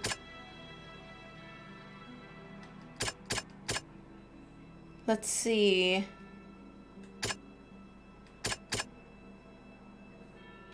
This might be why the Hydro Archon was found guilty. Perhaps what is about to take place has all happened before. The true sin of the Hydro Archon that Nervilette mentioned, and the original sin cast down on the people of Fontaine by Celestia, as recorded on the stone slates. Okay. Alright, let's come here. Alright, we've got the... Wait, come here. Alright, we've got the Hydro Archon seeking into the sea, surrounded by many people. Entrance to the Primordial Sea is sealed beneath the Fortress of Meropide, which would make it under the water. Sound quite right. But that is not it. Okay, maybe the thing with Child? That doesn't sound quite right. Navia touching the Primordial Sea? It's not as simple as falling into the sea. When Navia fell into the sea, her consciousness was subjected to judgment. Oh, The that's stone right. slates show the people gathered around the Hydro Archon in the sea. Could that be alluding to the same thing? The Hydro Archon being tried by the people of the sea. Okay, and this last one I know has to be the Tea Time Within. Not to give up hope? That doesn't sound quite right. Nope. Okay.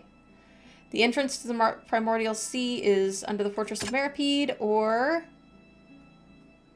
Child being found guilty even though he hadn't done anything. That doesn't Nope. sound... Okay, so it's the Primordial Sea being underground. Prophecy from the stone slates found its way into society, but not many people believed it at first. The Fortress of Meropide was nearly flooded with primordial seawater, which we know can cause Fontanians to dissolve. It seems increasingly likely that the prophecy may come true. If we hadn't dealt with it in time, things could have gone very badly. Okay. So there is... They'll dissolve into the Primordial Sea but won't cease to exist. Their essence will flow in the seawater, converge, and take the form of an Oceanid. Just like what happened to Navia's friends.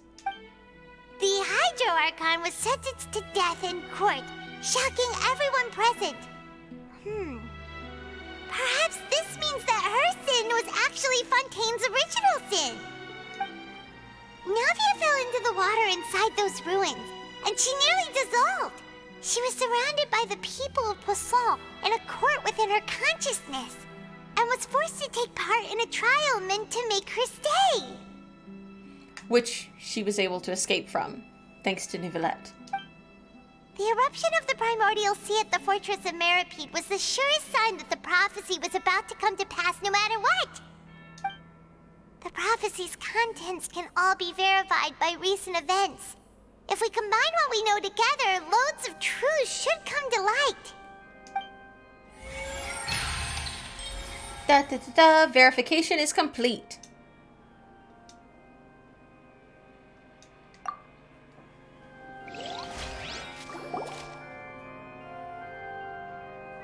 So many twists and turns here. Huh? Oh, Paimon gets it now. So that's how you can make sense of it. But then it feels like we're going to have to share some truly shocking revelations. Let's hear them. The first slate reveals that Fontanians are not real humans. Incredible. Linny, did you hear that? We're not real humans. All Fontanians were originally created by the late previous Hydro Archon, with Oceanids as their basis. The evidence for that can be found in how only Fontanians could dissolve in primordial seawater, and how all the girls Vacher dissolved were also turned into Oceanids.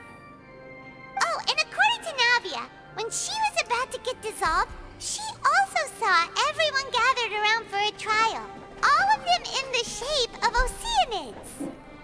So the Oceanids determine if you're going to be dissolved or not, but they are kind of biased. They want more people in the water. Indeed. The second slate reveals that the crimes of the Hydro Archon was her creating Fontanians from Oceanids. Yeah, and it follows from the content of the first slate that she probably angered Celestia by creating humans without prior permission. That could also explain why the Oratrice judged the Hydro Archon to be guilty. It's to account for that ancient sin. The Hydro Archon's true sin was creating us? Yes. And yet, after many hundreds of years, the Hydro Archon's creations have turned around to try to judge the Archon within the Opera Epiclese. The twists of history are often the most unexpected of all. As for the third slate, I'm still convinced that it should have come after the fourth slate. Yeah! Isn't the image here just like when Navia fell into the sea? So wouldn't it be trying to show the image of the Hydro Archon also falling into the sea once the prophecy has been fulfilled in the fourth slate? The fourth slate depicts the fulfillment of the prophecy as it has already been widely known. In the end, the people will all be dissolved into the waters, and only the Hydro Archon will remain weeping on her throne. Only then will the sins of the people of Fontaine be washed away. However, this scene just unfolded. The posture and everything, the chair and everything just unfolded as Furina sunk into her chair. So, was that this? Did Paimon get all that right? You've made some keen deductions. I must say, given how much you still don't know, it is impressive that you've already managed to connect so many pieces of the truth. However, while you were able to decode all the information on the slates, they've also been etched with an additional layer of hidden information using a different power source. When we were at the ruins, I tried to decipher the hidden information recorded in the slates. But since we only had 3 the very slates at chair the she's time, sitting on, I was her unable to throne. come to a full conclusion. Now that the slate collection is complete, I shall make another attempt to decipher the narrative recorded within. If everything goes well, we should finally be informed of the unadulterated truth.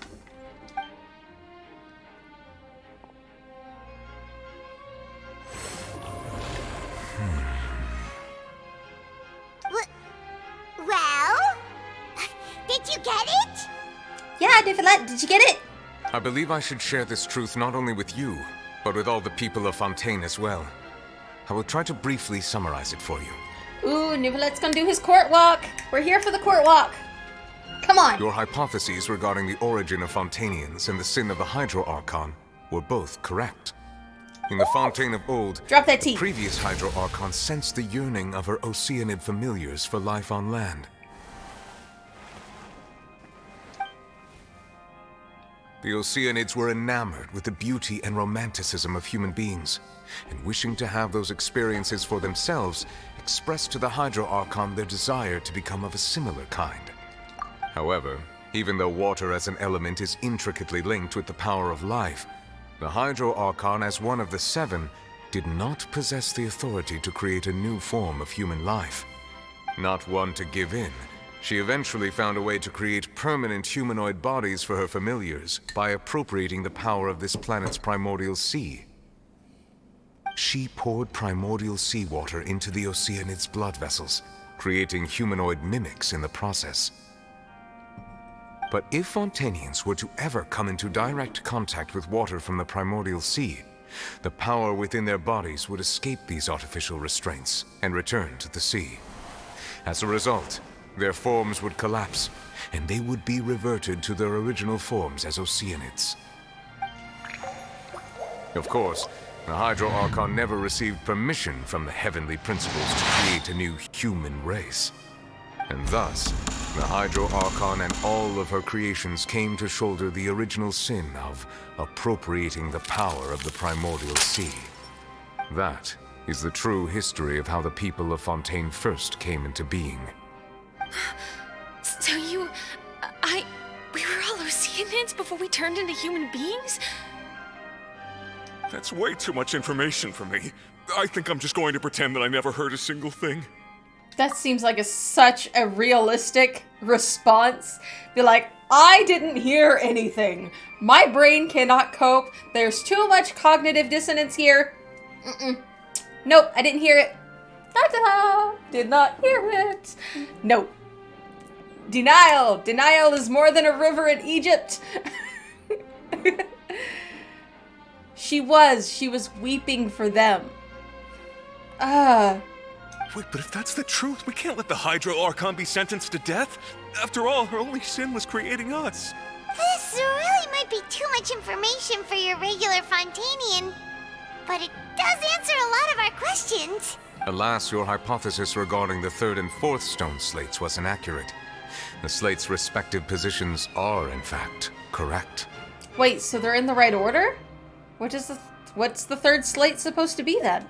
A key point of the visual on the third slate is how all the individuals depicted in the water are humans rather than Oceanids. The trial we just did.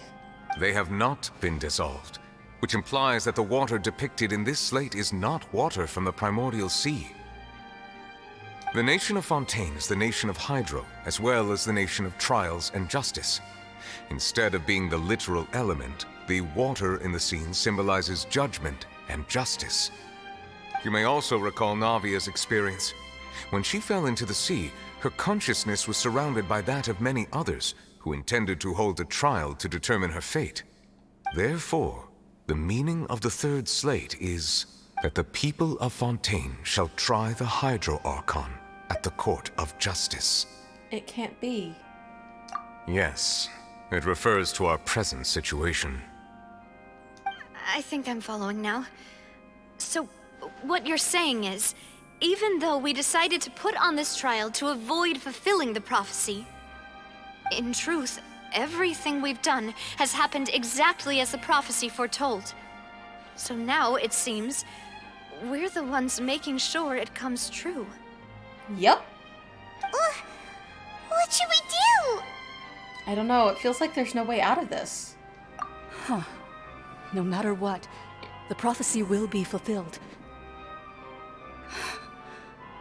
Is this what it feels like to be a prisoner of fate?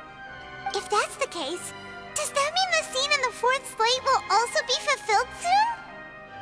It already has. Traveler, I would like to point out another small fallacy in your deductions. About the fourth slate, you probably thought that the eruption of primordial seawater beneath the fortress of Meripede served as the surest sign that the prophecy was about to come to pass, yes? However, I believe that rather than being a sure sign, that eruption could in fact only be a small warning of something far worse to come. As for the root cause of the catastrophe, I believe you've already encountered it once before. Wait, could it be...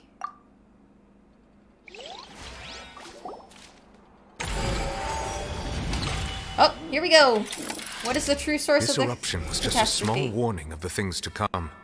We must find the root cause of the disaster.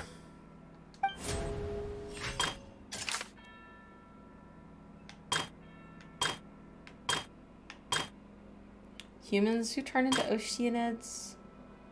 Hydro Archon sentenced to death. Let's see. Alright, House of the Hearth agents. Ooh, we got completely different clues this time.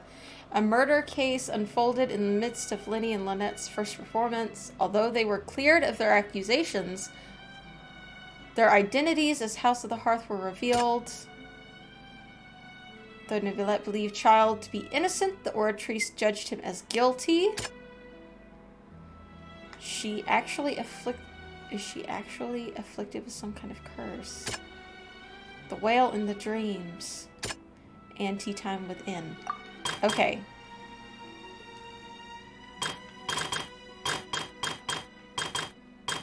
Here we go. Alright. So, let's see. The whale? It was both dream and reality. It's the whale. The whale is the cause. If we're talking about a true culprit, that could only be that thing inside the primordial sea, right? Yes. And as far as the whale background, just as a quick recap, Child told us that the reason during his boss fight and some of his animations, there's the narwhal, is because when he fell into the abyss itself, he witnessed the narwhal and he was told he awoke it. That's why he was trained in the abyss by his master. Alright? So, Child giving us visions of a narwhal isn't that out of the ordinary, but could it have something to do with what's going on with the primordial sea, especially if Child may be trapped in the primordial sea itself? The truth, the original sin, the trial, and the root cause of the disaster. I could be wrong. Could completely be wrong. But that is where my train of thought is at the moment. Oh! It's getting real! It's getting real!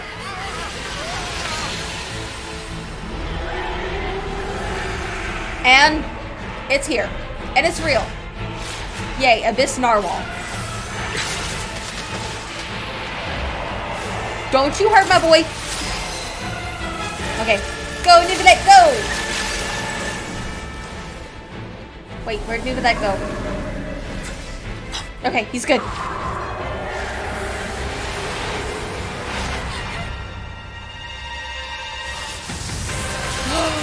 Is that? It is! It's all funny! Comrade! Let's wreck shit! Come on! Let's go!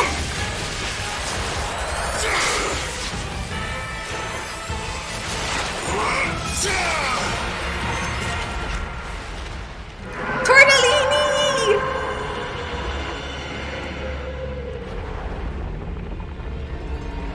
That's right. Put that thing back where it came from, or so help me.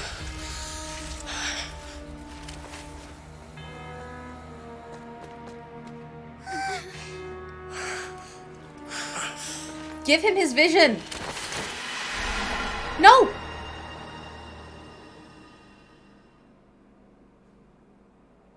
Wait! No! That was way too close! How did that thing just burst into the Opera House? Wait, was that the huge whale you saw in your dream? I'd wager that's also the one that Child saw when he was young. So we've met it at last. I understand very well why it has chosen to make an appearance here. That whale does not belong to Tevat. It is a monster that has traversed the stars, weeping all the while. It has been greedily consuming the energy from the planet's primordial sea, using it to grow. That is the main cause for the rising sea levels. And once it has finished consuming all of the energy contained within the sea, its next step will be... You said that when the Hydro Archon first created Fontanians out of Oceanids, she filled their blood vessels with primordial seawater. Mm-hmm. Precisely. That whale finds the blood of Fontanians nigh impossible to resist. Therefore, when it left the primordial sea, it decided to make its next stop a packed opera house full of food.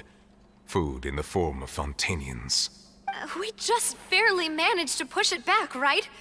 In that case, won't it come back to target the people again once it's managed to recover its strength? We gotta go help Tortellini. That is correct. Indeed, it is more accurate to say that we should thank that Harbinger for buying us some time. Without him, the whale would have likely come onto land far sooner. Does that mean that Tartaglia has been fighting this whale the whole time? From the way he looked, he must have been fighting the creature for quite a long time. That battle maniac. We've always known that he had a special connection with that whale, but we definitely didn't expect it to help us out like this. Nope. Did not see this coming. Anyway, now that we know that this whale is the actual cause of the disaster recorded in the prophecy, all we need to do to stop the prophecy would be to find a way to beat it up, right? It is too late. Wait, what do you mean by that? It had already absorbed too much of the primordial sea's energy before we could notice it. At this point, it has become practically integrated with the sea itself. Even if the entirety of Tevat were to be destroyed, it could still survive and swim off towards some other world. That's not something I will accept.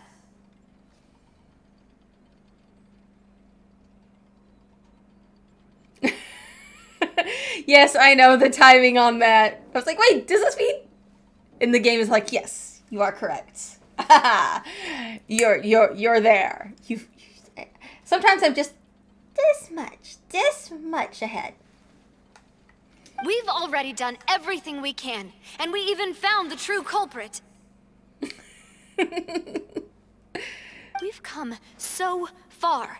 You can't just tell me that the last hurdle is some impossible foe. That's just not fair. Life's not fair, Navia. Indeed. That's not how a grand performance should end. I'll fight it to the end. No matter what. I'm sure you would, Clarend. Oh, that's right. Where is Farina? So the prophecy will be fulfilled no matter what, huh?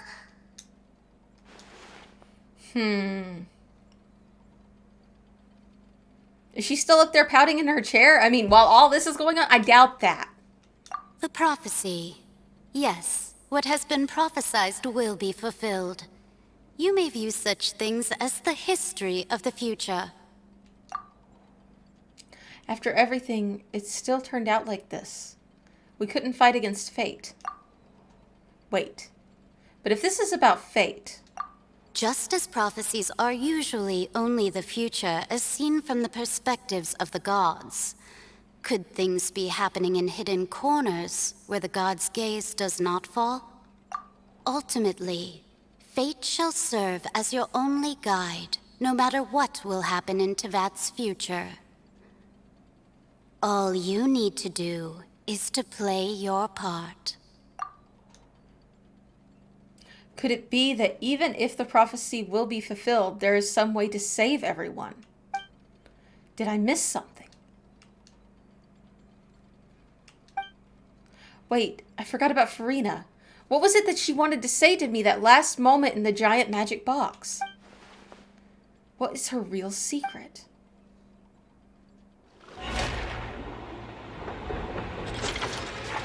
Uh-oh. The Oratrice is going nuts! What's happening with the Oratrice? I believe it is preparing to carry out the death sentence.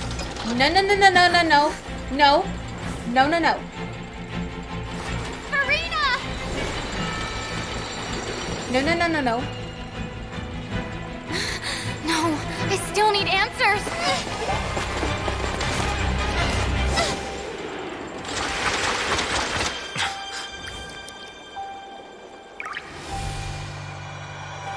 No. Wait, what happened?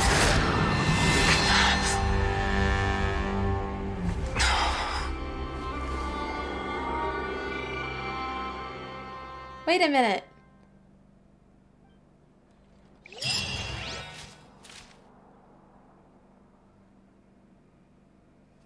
Wait a minute, wait a minute, wait a minute. Too much is happening too fast.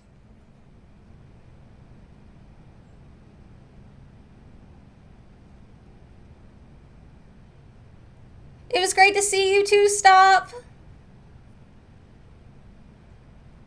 You. Lurkers are always appreciated. No, no, no, no, no, no, no.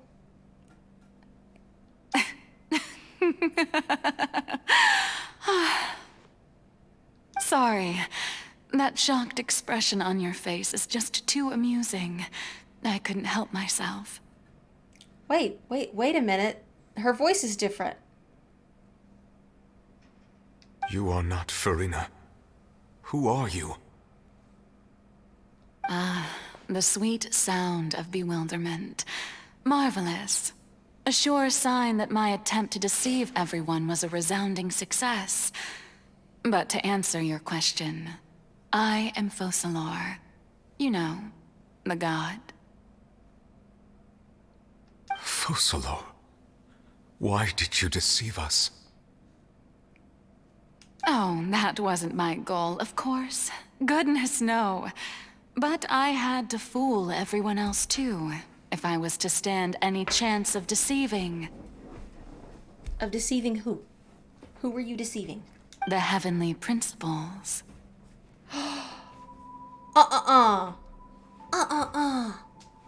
Deceiving the heavenly principles? What? It's all because of that pernicious prophecy. Dreadful, wasn't it?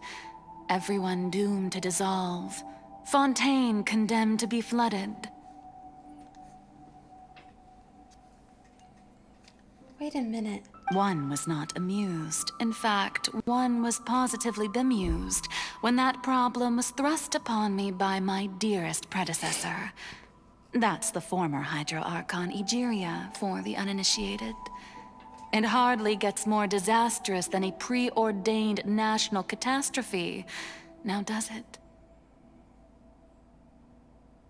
She knew full well that the prophecy would surely come to pass. And as one of the seven, she also knew full well that one defies the heavenly principles at one's peril. So yes, as you have no doubt surmised, it was a rather impossible situation that I found myself in. I spent a terribly long time mulling it over, alone on the ocean floor. And I was almost growing barnacles by the time I finally realized there was only one possible solution to this confounding conundrum. I had to outwit the heavenly principles, allow the prophecy to be fulfilled, ostensibly at least, while saving everyone at the same time. I'm a genius, I know. I can only assume that's why Egeria chose me as her successor. Although, looking back now, it was hardly the inheritance one dreams of. Between the task of saving the nation, the quotidian duties of the Hydro Archon, and not to mention the original sin of creating a new race of humans, I dare say she left me quite a colossal mess to clean up. I would 100% agree with that. She did leave her quite a mess. But one can only play the hand one is dealt. I did not choose this, any more than I chose to be one of her Oceanid familiars. What? So you were also once one of the Oceanids, transformed into a human by Egeria's hand. Yes, I was. I always dreamed of becoming human. And I still do, even now. In my eyes, to be human is to be part of the greatest opera ever known. After becoming a god, I separated my divinity from my body and spirit, leaving behind only a self that was as naive and bewildered as my past self on her first day as a human being. Oh. So she's got a Gemini situation going on. There are two of her. The me you see before you now is that divinity. And the human counterpart I left behind, I named Farina. She could feel joy, sorrow, and everything in between. She could be as vain and conceited, or as meek and vulnerable as she wished. Her strengths were of a kind only a human could possess, as were her shortcomings. But in my eyes, Farina's humanity was what made her perfect. She was perfectly human in every way. The person I always wanted to be. Anyway, so then I cursed her. All part of the plan, of course. The plan to deceive the heavenly principles. So Farina was literally just not really a clone, but just an offshoot of Focalors. Kind of like Nahida and Greater Lord Kusanali and Lesser Lord Rukkhadevata, except they're existing at the same time, is how I'm understanding this. Do you still remember the final scene of the prophecy? Right, anyway, so then I curse her. The Hydra Archon, alone, weeping on her throne. In order that the prophecy might appear fulfilled, I invited Farina to be an actress, to play the part of the Hydro Archon in the prophecy, under the curse I placed on her. So long as I, Focalors' divinity, continued to exist, she could not die. But nor was she free to live her life in the pursuit of happiness. So she is kind of a puppet. Instead, she was forced to take the stage in the opera house, to embrace the role of leading lady, to forever play the part of the god from the prophecy, all to create a deceitful appearance of that prophecy coming to pass. I suppose now you probably understand why your court is called the Opera Epiclese. Literally, all the world is a stage. Literally, yeah, literally. But Farina is only human, isn't she? Even though she has had a long life, her mind is no stronger than that of any other ordinary human being. I cannot begin to fathom what she has had to endure. It must have been torture for her. It has indeed. And although she is, in a sense, me in human form, I most definitely owe her an apology for it. It's been 500 years, and all along, she's been playing her part in the most unimaginably long, unbearably lonely, and agonizingly painful opera of all time.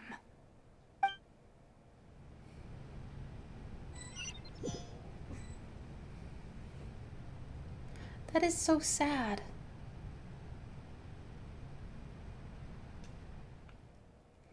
I came into contact with Farina's tears. If I remember correctly, tears often contain a being's strongest emotions. With sufficiently strong hydrosensitivity, I can form an emotional connection, just like I did with the Oceanid at the Fountain of Lucine. Wait, could this be Farina's inner world? Farina, what is she doing on stage? Wait a moment. That probably isn't Farina. That's likely a reflection of her inner self.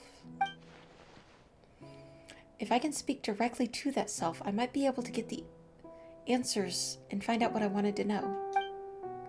I came here for answers. Either way, this is an opportunity not to be missed. Let me try talking with her.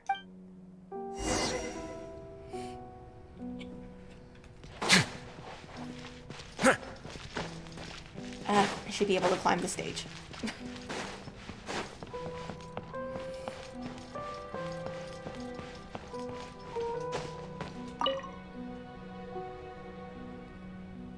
Oh, who permitted you to come onto the stage? Now, I understand your admiration for my august self, but I must ask you to keep to the rules. Farina? All right. It is not my intent to reprimand you. Don't look at me, There is no need to state your name. Just be off with you. Do not distract me from my performance. I don't see an audience here. Oh, do not jest. Can you not feel it? Just let the stage lights go off, please, just for a second. I am Focalor. The eyes of countless Fontanians are upon me. I must, at all times, display the utmost elegance and nobility. Something's off. There's no getting through to her. Even in her heart of hearts, she's still playing a role. Playing the role of the Hydro Archon. What sort of resolve must she have had? Even her inner self and subconscious would have such impenetrable defenses. I have to find a way.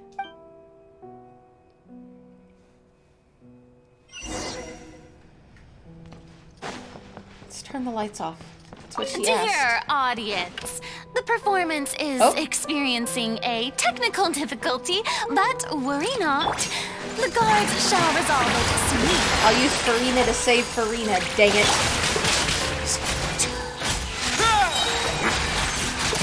Get a little chilly.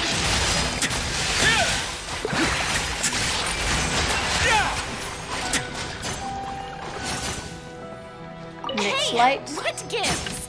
The audience is still watching me, you know. Guards? Wait, where are the guards? Guards!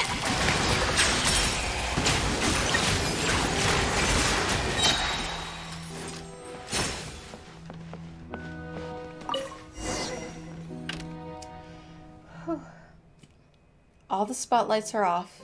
In Farina's heart, that must symbolize the eyes of the people on her. Speaking of which, I think I just received some sort of signal. Was that her true voice? A ticket. When did that end up here? Another light.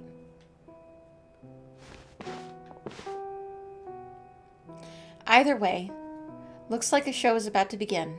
In that case, Show me your how you truly feel, Farina. Scene 1 before the mirror, Farina.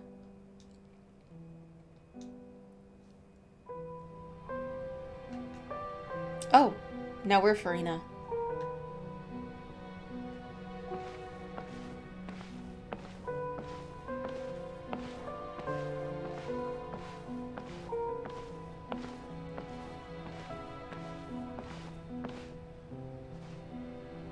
Farina. Farina. Huh? Who's that? Who's calling me? Where are you? Be not nervous. Be not afraid. I am before you. Oh, so now it's Focalor and Farina. Wait a moment. You're mirror me? How can this be? Mirror you, huh? You know what? That's not bad. Let's go with that. Mirror me. What do you wish to say? The prophecy. Have you heard of it? What prophecy? Wait. I know. I think. I don't know why, but it's in my head somehow. The people will all be dissolved into the waters, and only the Hydro Archon will remain, weeping on her throne. Only then will the sins of the people of Fontaine be washed away. Oh, very good. You know it well. What's going on? I can't seem to remember anything clearly. The only thing I know for sure is this prophecy. Will it really come to pass? Yes, it will. And that is why I've come to you. Disaster will come to Fontaine sooner or later. Things will develop just as the prophecy declared. There is no escaping it. But doesn't that mean everyone will die? I'm a Fontainian just like them. Will I dissolve too? Oh, don't worry. Magical meetings exist in this world precisely to give people a chance to turn things around. It is the reason why you met me today. I will tell you how to save everyone, but you may have to suffer somewhat. Oh, no. Oh, so there's still hope after all. Goodness, you frightened me. You spoke so much and with so much certainty. As for the suffering, well, I will admit that the first thing that came to mind was, why do I have to be the one to suffer? But if the prophecy will come true, I'll also die anyway, right? So if I've already met you as my magical meeting in this world, if there were scales, with all the people of Fontaine on one side, and my pain on the other, is it not obvious where the scales should tilt? You truly are the perfect human. My ideal. I suppose this would also be the justice that belongs to you. Huh? Don't worry, it's nothing. Listen well. Fontaine has just lost its Hydro Archon. I need you to play a role. That of the new Archon. Play as a god? That's right. You must begin a never-ending masquerade. You must never let anyone suspect your identity. If you can keep it up, then I shall have my way of defying this prophecy. But should your identity be revealed, then all hope will be lost. I think this is the moment where Farina took on the mantle of pretending to be the Divine Archon. So yes, I think it is when she was created. But how will I do this? A human assuming the role of a god without being exposed. Don't worry. What you must do is not to turn yourself into a real god. You simply need to play the role of a god as humans imagine them to be. Okay, so this is the moment they divided. Being a human yourself, Thank you, Tomcat. I'm sure you already know what such an entity would be like. Remember, your true challenge will not be pursuing divinity, but contending against humanity. I'm still not sure I understand, but I'll try. I'll try to do this. I'm not doing the Abyss today. We're doing questing today, but I might dip a toe in the Abyss on Friday. So, how long am I going to have to play this role? To accomplish this mission, you will have to stay on the stage for many, many years.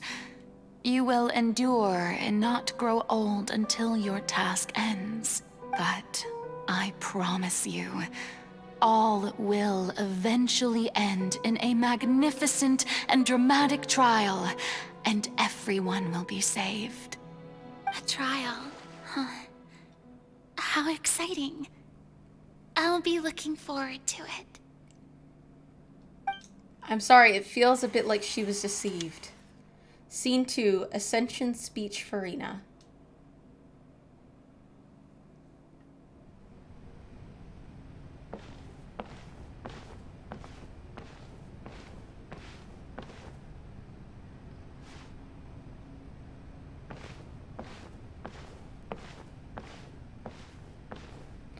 I am getting some Truman Show vibes. I see where that's coming from.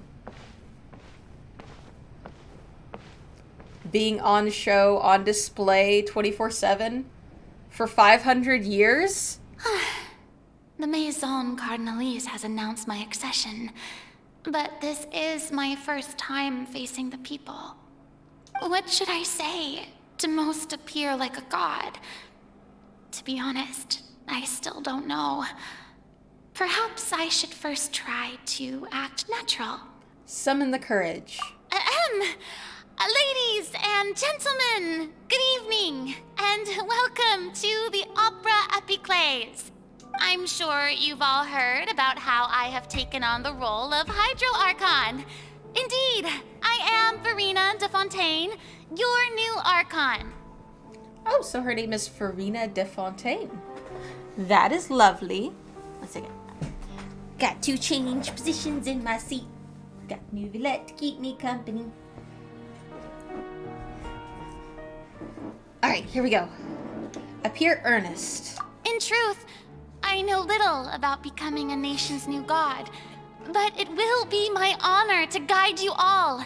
As the god Focalor, the god of justice, I shall do all within my power to lead you into an age of fairness and justice. And then close politely.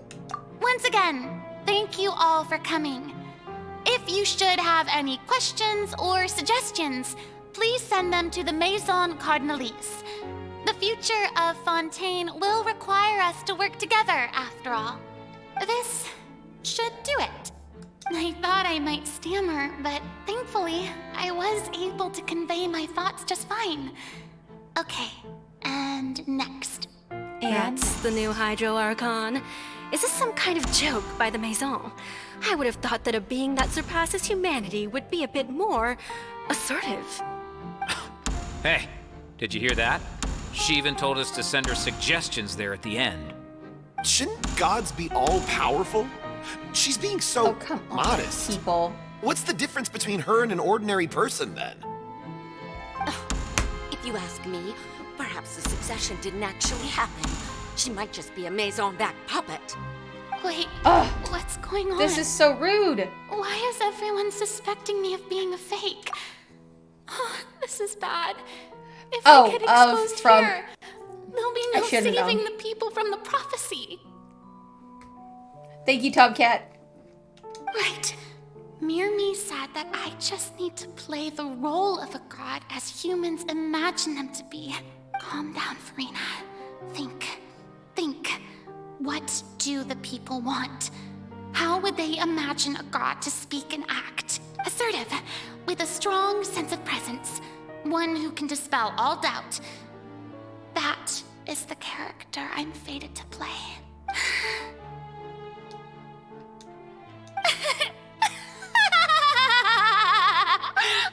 Oh, very good, my people.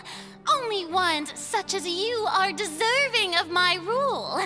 Now, I was wondering if some weak puppet were to one day come onto the stage and claim ownership of this opera house, would the children of Fontaine follow them?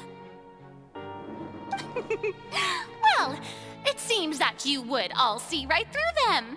Having passed my test, you are qualified to witness wondrous trials alongside my august self, here in this opera house. You may consider my previous act a door gift of sorts. I thought it was a debut that suited the atmosphere. Now then, let us be reintroduced. Ah, so that was just a performance. How could I have forgotten that we were inside an opera house? Her personality. It's quite shocking, to be honest, but I suppose it's a better look than before. Such a fascinating and bold deity. How wonderful!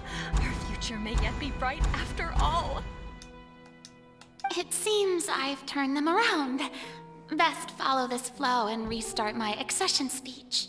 Summon courage resolutely with conviction. My dear people, whether you acknowledge me or not, whether you trust me or nay, I say to you, keep faith in your ardor for justice. We have heard it said that this nation's sins can no longer be washed away. Well, I say that justice is most fragrant when it blooms amid sin. Turn up the drama. The scales of justice should not weigh heavy in the hands of its god. On one side, it must carry fairness and justice. And on the other, praise and applause. May law be the prayer on our lips. May judgment be our worship. Let us light the fires and drink to the future of Fontaine. End the speech emphatically.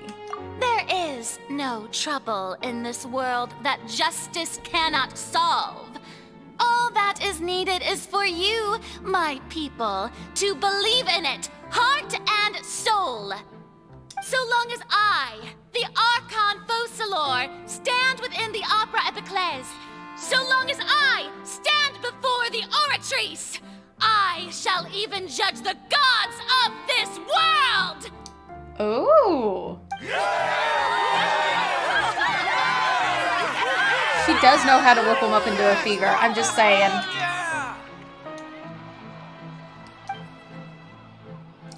Act 3. Opera House Farina.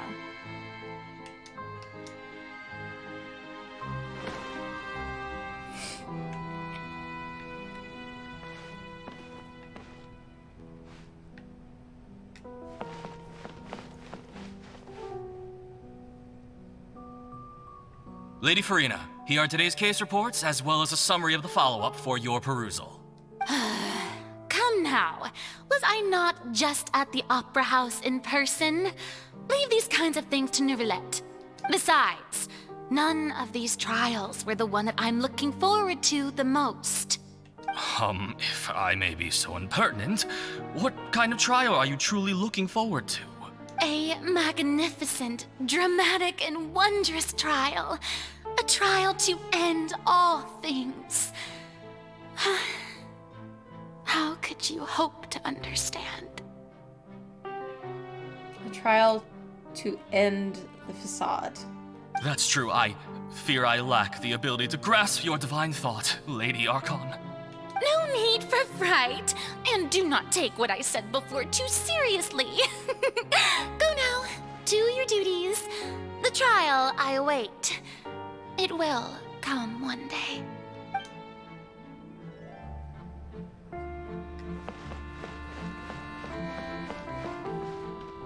The final trial. She wants it to end. Yeah. That's kind of what I was picking up on. Lady Farina, I don't know what to say. Thank you for agreeing to see me. No need to thank me. Or rather, thank your own sense of perseverance instead. Long have you stood in line to meet me, have you not? Oh, I'm afraid that's just an inevitable consequence of my divine charm. All right. Deuteria, is it? How is your son's illness? You remembered me, and you knew of my family, too. He is doing much better now. In fact, he is far more of an ardent believer than I. He was the one who forced me to seek an audience with you, and to bring your words back to him. Oh, good. Very good. If this should happen again in the future, please do not hesitate to come and tell me. Going down to citizens' homes every so often, while not usual practice, should serve as a fine change of pace. Oh, she really does care about the people.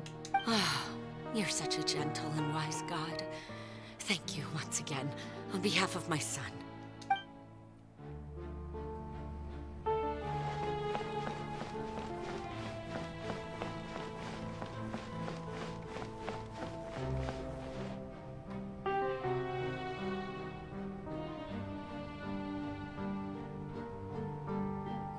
Lady Farina, here are the latest hydrological reports. As for the specific parameters you asked to take note of, I'm afraid things still don't look good. I see. It's as I thought then. As your god, I did already expect this, but I wanted to see how far your human wisdom would allow you to analyze it. All manner of signs indicate that the prophecy will still come to pass. Forget it. That's not something you need to worry about right now. Well, as I understand it, the Fontaine Research Institute is also trying to find a way to counter the rising water levels. Really? Have they found anything? I'm afraid that they haven't found any effective solution thus far. Oh, is that so? Well, no wonder. This issue has reached the realm of the gods, after all. Still, their spirit is praiseworthy. She reminds me of an older sibling trying to keep everything together for the younger siblings and not let them know how bad things actually are.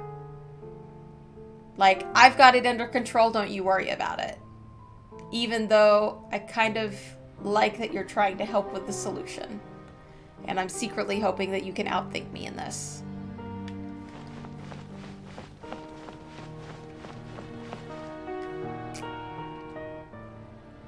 The day is finally over. I haven't had a moment to breathe this whole time. But it's good to see that everything's getting on track. There are no longer any voices of suspicion. Maybe this is fine. I just need to keep going, and everyone will be saved. All right, Farina, don't think too hard about this. You need rest. Tomorrow's a new day. Scene 4, the Opera House, Farina. Lady Farina, here are the new trial reports for the latest cases, as well as a summary of the follow-up. There'll be no need for that. I've seen them already. There's no need to go back over scenes I've witnessed in person before. Lady Farina, I've waited so long for this chance to see you in this manner. Indeed, my dear, loyal citizen. This joyous moment is an honor for us both.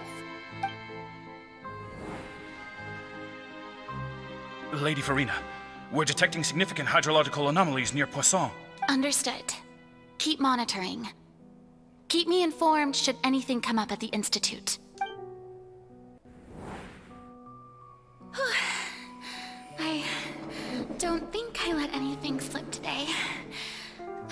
show the people that there is nothing to worry about.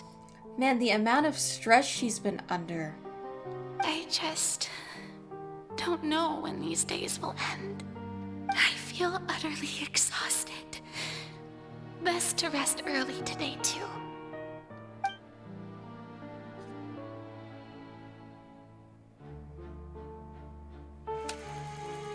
Scene 5, the Opera House, Farina.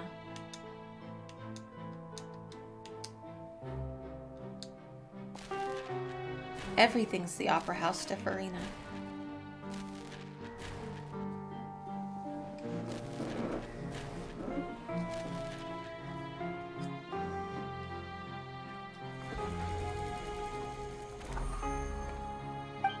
Scene 18,000. Lady Farina, it's like a dream being able to speak with you up close like this. I've heard that the first member of our family who was honored to receive an audience with you was Madame Deoteria, almost 20 generations ago. And what a fine family yours is indeed. It brings me great joy to meet such a faithful believer, a descendant of a line most ardent. Watching everybody she knows pass. Surely you exaggerate, Lady Farina. My lady? What is it, good citizen? Oh, are you crying? Uh-huh. Really now? I didn't even notice. This must be the overflow of hydro from my person. Well, can't quite help being the god whose dominion is the waters, can I? No wonder. No wonder. A manifestation of your power, then. Oh, Archon, I am honored to have witnessed it. Honored indeed.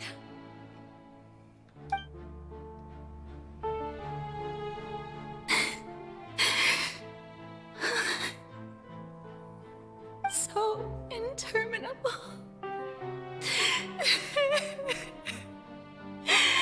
So lonely. Just how much longer? Hundreds of years must have passed by now. Perhaps the show must go on for hundreds more. I never imagined that it would hurt so much. Poor Farina. Have I reached my limit? No. Perhaps I reached it long ago. Today I didn't even notice my own tears. I want to tell someone, anyone, about this. But would that not destroy all I've done so far? Yeah, all of this to fool the heavenly principles. Well, I mean, if it's that or the fate of your entire people, I mean, especially like she said, she's come this far. She's put this much pain, suffering, and effort into this. To throw in the towel would be to throw it all away. I've conducted so many investigations across the centuries, but there's not even a sliver of hope that we might break the prophecy. All I can do is keep heart. I must maintain this act. It is the only way to save Fontaine. Please, mirror me. You have to succeed. I really hope Focalor has some way of compensating her for all of this. Opera House, Farina, and...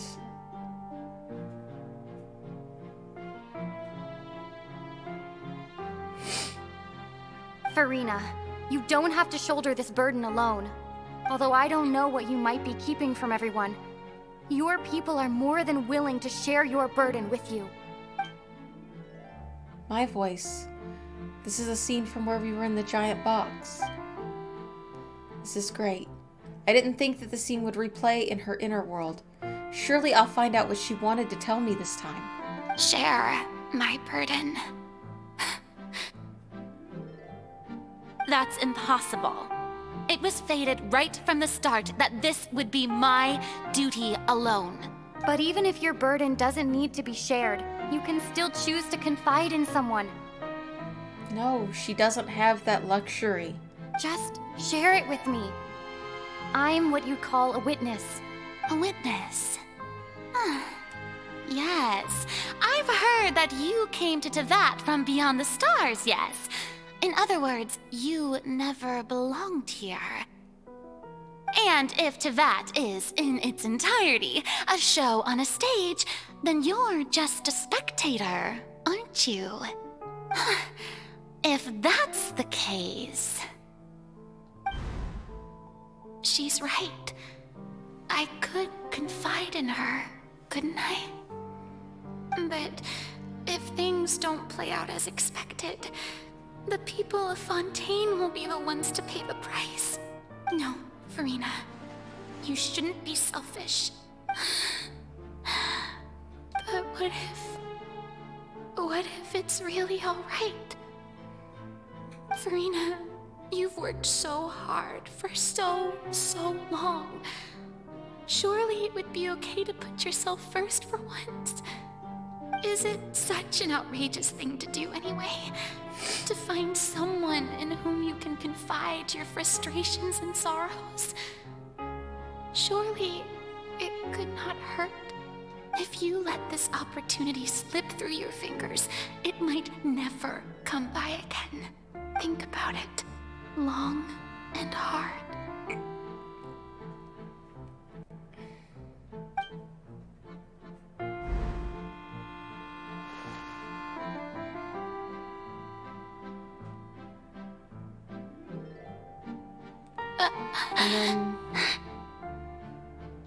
No, I have nothing to say. I am Farina, the Archon of Fontaine. Everything will surely get better. Lumine tried. All you need to do, dear spectator, is to witness my performance until the curtains fall. We tried. But she couldn't risk it.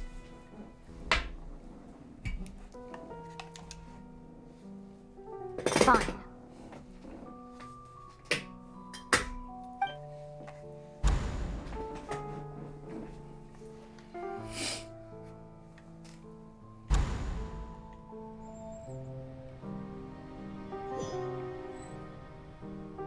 So even Farina doesn't know the truth? You've never once let her in on the full plan? Yes, it had to be done. To deceive the heavenly principles, you must first deceive yourself. She did very well. If she had let her resolve falter even once in these 5 centuries, Fontaine would have been doomed to the most tragic fate. It seems that trusting humanity was the right decision after all. I believe that I understand how your deception works, but that is only half the truth. Is it not? How would you build on this foundation to save the people of Fontaine? That is the most important thing. Ah, good. Of course, the Iudex of Fontaine has pinpointed the crux of the issue. I'm sure you've long sensed that the Oratrice is no simple machine, yes? Was Focalor in the Oratrice this whole time? I've always suspected that it had its own consciousness. And Lenny did mention that he heard a human voice within the core chamber. It now seems that that person was you, hidden within the machine all along. Am I right? And then I became one with the Oratrice, taking Fontaine's gnosis with me. Yes, it would seem so, wouldn't it? Alas, your understanding of this device still lacks sufficient depth. In truth, it is no enactor of justice. It is, in fact, a device created to kill the god of justice. What? Oh, you have it. And to be more precise, not only will the Oratrice take down the god of justice, it will also take down the divine throne upon which she has been placed. I mean, did you think I would be the sort to enjoy peaceful repose while Farina suffered? My work over these last 500 years has been to constantly accumulate indemnitium within the Oratrice. But really, some have already discovered that only a small fraction of the energy generated by the device was ever used to provide power to Fontaine. The vast majority had to be, accumulated to enact this death sentence. It was all a part of your plan, then? Both the trial and the sentence? Indeed. This power, accrued over 5 centuries, could have sustained Fontainians for millennia, had it only been used for that purpose. Almost all of it has now been stored within the Oratrice. But only power of this magnitude could hope to destroy the Hydro Archon's divine throne, shaking the rules established by Celestia, and breaking through the institution that is the Seven. So there would be no Hydro Archon after her, if I'm understanding this correctly. So the Oratrice's call for death was for neither Farina nor Focalor, but for the Hydro Archon.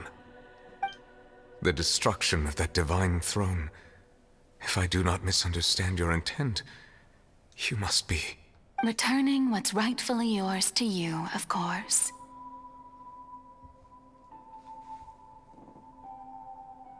This would mean that the Dragon Sovereign would once more rule over Fontaine, therefore voiding the prophecy because the Archon would not be seated anymore. There would be no throne of the Archon. So therefore they wouldn't destroy all of Fontaine to punish the Archon. The Archon is gone. Leaving Neuvillette as the new seat of power in Fontaine as the Dragon Sovereign. This is a transfer of power. In other words, this was all done to return the authority of the Hydro Archon to the Hydro Dragon of this planet. But...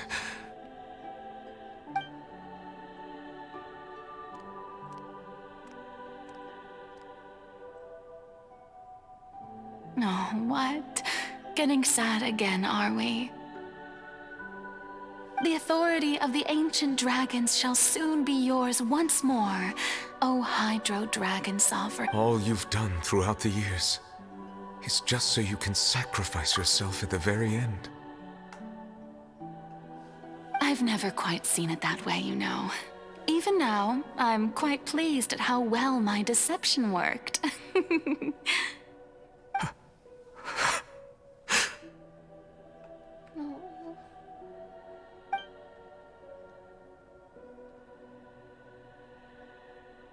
Hydro Dragon, don't cry. I must say, had it been within my rights, I would have loved to judge the heavenly principles themselves. Were they not guilty of essentially the same crime? Egeria stole the power of the primordial sea, and the heavenly principles stole the power you ancient dragons possessed. I, for my part, am the god of justice. And is it not just that your original powers should be returned to you? Speaking of justice, I have always believed that justice lies in the process of pursuing human existence itself. So, if the theft of the primordial sea's might was Fontaine's original sin, then, leaving matters of procedural right and wrong aside, the descent of the Fontainians as humans and their right to exist in this world would be Fontaine's original justice. She's not wrong. She has found a loophole. In other words, existence was Egeria's justice, and to me, justice is the continuation of that existence. Defying the prophecy and ensuring that Fontaine's people shall live on, that should be the justice enthroned over all others. At this point, we, whether it be myself or all other Fontainians, have shouldered the burden of this sin for far too long. Iudex Nervillet, the highest judge in our land, when you regain your full power as an elemental sovereign, what verdict shall you pass upon us? So when I was invited to the court of Fontaine to serve as Iudex, I see now that that was your idea too. He's had 500 years of training in justice.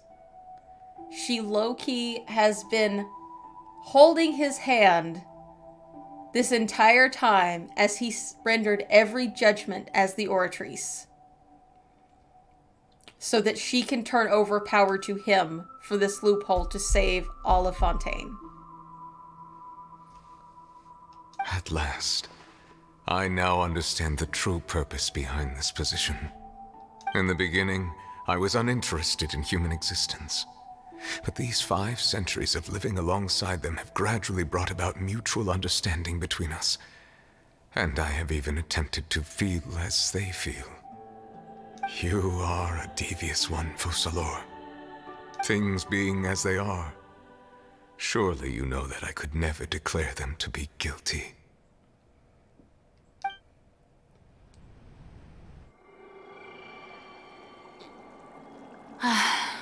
The hour of my execution is almost here.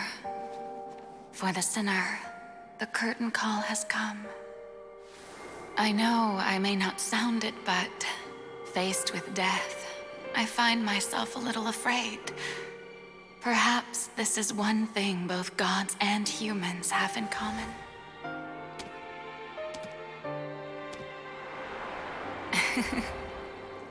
Farewell, Nervillet. I hope you've enjoyed the part you played these 500 years.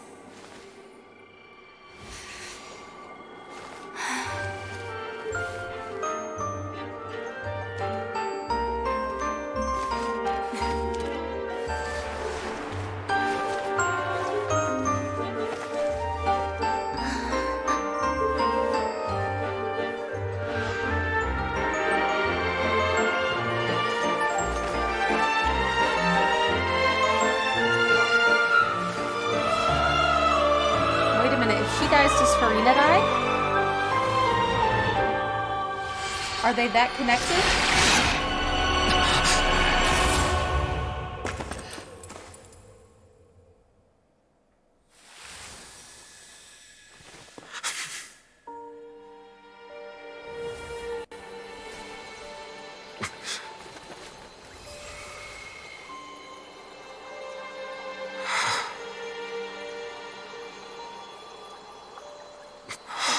Wait a minute.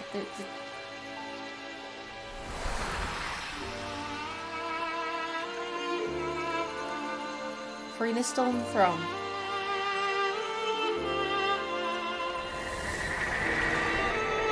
Thank you, Farina, for all that you've done. From this moment on, please live happily as a human. Just as I wish I could.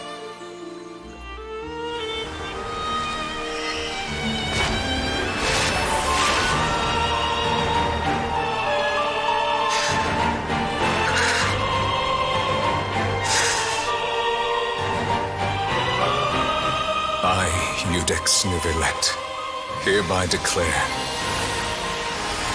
people of Fontaine, your sins are forgiven.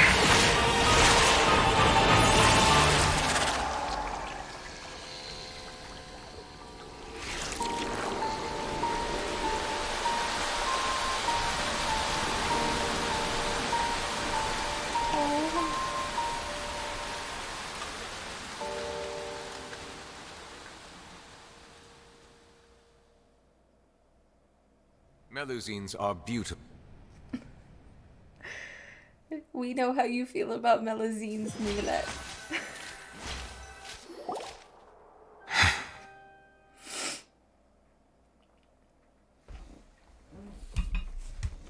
Just 1 second.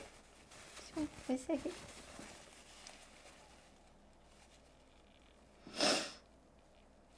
Okay. Okay, I'm good. I'm good. Maybe. We'll see. What just happened? Has the death sentence been carried out? Was that bright light some sort of misdirection? I have a feeling that something huge just happened. But since we're all still alive and haven't been dissolved, I assume whatever happened was good for us. It's time to end this. We must mete out punishment to that beast. Didn't you say just a moment ago that it can't be defeated? It sure I as have hell gained the can strength now. sufficient to deal with it. Through certain means, I now have the ability to separate the power of the primordial sea from that creature. We should seize the opportunity to pursue our quarry. Just now. Traveler, now that the oratories can no longer function, I require an executor to help me mete out justice.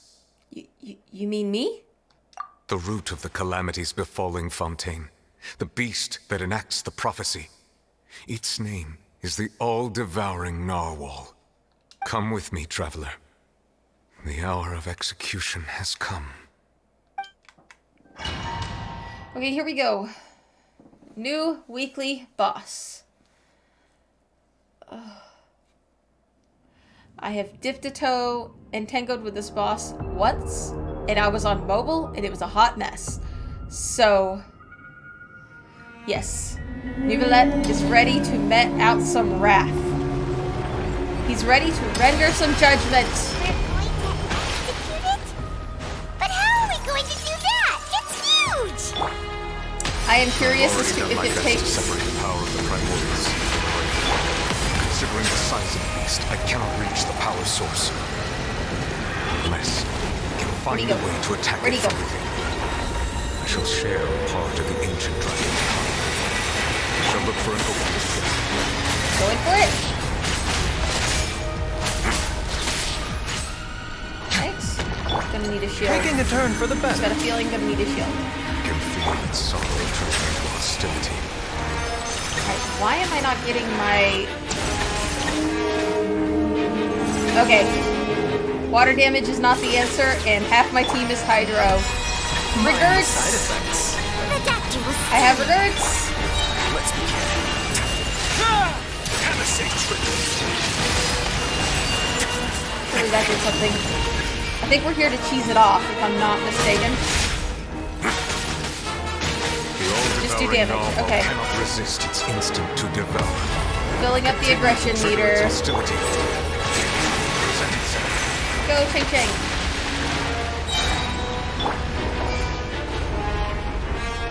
Alright, come on. Is it gonna eat me? Here we go. We're just gonna accept it. We got Nom. Why is there a hole-looking thingy over there? It looks really weird.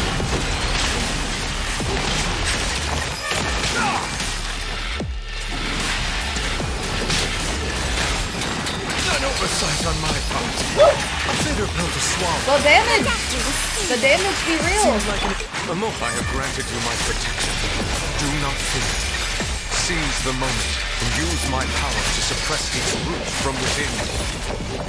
I don't see where it's saying to activate anything, so I'm just gonna keep going. Show some fanfare. With some friends. At least I'm doing freeze.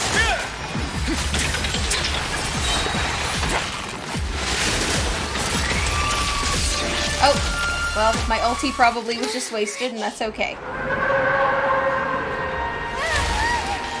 Always dodge the destroying sphere. Okay.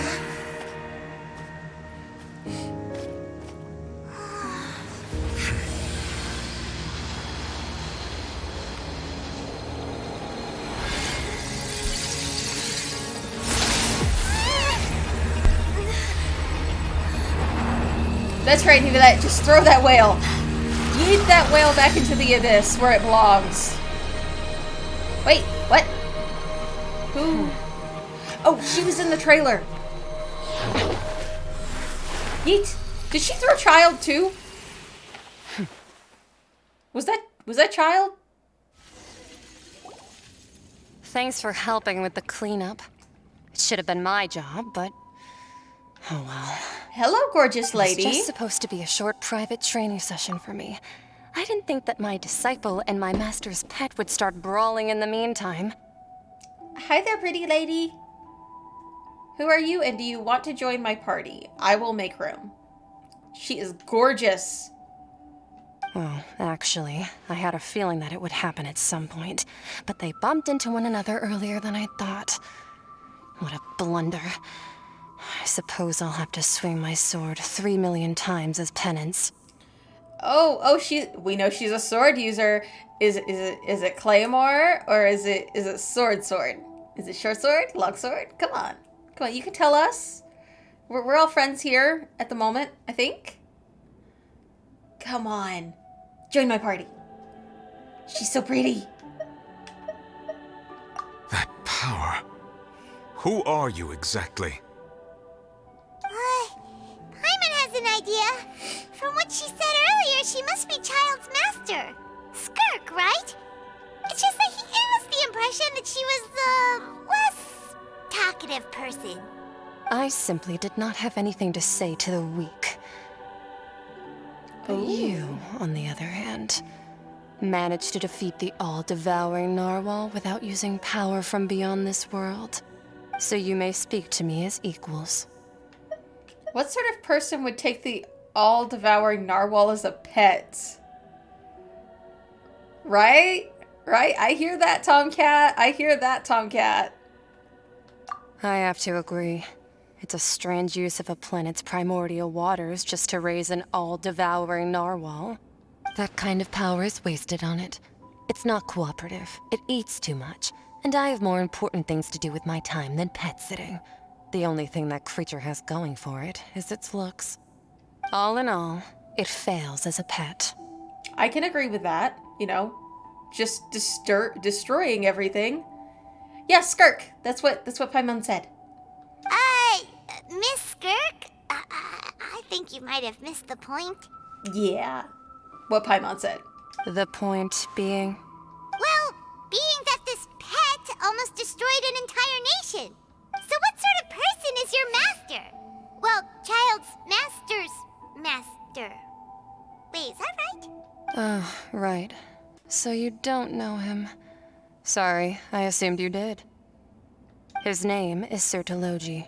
Sertologi? Who is Sertologi?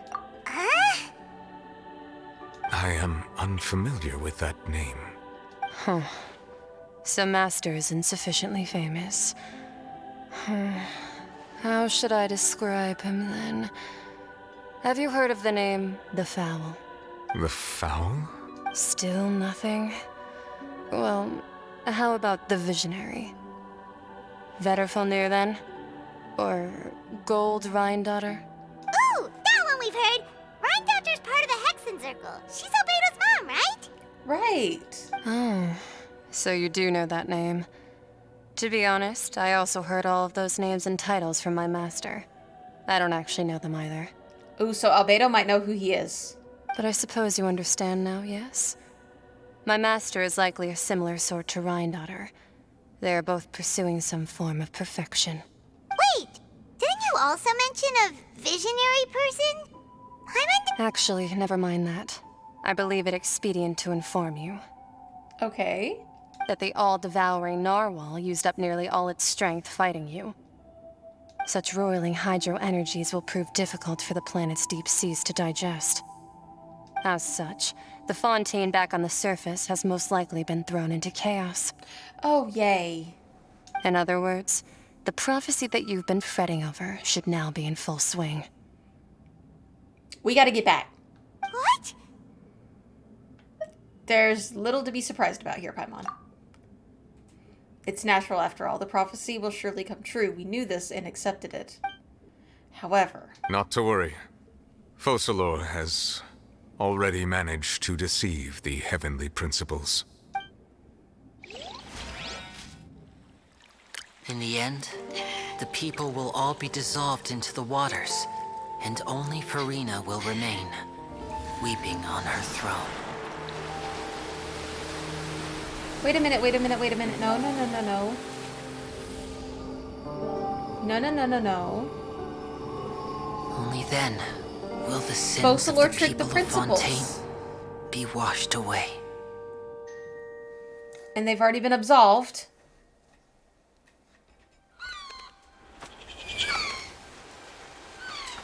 No, no, no, no, no.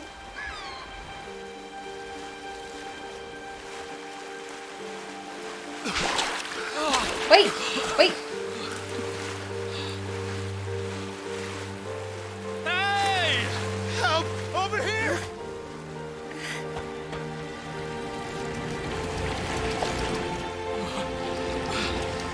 Go, Navia! Oh, hello! Thank you for joining us, and thank you for the follow!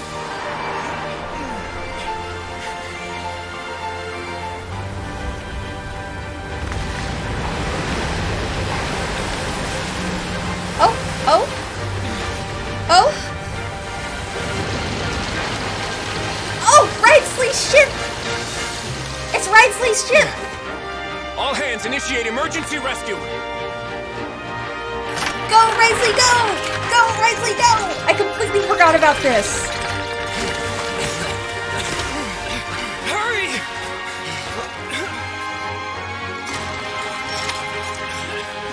Hey, lend a hand! Hey, but the people aren't dissolving, and that is a win. Fremine!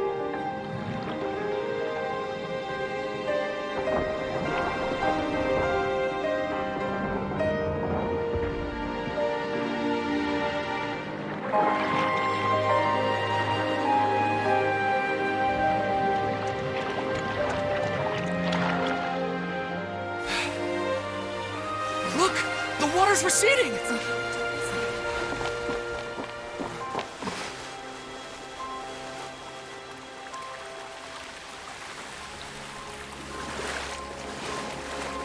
Everybody's very so. We didn't dissolve. The prophecy was wrong. The prophecy was wrong. No, Neuvillette saved you. Focalor saved you.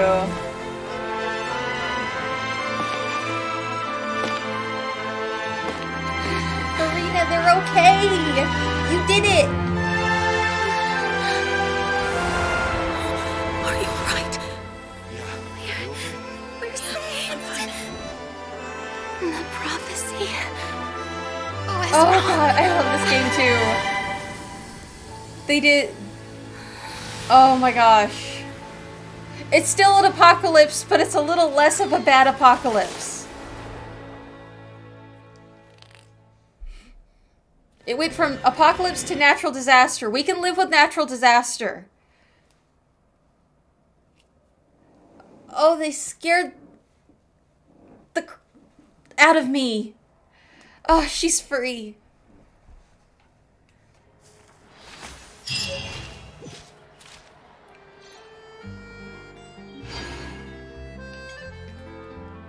Oh, they can't just drop me there. They can't just drop me there. Why isn't my controller working? Boop, boop, boop, boop. Alright, let's unplug and replug, maybe? There we go! Now we're working. I think it was so many cinematic scenes that my controller just was like, ah, you don't need me anymore. Whew. Oh my gosh, I'm so loving this story.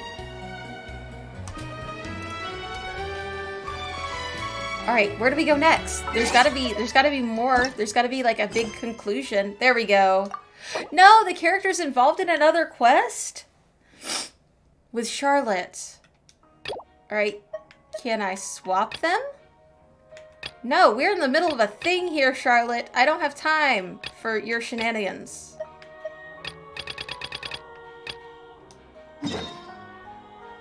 Was that it? No, that's Have you not ever it. seen his stickers? Ugh. Back. Do me a favor. I don't want your lens right now. I hate when they do this. Is this the one that has her locked? Is that what it said? Take them off. Let's go get a lens real Magazines quick like to so play that we pranks can finish our story. Oh, that's frustrating. This storyline has been beautiful and a roller coaster.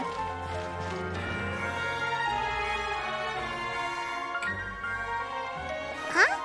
Isn't that Charlotte? What could she want with Lapine Pauline? Pretty please with the cherry on top, Charlotte. Journalist extraordinaire. Please tell me you're joking. I read that a gang of criminals tricked the Gardamex by disguising themselves as blubber beasts. It's true, isn't it? It has to be. I've invested all my savings into graph adversarial technology and even taken out a sizable bank loan. Oh no. I'm begging you like the beggiest beggar in all of begdom. Okay, I love that line. The beggiest beggar in all of begdom. I need you to calm down a little, Miss Lapine Pauline. I admire your passion for your research, and I don't mean to dash your hopes for those, big-ticket orders. But I'm afraid I'm not joking. The Blubber Beast incident was a short story mailed to us by an anonymous amateur author, written in the style of a true story. A short story? Oh, Paimon sees what happened here. Sounds like the report Lapine Pauline read in the Steambird wasn't in the news section after all. Funnily enough, I actually remember being in a meeting where the editing team was debating the potential risk of misleading the public with this story. They even went to Maison Gardiennage for advice. Yeah, it auto-selected this one. But to our surprise, they fully supported us printing it. They figured that the false intel would be a great way to dupe potential criminals into wearing ridiculous costumes when breaking the law. Oh my god, that would be hilarious. People breaking the law dressed as a blubber beast. In truth, Gardamex are extremely sophisticated in their capabilities. They can identify criminals just as reliably as the best human guards, so a crude disguise isn't gonna get you far. If anything, it'll just make you stand out all the more. Since we ran that story, the Maison Gardiennage has made a slew of arrests, including, one phantom blubber beast, a titanic red-crowned finch, and a specter man. I'm just picturing criminals dressed up in, like, furry suits to commit crimes, thinking that the Gardamex wouldn't be able to spot them. So I knew this story had helped out law enforcement, but this is the first time I'm learning of an innocent citizen being deceived by it. And investing so much mora for nothing. Oh. Poor Lapine Pauline. Uh-oh. So Lapine Pauline's whole research project is based, which means we're not gonna get a big bonus after all. But more importantly, she's gonna lose everything she's invested. That really does suck, though. Traveler, Paimon, you're back! Yes, we are back. I was in the area taking some photos for a story when I got to talking to Miss Lapine Pauline about her research. She told me about your collaboration. She was hoping I could write an article to spread awareness about image recognition technology. She even paid me for the article and gave me one of her prototype devices before I could get a word in. I unfortunately had to dash her hopes, and I'm afraid all your hard work was in vain too. She's desperately trying to find a way to rescue the project and get you the mora you're due. I've tried to let her down gently, but she's finding it all very hard to accept. You would too if you put all your money into one project. This is a new situation for us too. It's such a pity. It seems like the author was only trying to make the story interesting, and the Maison Gardiennage only had Fontaine's best interest in mind. Yeah, it's nobody's fault. She's kind of the victim of a misunderstanding. Wait, Miss Lapine Pauline? What are you doing? I'm gonna pick a fight with a Gardamex, head to the opera at Biclez, and get a one-way ticket to the Fortress of Meropide. Oh, okay. Going to jail is your answer? That way, I won't have to repay my debts. It's the only way I can afford to keep on living. Whoa, there's no need to go that far. I mean, come on, look at you. You wouldn't even dent the Gardamex armor. In all likelihood, they'd only hold you up at the Maison Gardiennage for a few days before letting you out, and then you'd still have to repay your debts. Actually, instead of going into the technicalities of that, how much did you actually invest? How bad can it really be? 270,000 mora. Oh my god. Okay, well, escaping to the Fortress of Mirapede over a sum like that seems like a last resort. Surely there must be other options. Not anymore. I used to be an equipment supplier to the Fontaine Research Institute before that blew to pieces, and now I'm just a small-time engineer. I scraped together some savings over the past few years, but I put every last mora into this project, and now I'm left with nothing.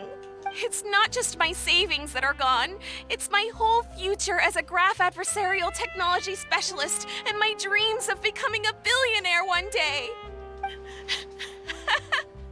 My life is over.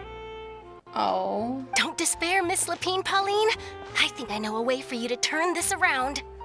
This prototype you've given me, the camera lens for image recognition sample collection. It's really quite something. You said you designed it specifically for high-fidelity image capture and analysis, yes? The rapid focal length adjustment is a very useful function in its own right. It's sure to make many journalists' jobs much easier. In fact, I'd say it has the potential to revolutionize Fontaine's news media. There you go. Just change your audience. So your research efforts thus far are by no means in vain. The technology you've developed may have many applications that you've never even considered. Really? Yes, really. Absolutely. I've been working as a journalist for the Steambird for a long time now. No one understands the issues we journalists face on a day-to-day basis better than me. So keep calm, take heart, and start thinking about mass production. In the meantime, I'll show your invention to all my colleagues to drum up interest in your product. I can't believe it! If this is true, then I can look into setting up a whole camera lens development pipeline. My big-ticket orders and billionaire aspirations are still in the cards. Oh, maybe I should consider taking out another loan. That way, I can more rapidly loans. improve the lens production process, be the first to market, and prepare to battle for dominance in the camera industry. Come on! Stop daydreaming about your pipelines for a minute. Just take it one step at a time and see how it goes. Yes. There's no sense in putting all your eggs in one basket before things are even off the ground. Slow and steady runs the race. And I can probably speak to some people I know and license my image recognition device to a workshop to raise some funds. I can't believe I didn't think of this sooner. There's no time to lose. I need to get to work. Early bird gets the worm. Oh, she's so motivated now. I love it. Can you believe her? She just ran off. Paimon's pretty sure our advice went in one ear and out the other. Probably. It's understandable. When inspiration and passion strike at the same time, it's all too easy to throw yourself headfirst into your work and forget about everyone around you. A lot of journalists are the same way when they're first starting out. But don't you worry. I'm gonna write an article on all this, and I'll be checking in on her regularly. Thank you, Charlotte. Her research has the potential to benefit the entire journalistic community. I'll give her plenty of input to stop her from going down any rabbit holes and make sure mass production of her lens can begin as soon as possible. It's reassuring to know that you'll be looking out for her, Charlotte. Star journalist to the rescue. Actually, you know what? Why don't you two take this prototype lens? I'm sure you'll have plenty of chances to use it on your travels. Oh, yes, we will. It takes the right person to get the most out of a new technology. In your hands, it's sure to capture some amazing sights. Thanks a lot, Charlotte. No bonus, no biggie. This makes everything worth it. You're welcome. I got something out of this too. The beginnings of a very interesting news story. The boundaries between real news reports and news-like fiction must not be blurred, even when there's a compelling justification for doing so. Yes, that's how I'll phrase it to the editors when I give them my feedback. Let's hope we don't mislead any more well-meaning citizens in the future. Let's hope not, because that could be catastrophic. It almost was for her. All right, so we now have the special analysis zoom lens. After activating the special analysis zoom lens through the inventory or through the gadget shortcut bar, you can use your camera to use a special photo taking function. After Charlotte activates this gadget, the original effects of framing, freezing, point of composition hold mode cannot take effect, but you can use special methods to take photos. Awesome. Okay, now we can go talk to Charlotte about something completely different.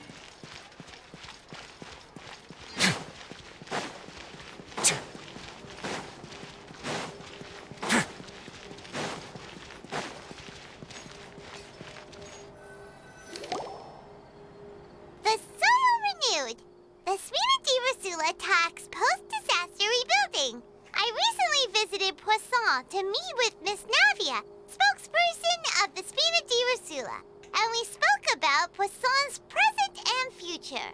Old soil can still give birth to new bloom, Miss Navia stated.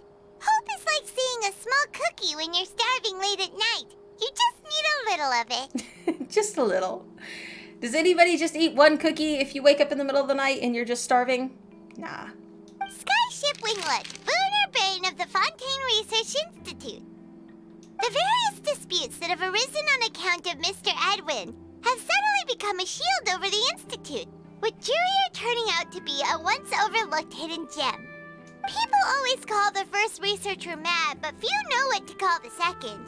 And should that latter person achieve a miracle, they would find it all the harder to find a word with which to classify him and his team.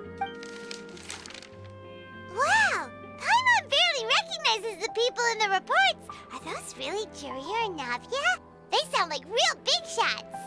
They might have been real big shots from the start. What do you think? Pretty enthralling, huh? Mm-hmm. The Steambird's idea was pretty simple. With the disaster just having passed, we would print a free edition packed to the margins with good news to calm people down. That is a great idea. Everybody needs some positivity after a cataclysm. The value for these big scoops lies in their inevitable follow-ups. We'll publish further reports and go into the stories behind those people. Edwin's assistant, Jurier, created a true flying ship, while Navia is leading people in the reconstruction of their home. I'm sure that these stories could draw even your well-traveled eye. The articles do make me curious about how things will play out. Paimon's curious too! Wait a minute. Didn't we watch everything happen from start to finish? What's there to be curious about? What happens after? And that's exactly why I'd like you to come conduct interviews with me. You're the best incubators of news, if you haven't noticed. And also, with you around, I'm sure I'll get to see that Duke. Are you sure? Hasn't he turned you down several times already? Oh, this time will be different. Come on, let's head to Poisson first, and then make a trip to the fortress.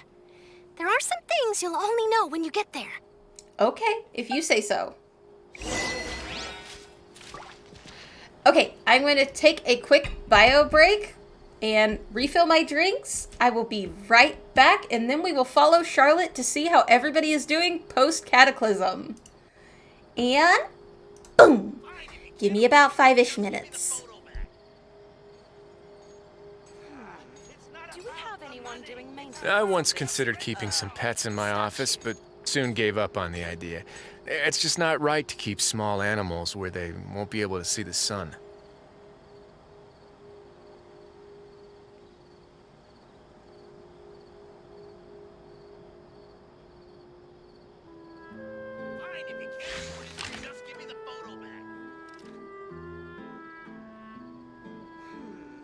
Do we have anyone doing maintenance on this, statue? It's not about the money, it's about the principle!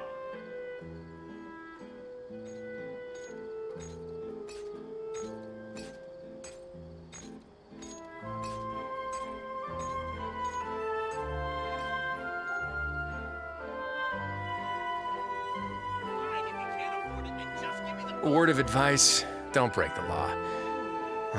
Is there anything else? Yeah, seriously, don't break the law.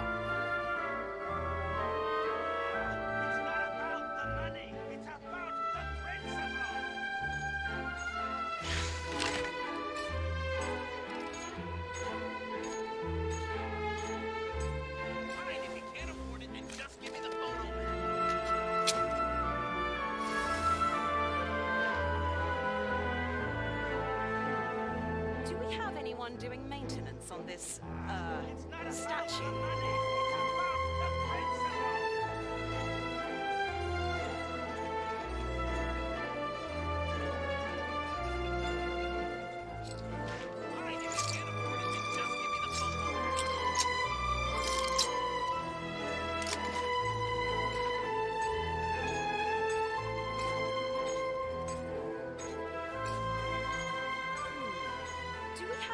doing maintenance on this, statue? It's not about the money, it's about the principle!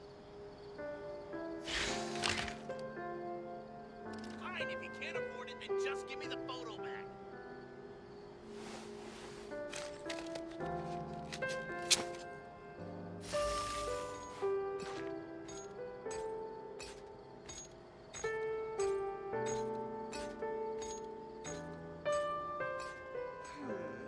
Do we have anyone doing maintenance on this, statue? Fine, if you can't afford it, then just give me the photo back. If you ever see any stickers on my back, do me a favor and take them off. Malazines like to play pranks sometimes.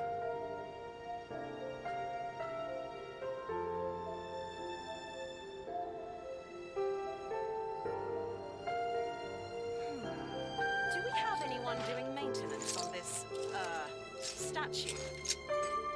It's not about the money, it's a fine, if you can't afford it, then just give me the photo back.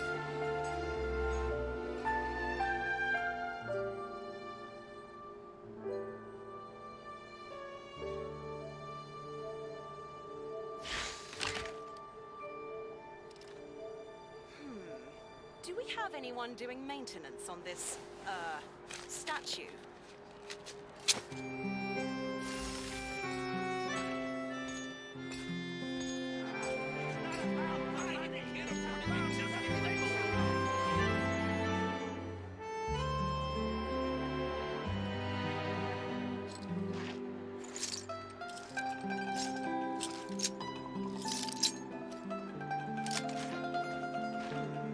Do we have anyone doing maintenance on this, statue?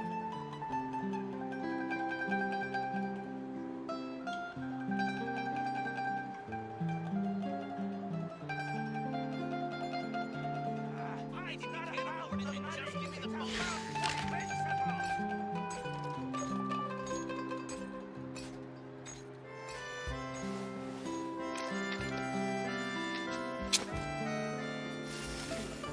Do we have anyone doing maintenance on this, statue?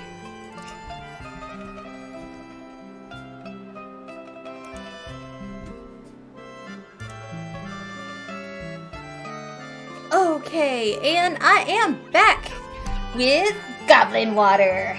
Let's go. Yes, please and thank you. Okay, so here we go. Oh, wait, something's up. Alright, 1 second. There's something weird in the middle of my screen. There we go. Fixed. Okay. Oh, yes. Alright, so we're off to Poisson. Let's see. Right? Yeah. Wonder if it will look any different.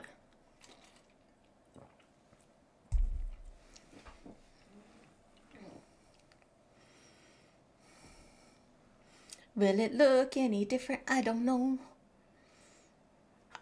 I hope so. I hope it at least looks like, you know, there's been a recovery effort.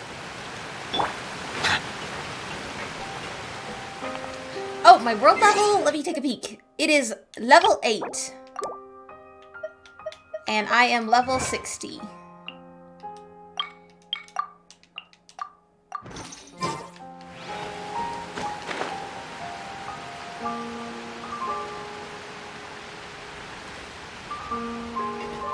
Ooh, I'm sure this is gonna make some leeway on our reputation. Hopefully we'll get closer to getting our wings. Navia!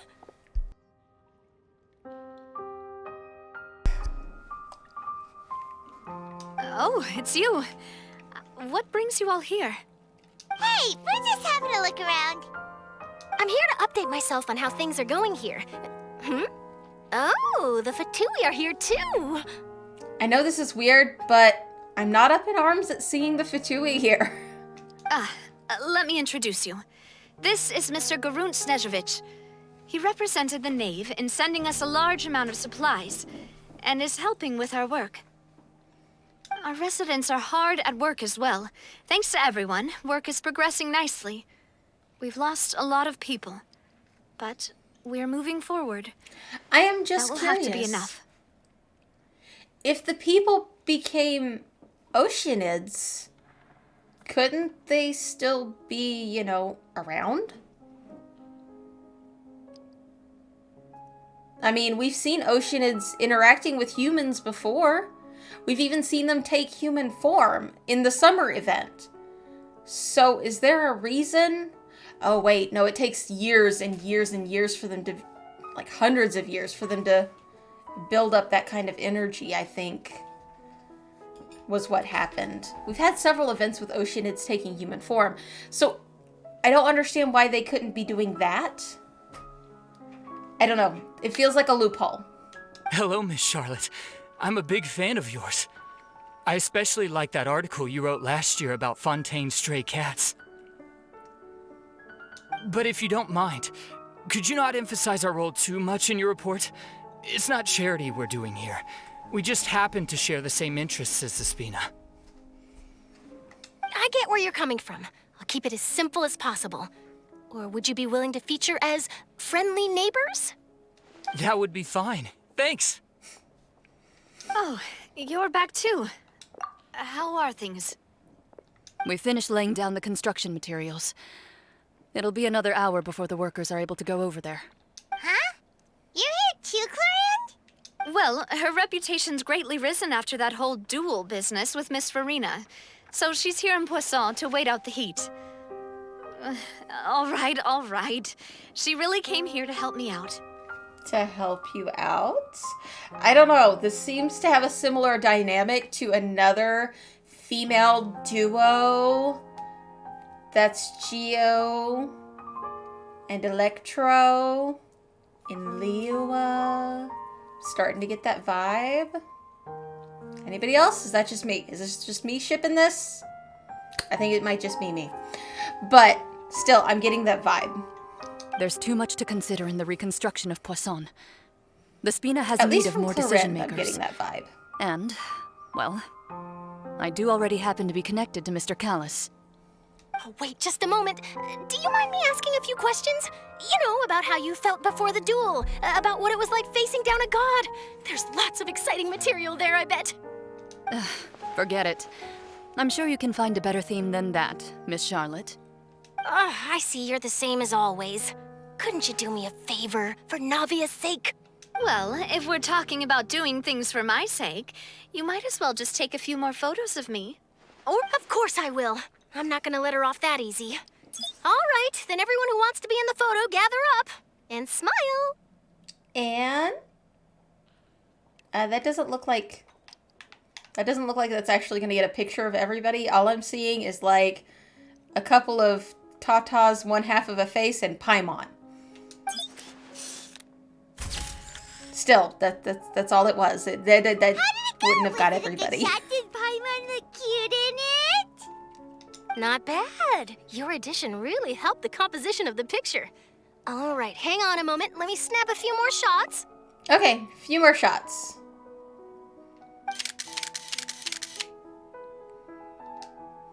All right, that should do it. I'll be back here later anyway, so let's call it a day. You're very quick. Speed is of the essence when it comes to the news, and freshness is the key. Also, not to brag, but I'm pretty good at building connections. Who knows? I might eventually get that interview with you after all, Miss Clarand. Wow, you really do have that never say die spirit. I'm impressed. She does have that go get it, that go gettedness. Is that a phrase? I'm probably saying that wrong. I'll hazard a guess that this is how you got that interview at the Fortress of Maripede. You already knew she was going? Whoa, you're well informed. Let me make a guess too. I asked Sijuin, who told Monsieur Nervillette, and he told you, right? That's a very complete information chain. In truth, all Monsieur Nervillette asked me was, when did the Fortress become so friendly towards the media? Oh. I told him that it was best not to speak too soon. There's no guarantee that Ridesley will make a personal appearance. You're right. I've got to treasure every moment I have with them. In which case, I'll be making a move first. Stay safe now. And tell me if you hear anything interesting. I'll treat you to afternoon tea in exchange. Okay, bet. And we are off to the Fortress of Masquerade to see how things are settling down there. We didn't do anything over here. I feel like there's a big hole. There's a big hole in the storyline. All right, let's see. Layer map. Here we go.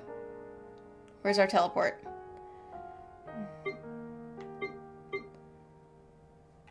All right, here's...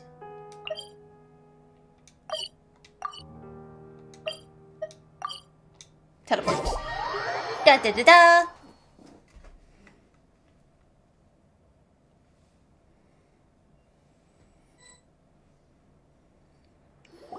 And we're in.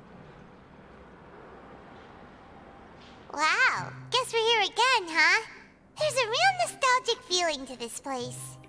Yeah, because we've been imprisoned here for 40 days. Looks like you've been missing us. I just want to steal his boots. I want to mug Ridsley and steal his boots. Duke! Did you come all the way to the entrance to greet us? Of course. I'm here to welcome you and our dear Miss Charlotte, whom our good head nurse recommended to me. It's an honor to finally meet the much-rumored Duke. Thank you for consenting to my visit to the fortress, sir. No need to thank me. But that said, I shouldn't be the focus of your interview. I trust you recall our agreement? Of course, of course. All right then, this way.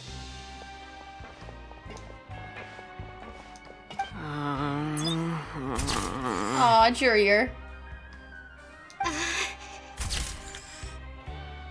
Levine? Hmm? Hey, no need to be so nervous. I've already taken all the photos we need. Miss Charlotte, do these pictures really need to be published on the cover of the Steambird? Stay up there. I want a little bit of air.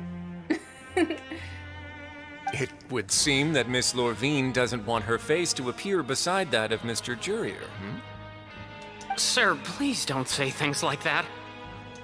But it looks like dear Mr. Jurier denies it. Might this interview be very important to you then? No, I just... This is my first time being interviewed, and I'm very thankful to the Steambird for... Now, I might not look it, but I actually did meet Mr. Edwin once. And I'll be honest, I enjoyed chatting with you more. You've definitely got more of that genius vibe going on. Ooh, Charlotte knows how to fluff some feathers in the good way. No. Preen some feathers? I don't know what I'm trying to say. She knows how to stoke an ego. The boat that brought about a miracle. The ark that saved the people. Why, you recreated a myth back there, like an emissary of legend. Still, if I might ask, where's that flying ship now? Huh! Looks like Charlotte's trying to get herself another exclusive scoop. I have to apologize, but that ship is presently in the bowels of our factory. I'm afraid it won't be easy for you to get a shot of it. Really? Well, then in that case, could I have an interview with you to make up for that loss? Oh, look at her. She's so smooth. She really does know how to squeeze out opportunities for all they are worth. You already know my answer, I'm afraid. Best you interview our head nurse instead. Or perhaps you'd like to take another photo of this couple of researchers? Did you really have to use the word couple? Oh my gosh, they so just need to go ahead and be together. They just need to stop. Well then, 2 solo photos will do. Is my hair messed up? Please, someone help me have a look. Things sure are getting pretty lively here. We've seen this kind of thing before.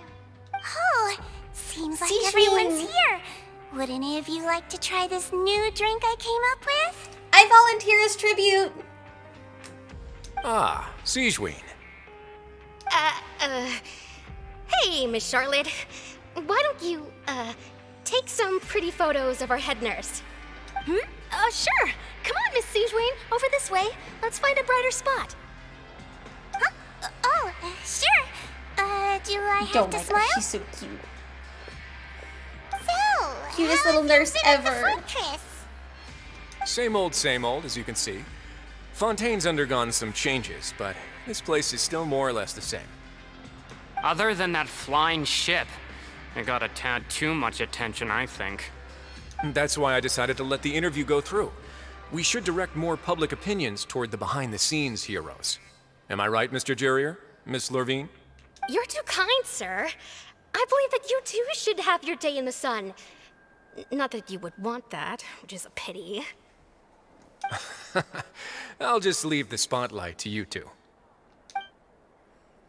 We walk with Wrightsley for a while and share news above ground with him. Lots of things happened that day, huh?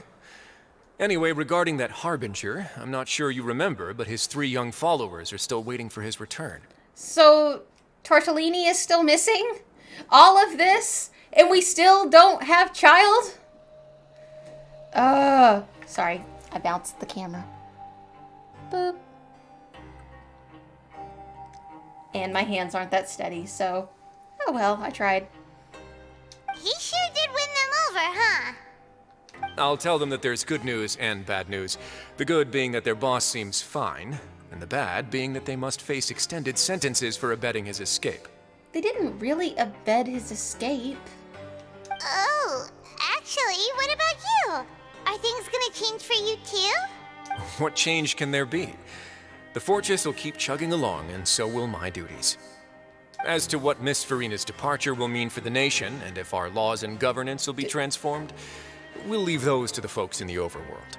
Hey everyone, the photo shoot's done.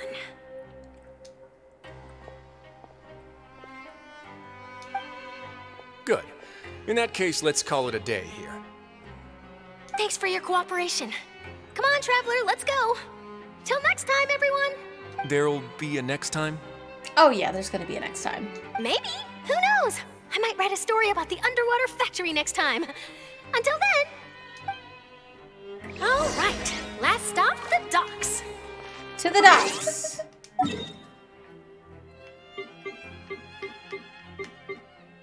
Right, where is it gonna be?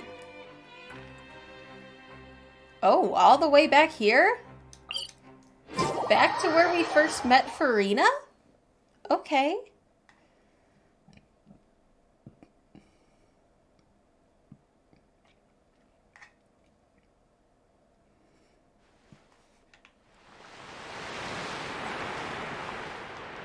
Are we gonna take the lift? No, we are not. We are gonna jump off the cliff.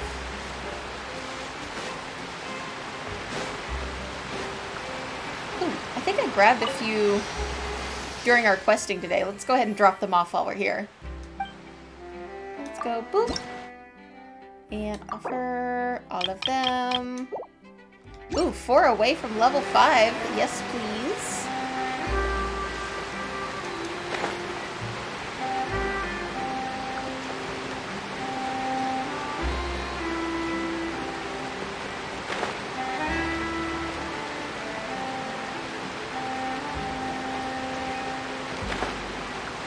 Should be getting pretty close to landing. There we go. Oh, it's Lenny, Lynette, and Fremine. I didn't see them! They really are here! How did you know? Navia mentioned that she stayed in touch with Linny and the others after working together. Apparently, they've been at the docks distributing these strange pockets the whole time since. I'm sure they have. Back to distributing the magic pockets. Traveler, Paimon. Ah, and Miss Charlotte, too. Would you like a magic pocket? I guess. What sort of I have a gadget is teapot. it? It's a wondrous bag that can be used to carry many things. The water level has returned to normal, but if you see any of your things floating around, you can use this to carry them. Or you could trick a friend into doing it for you. Trick a friend? I wonder which of my friends would fall for that.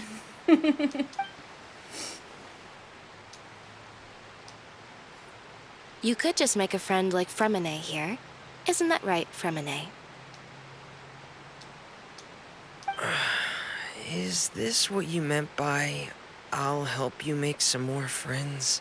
Oh. To be honest, that sounds pretty sweet. Could I have your contact, please? Sure. They're so cute! Please, write down my address. I love it! Charlotte and Fremine. Oh, that would be nice. Unlimited artifacts. Oh, that's drool worthy. I wish. Oh my gosh, I wish. You sure are working hard to help Fremine socialize. Fremine is adorable. He is the most adorable little bean, and he needs to be protected at all costs. He was the one who proposed doing this. He even wants to assist in our magic shows. He's like the super introvert, and I relate. I love him. He's so cute. Yes, I was planning to first introduce Pear as an assistant, and later Fremine himself. In the future, I think we can leave underwater escape magic to him too. That said, would anyone want to see a diver escape underwater? Good point, Lynette. Oh, it'll work out. Every journey begins with the first step. He'll become a part of our show eventually. Lynette, could you come over? Miss Charlotte says she wants to take a picture of us. Got it. My, that Charlotte is rather perceptive. She got rid of everyone the moment she realized I had something to say to you. So, how have things been, Traveler? Oh, here comes the Linny Riz. Father says that you did a great deal during the latest events. She's very grateful for your contributions to Fontaine. That's all right. We were more than happy to help. So, what's she doing now? Oh, I guess you haven't heard. Well, after Lady Farina left, Father and Monsieur Neuvillette opened negotiations, during which he gave Fontaine's gnosis to her as a diplomatic gift. Okay, so what I'm hearing is the Fatui have so far procured every single gnosis in every region where we have tried to protect it. That is what I am hearing. I'm hearing that we are horrible at this. A diplomatic gift? A gnosis? Yes, I was quite surprised at first myself. But when I thought it over, there were actually a number of things going for it. Okay, but wait, if the seat of power for the Archon of Fontaine was destroyed, I would have assumed the Gnosis was also destroyed. Am I wrong here? I thought the Gnosis is what gave the Archon its power. And if the Oratrice no longer works and was no longer functioning off of the Gnosis, then that one would assume the Gnosis is no more. There is no sis. I'm proud of myself for that one. I am. I am proud of the Gnosis.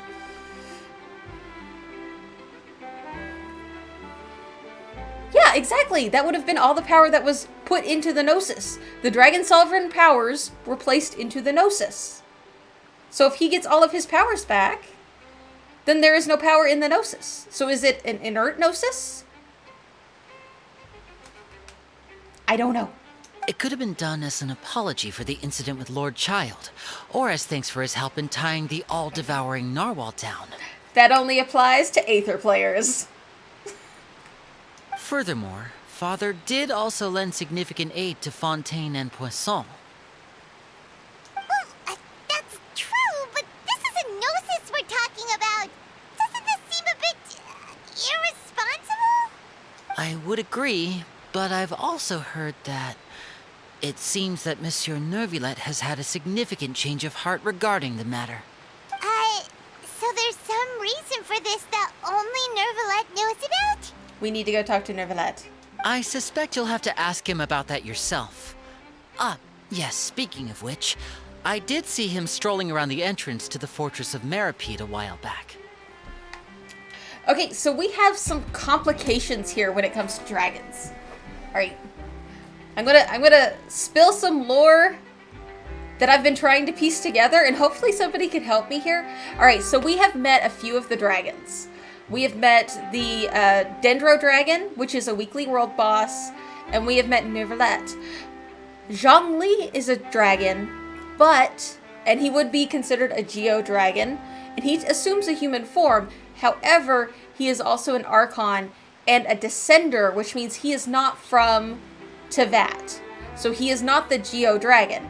Neither is the weekly boss, what's his name?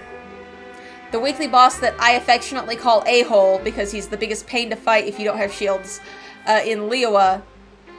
Oh, what is his name? It starts with an A. Ajdaha.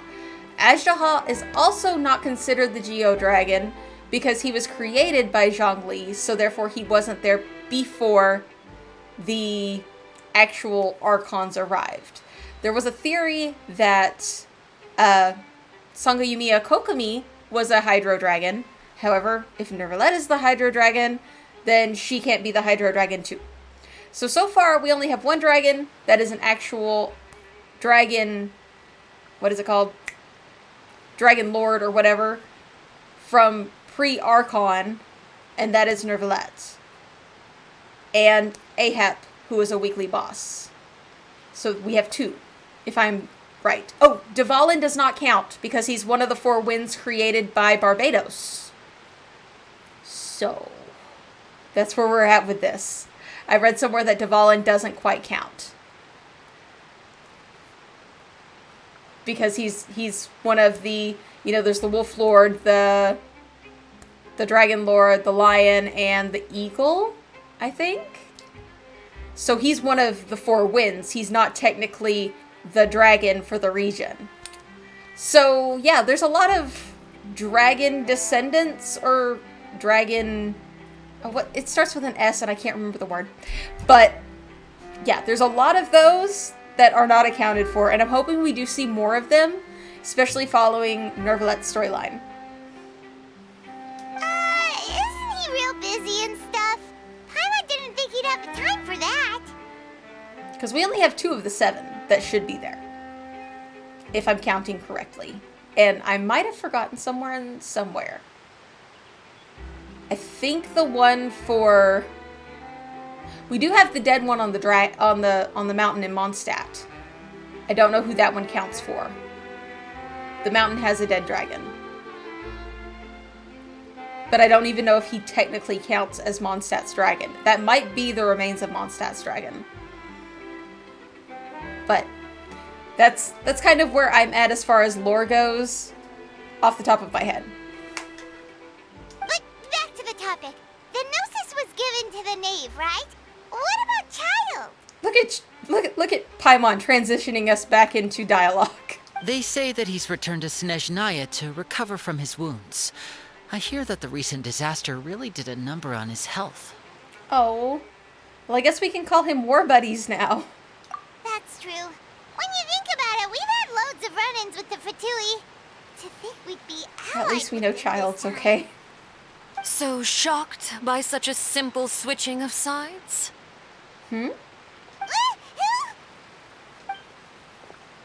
Oh, okay, it's the knave.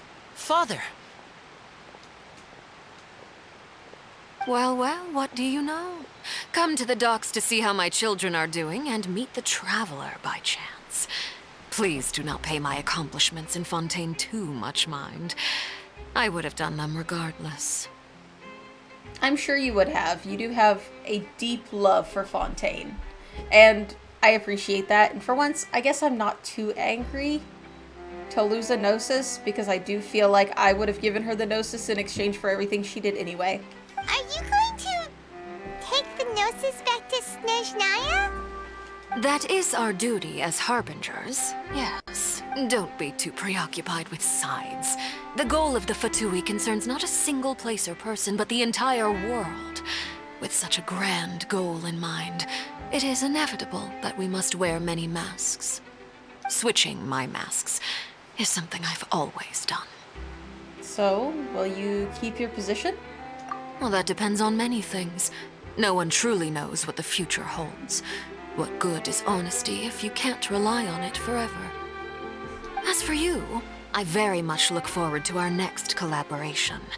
Good things cannot be achieved alone, and you've proved yourselves to be great partners. A vision? Oh, child's All right. vision. We've been holding it this I'll whole remember time. to return it. Thank you for keeping it safe for him this entire time. Poor child, going without his vision this whole time. That's a wrap for me. Huh? You're... Greetings, Miss Journalist. Hello. If I'm not mistaken, there are diplomatic channels I'll need to report to take a photo of you. That is correct. So forgive me, but I will not be able to serve as a subject in your article. However, feel free to write as much as you'd like about our dear magicians and our upcoming rookie talent. I will. The sea breeze is quite pleasant. I shall continue my walk while the weather remains so agreeable. No sis? No sisses? Farewell. I don't know. What is the plural for gnosis? All the gnosis? All the gnosises? Gnosises makes sense. Maybe? Farewell, Father. Oh, she has such an intimidating presence. I didn't even dare to take a picture. Thankfully, I've already wrapped up all my pre-scheduled interviews. Thank you all. This will be more than enough for me to write about, I'm sure. I'm sure it will. You've got a lot to work on. Don't be too nervous. Why don't you take a magic pocket before you go? Here, Traveler, Paimon, you take one too. Okay, we'll take one. To move things about? That's right. Funny. I was giving out magic pockets when we first met too. And what do you know? I'm doing the exact same thing right now. So many things have happened, but the pockets are still the pockets. Right? I guess this must be life. We will all follow our own paths, and serendipity will lead you to your fated friends. All right then. We'll be handing out pockets in some other districts later, so we'll get going now. Have a good day, you two. You two, be safe. Well, guess we sent Charlotte off. Shall we go see what Nimble's doing? As long as he's not so busy that he doesn't have time to chat anyway. Let's go check on the new Lord of Fontaine.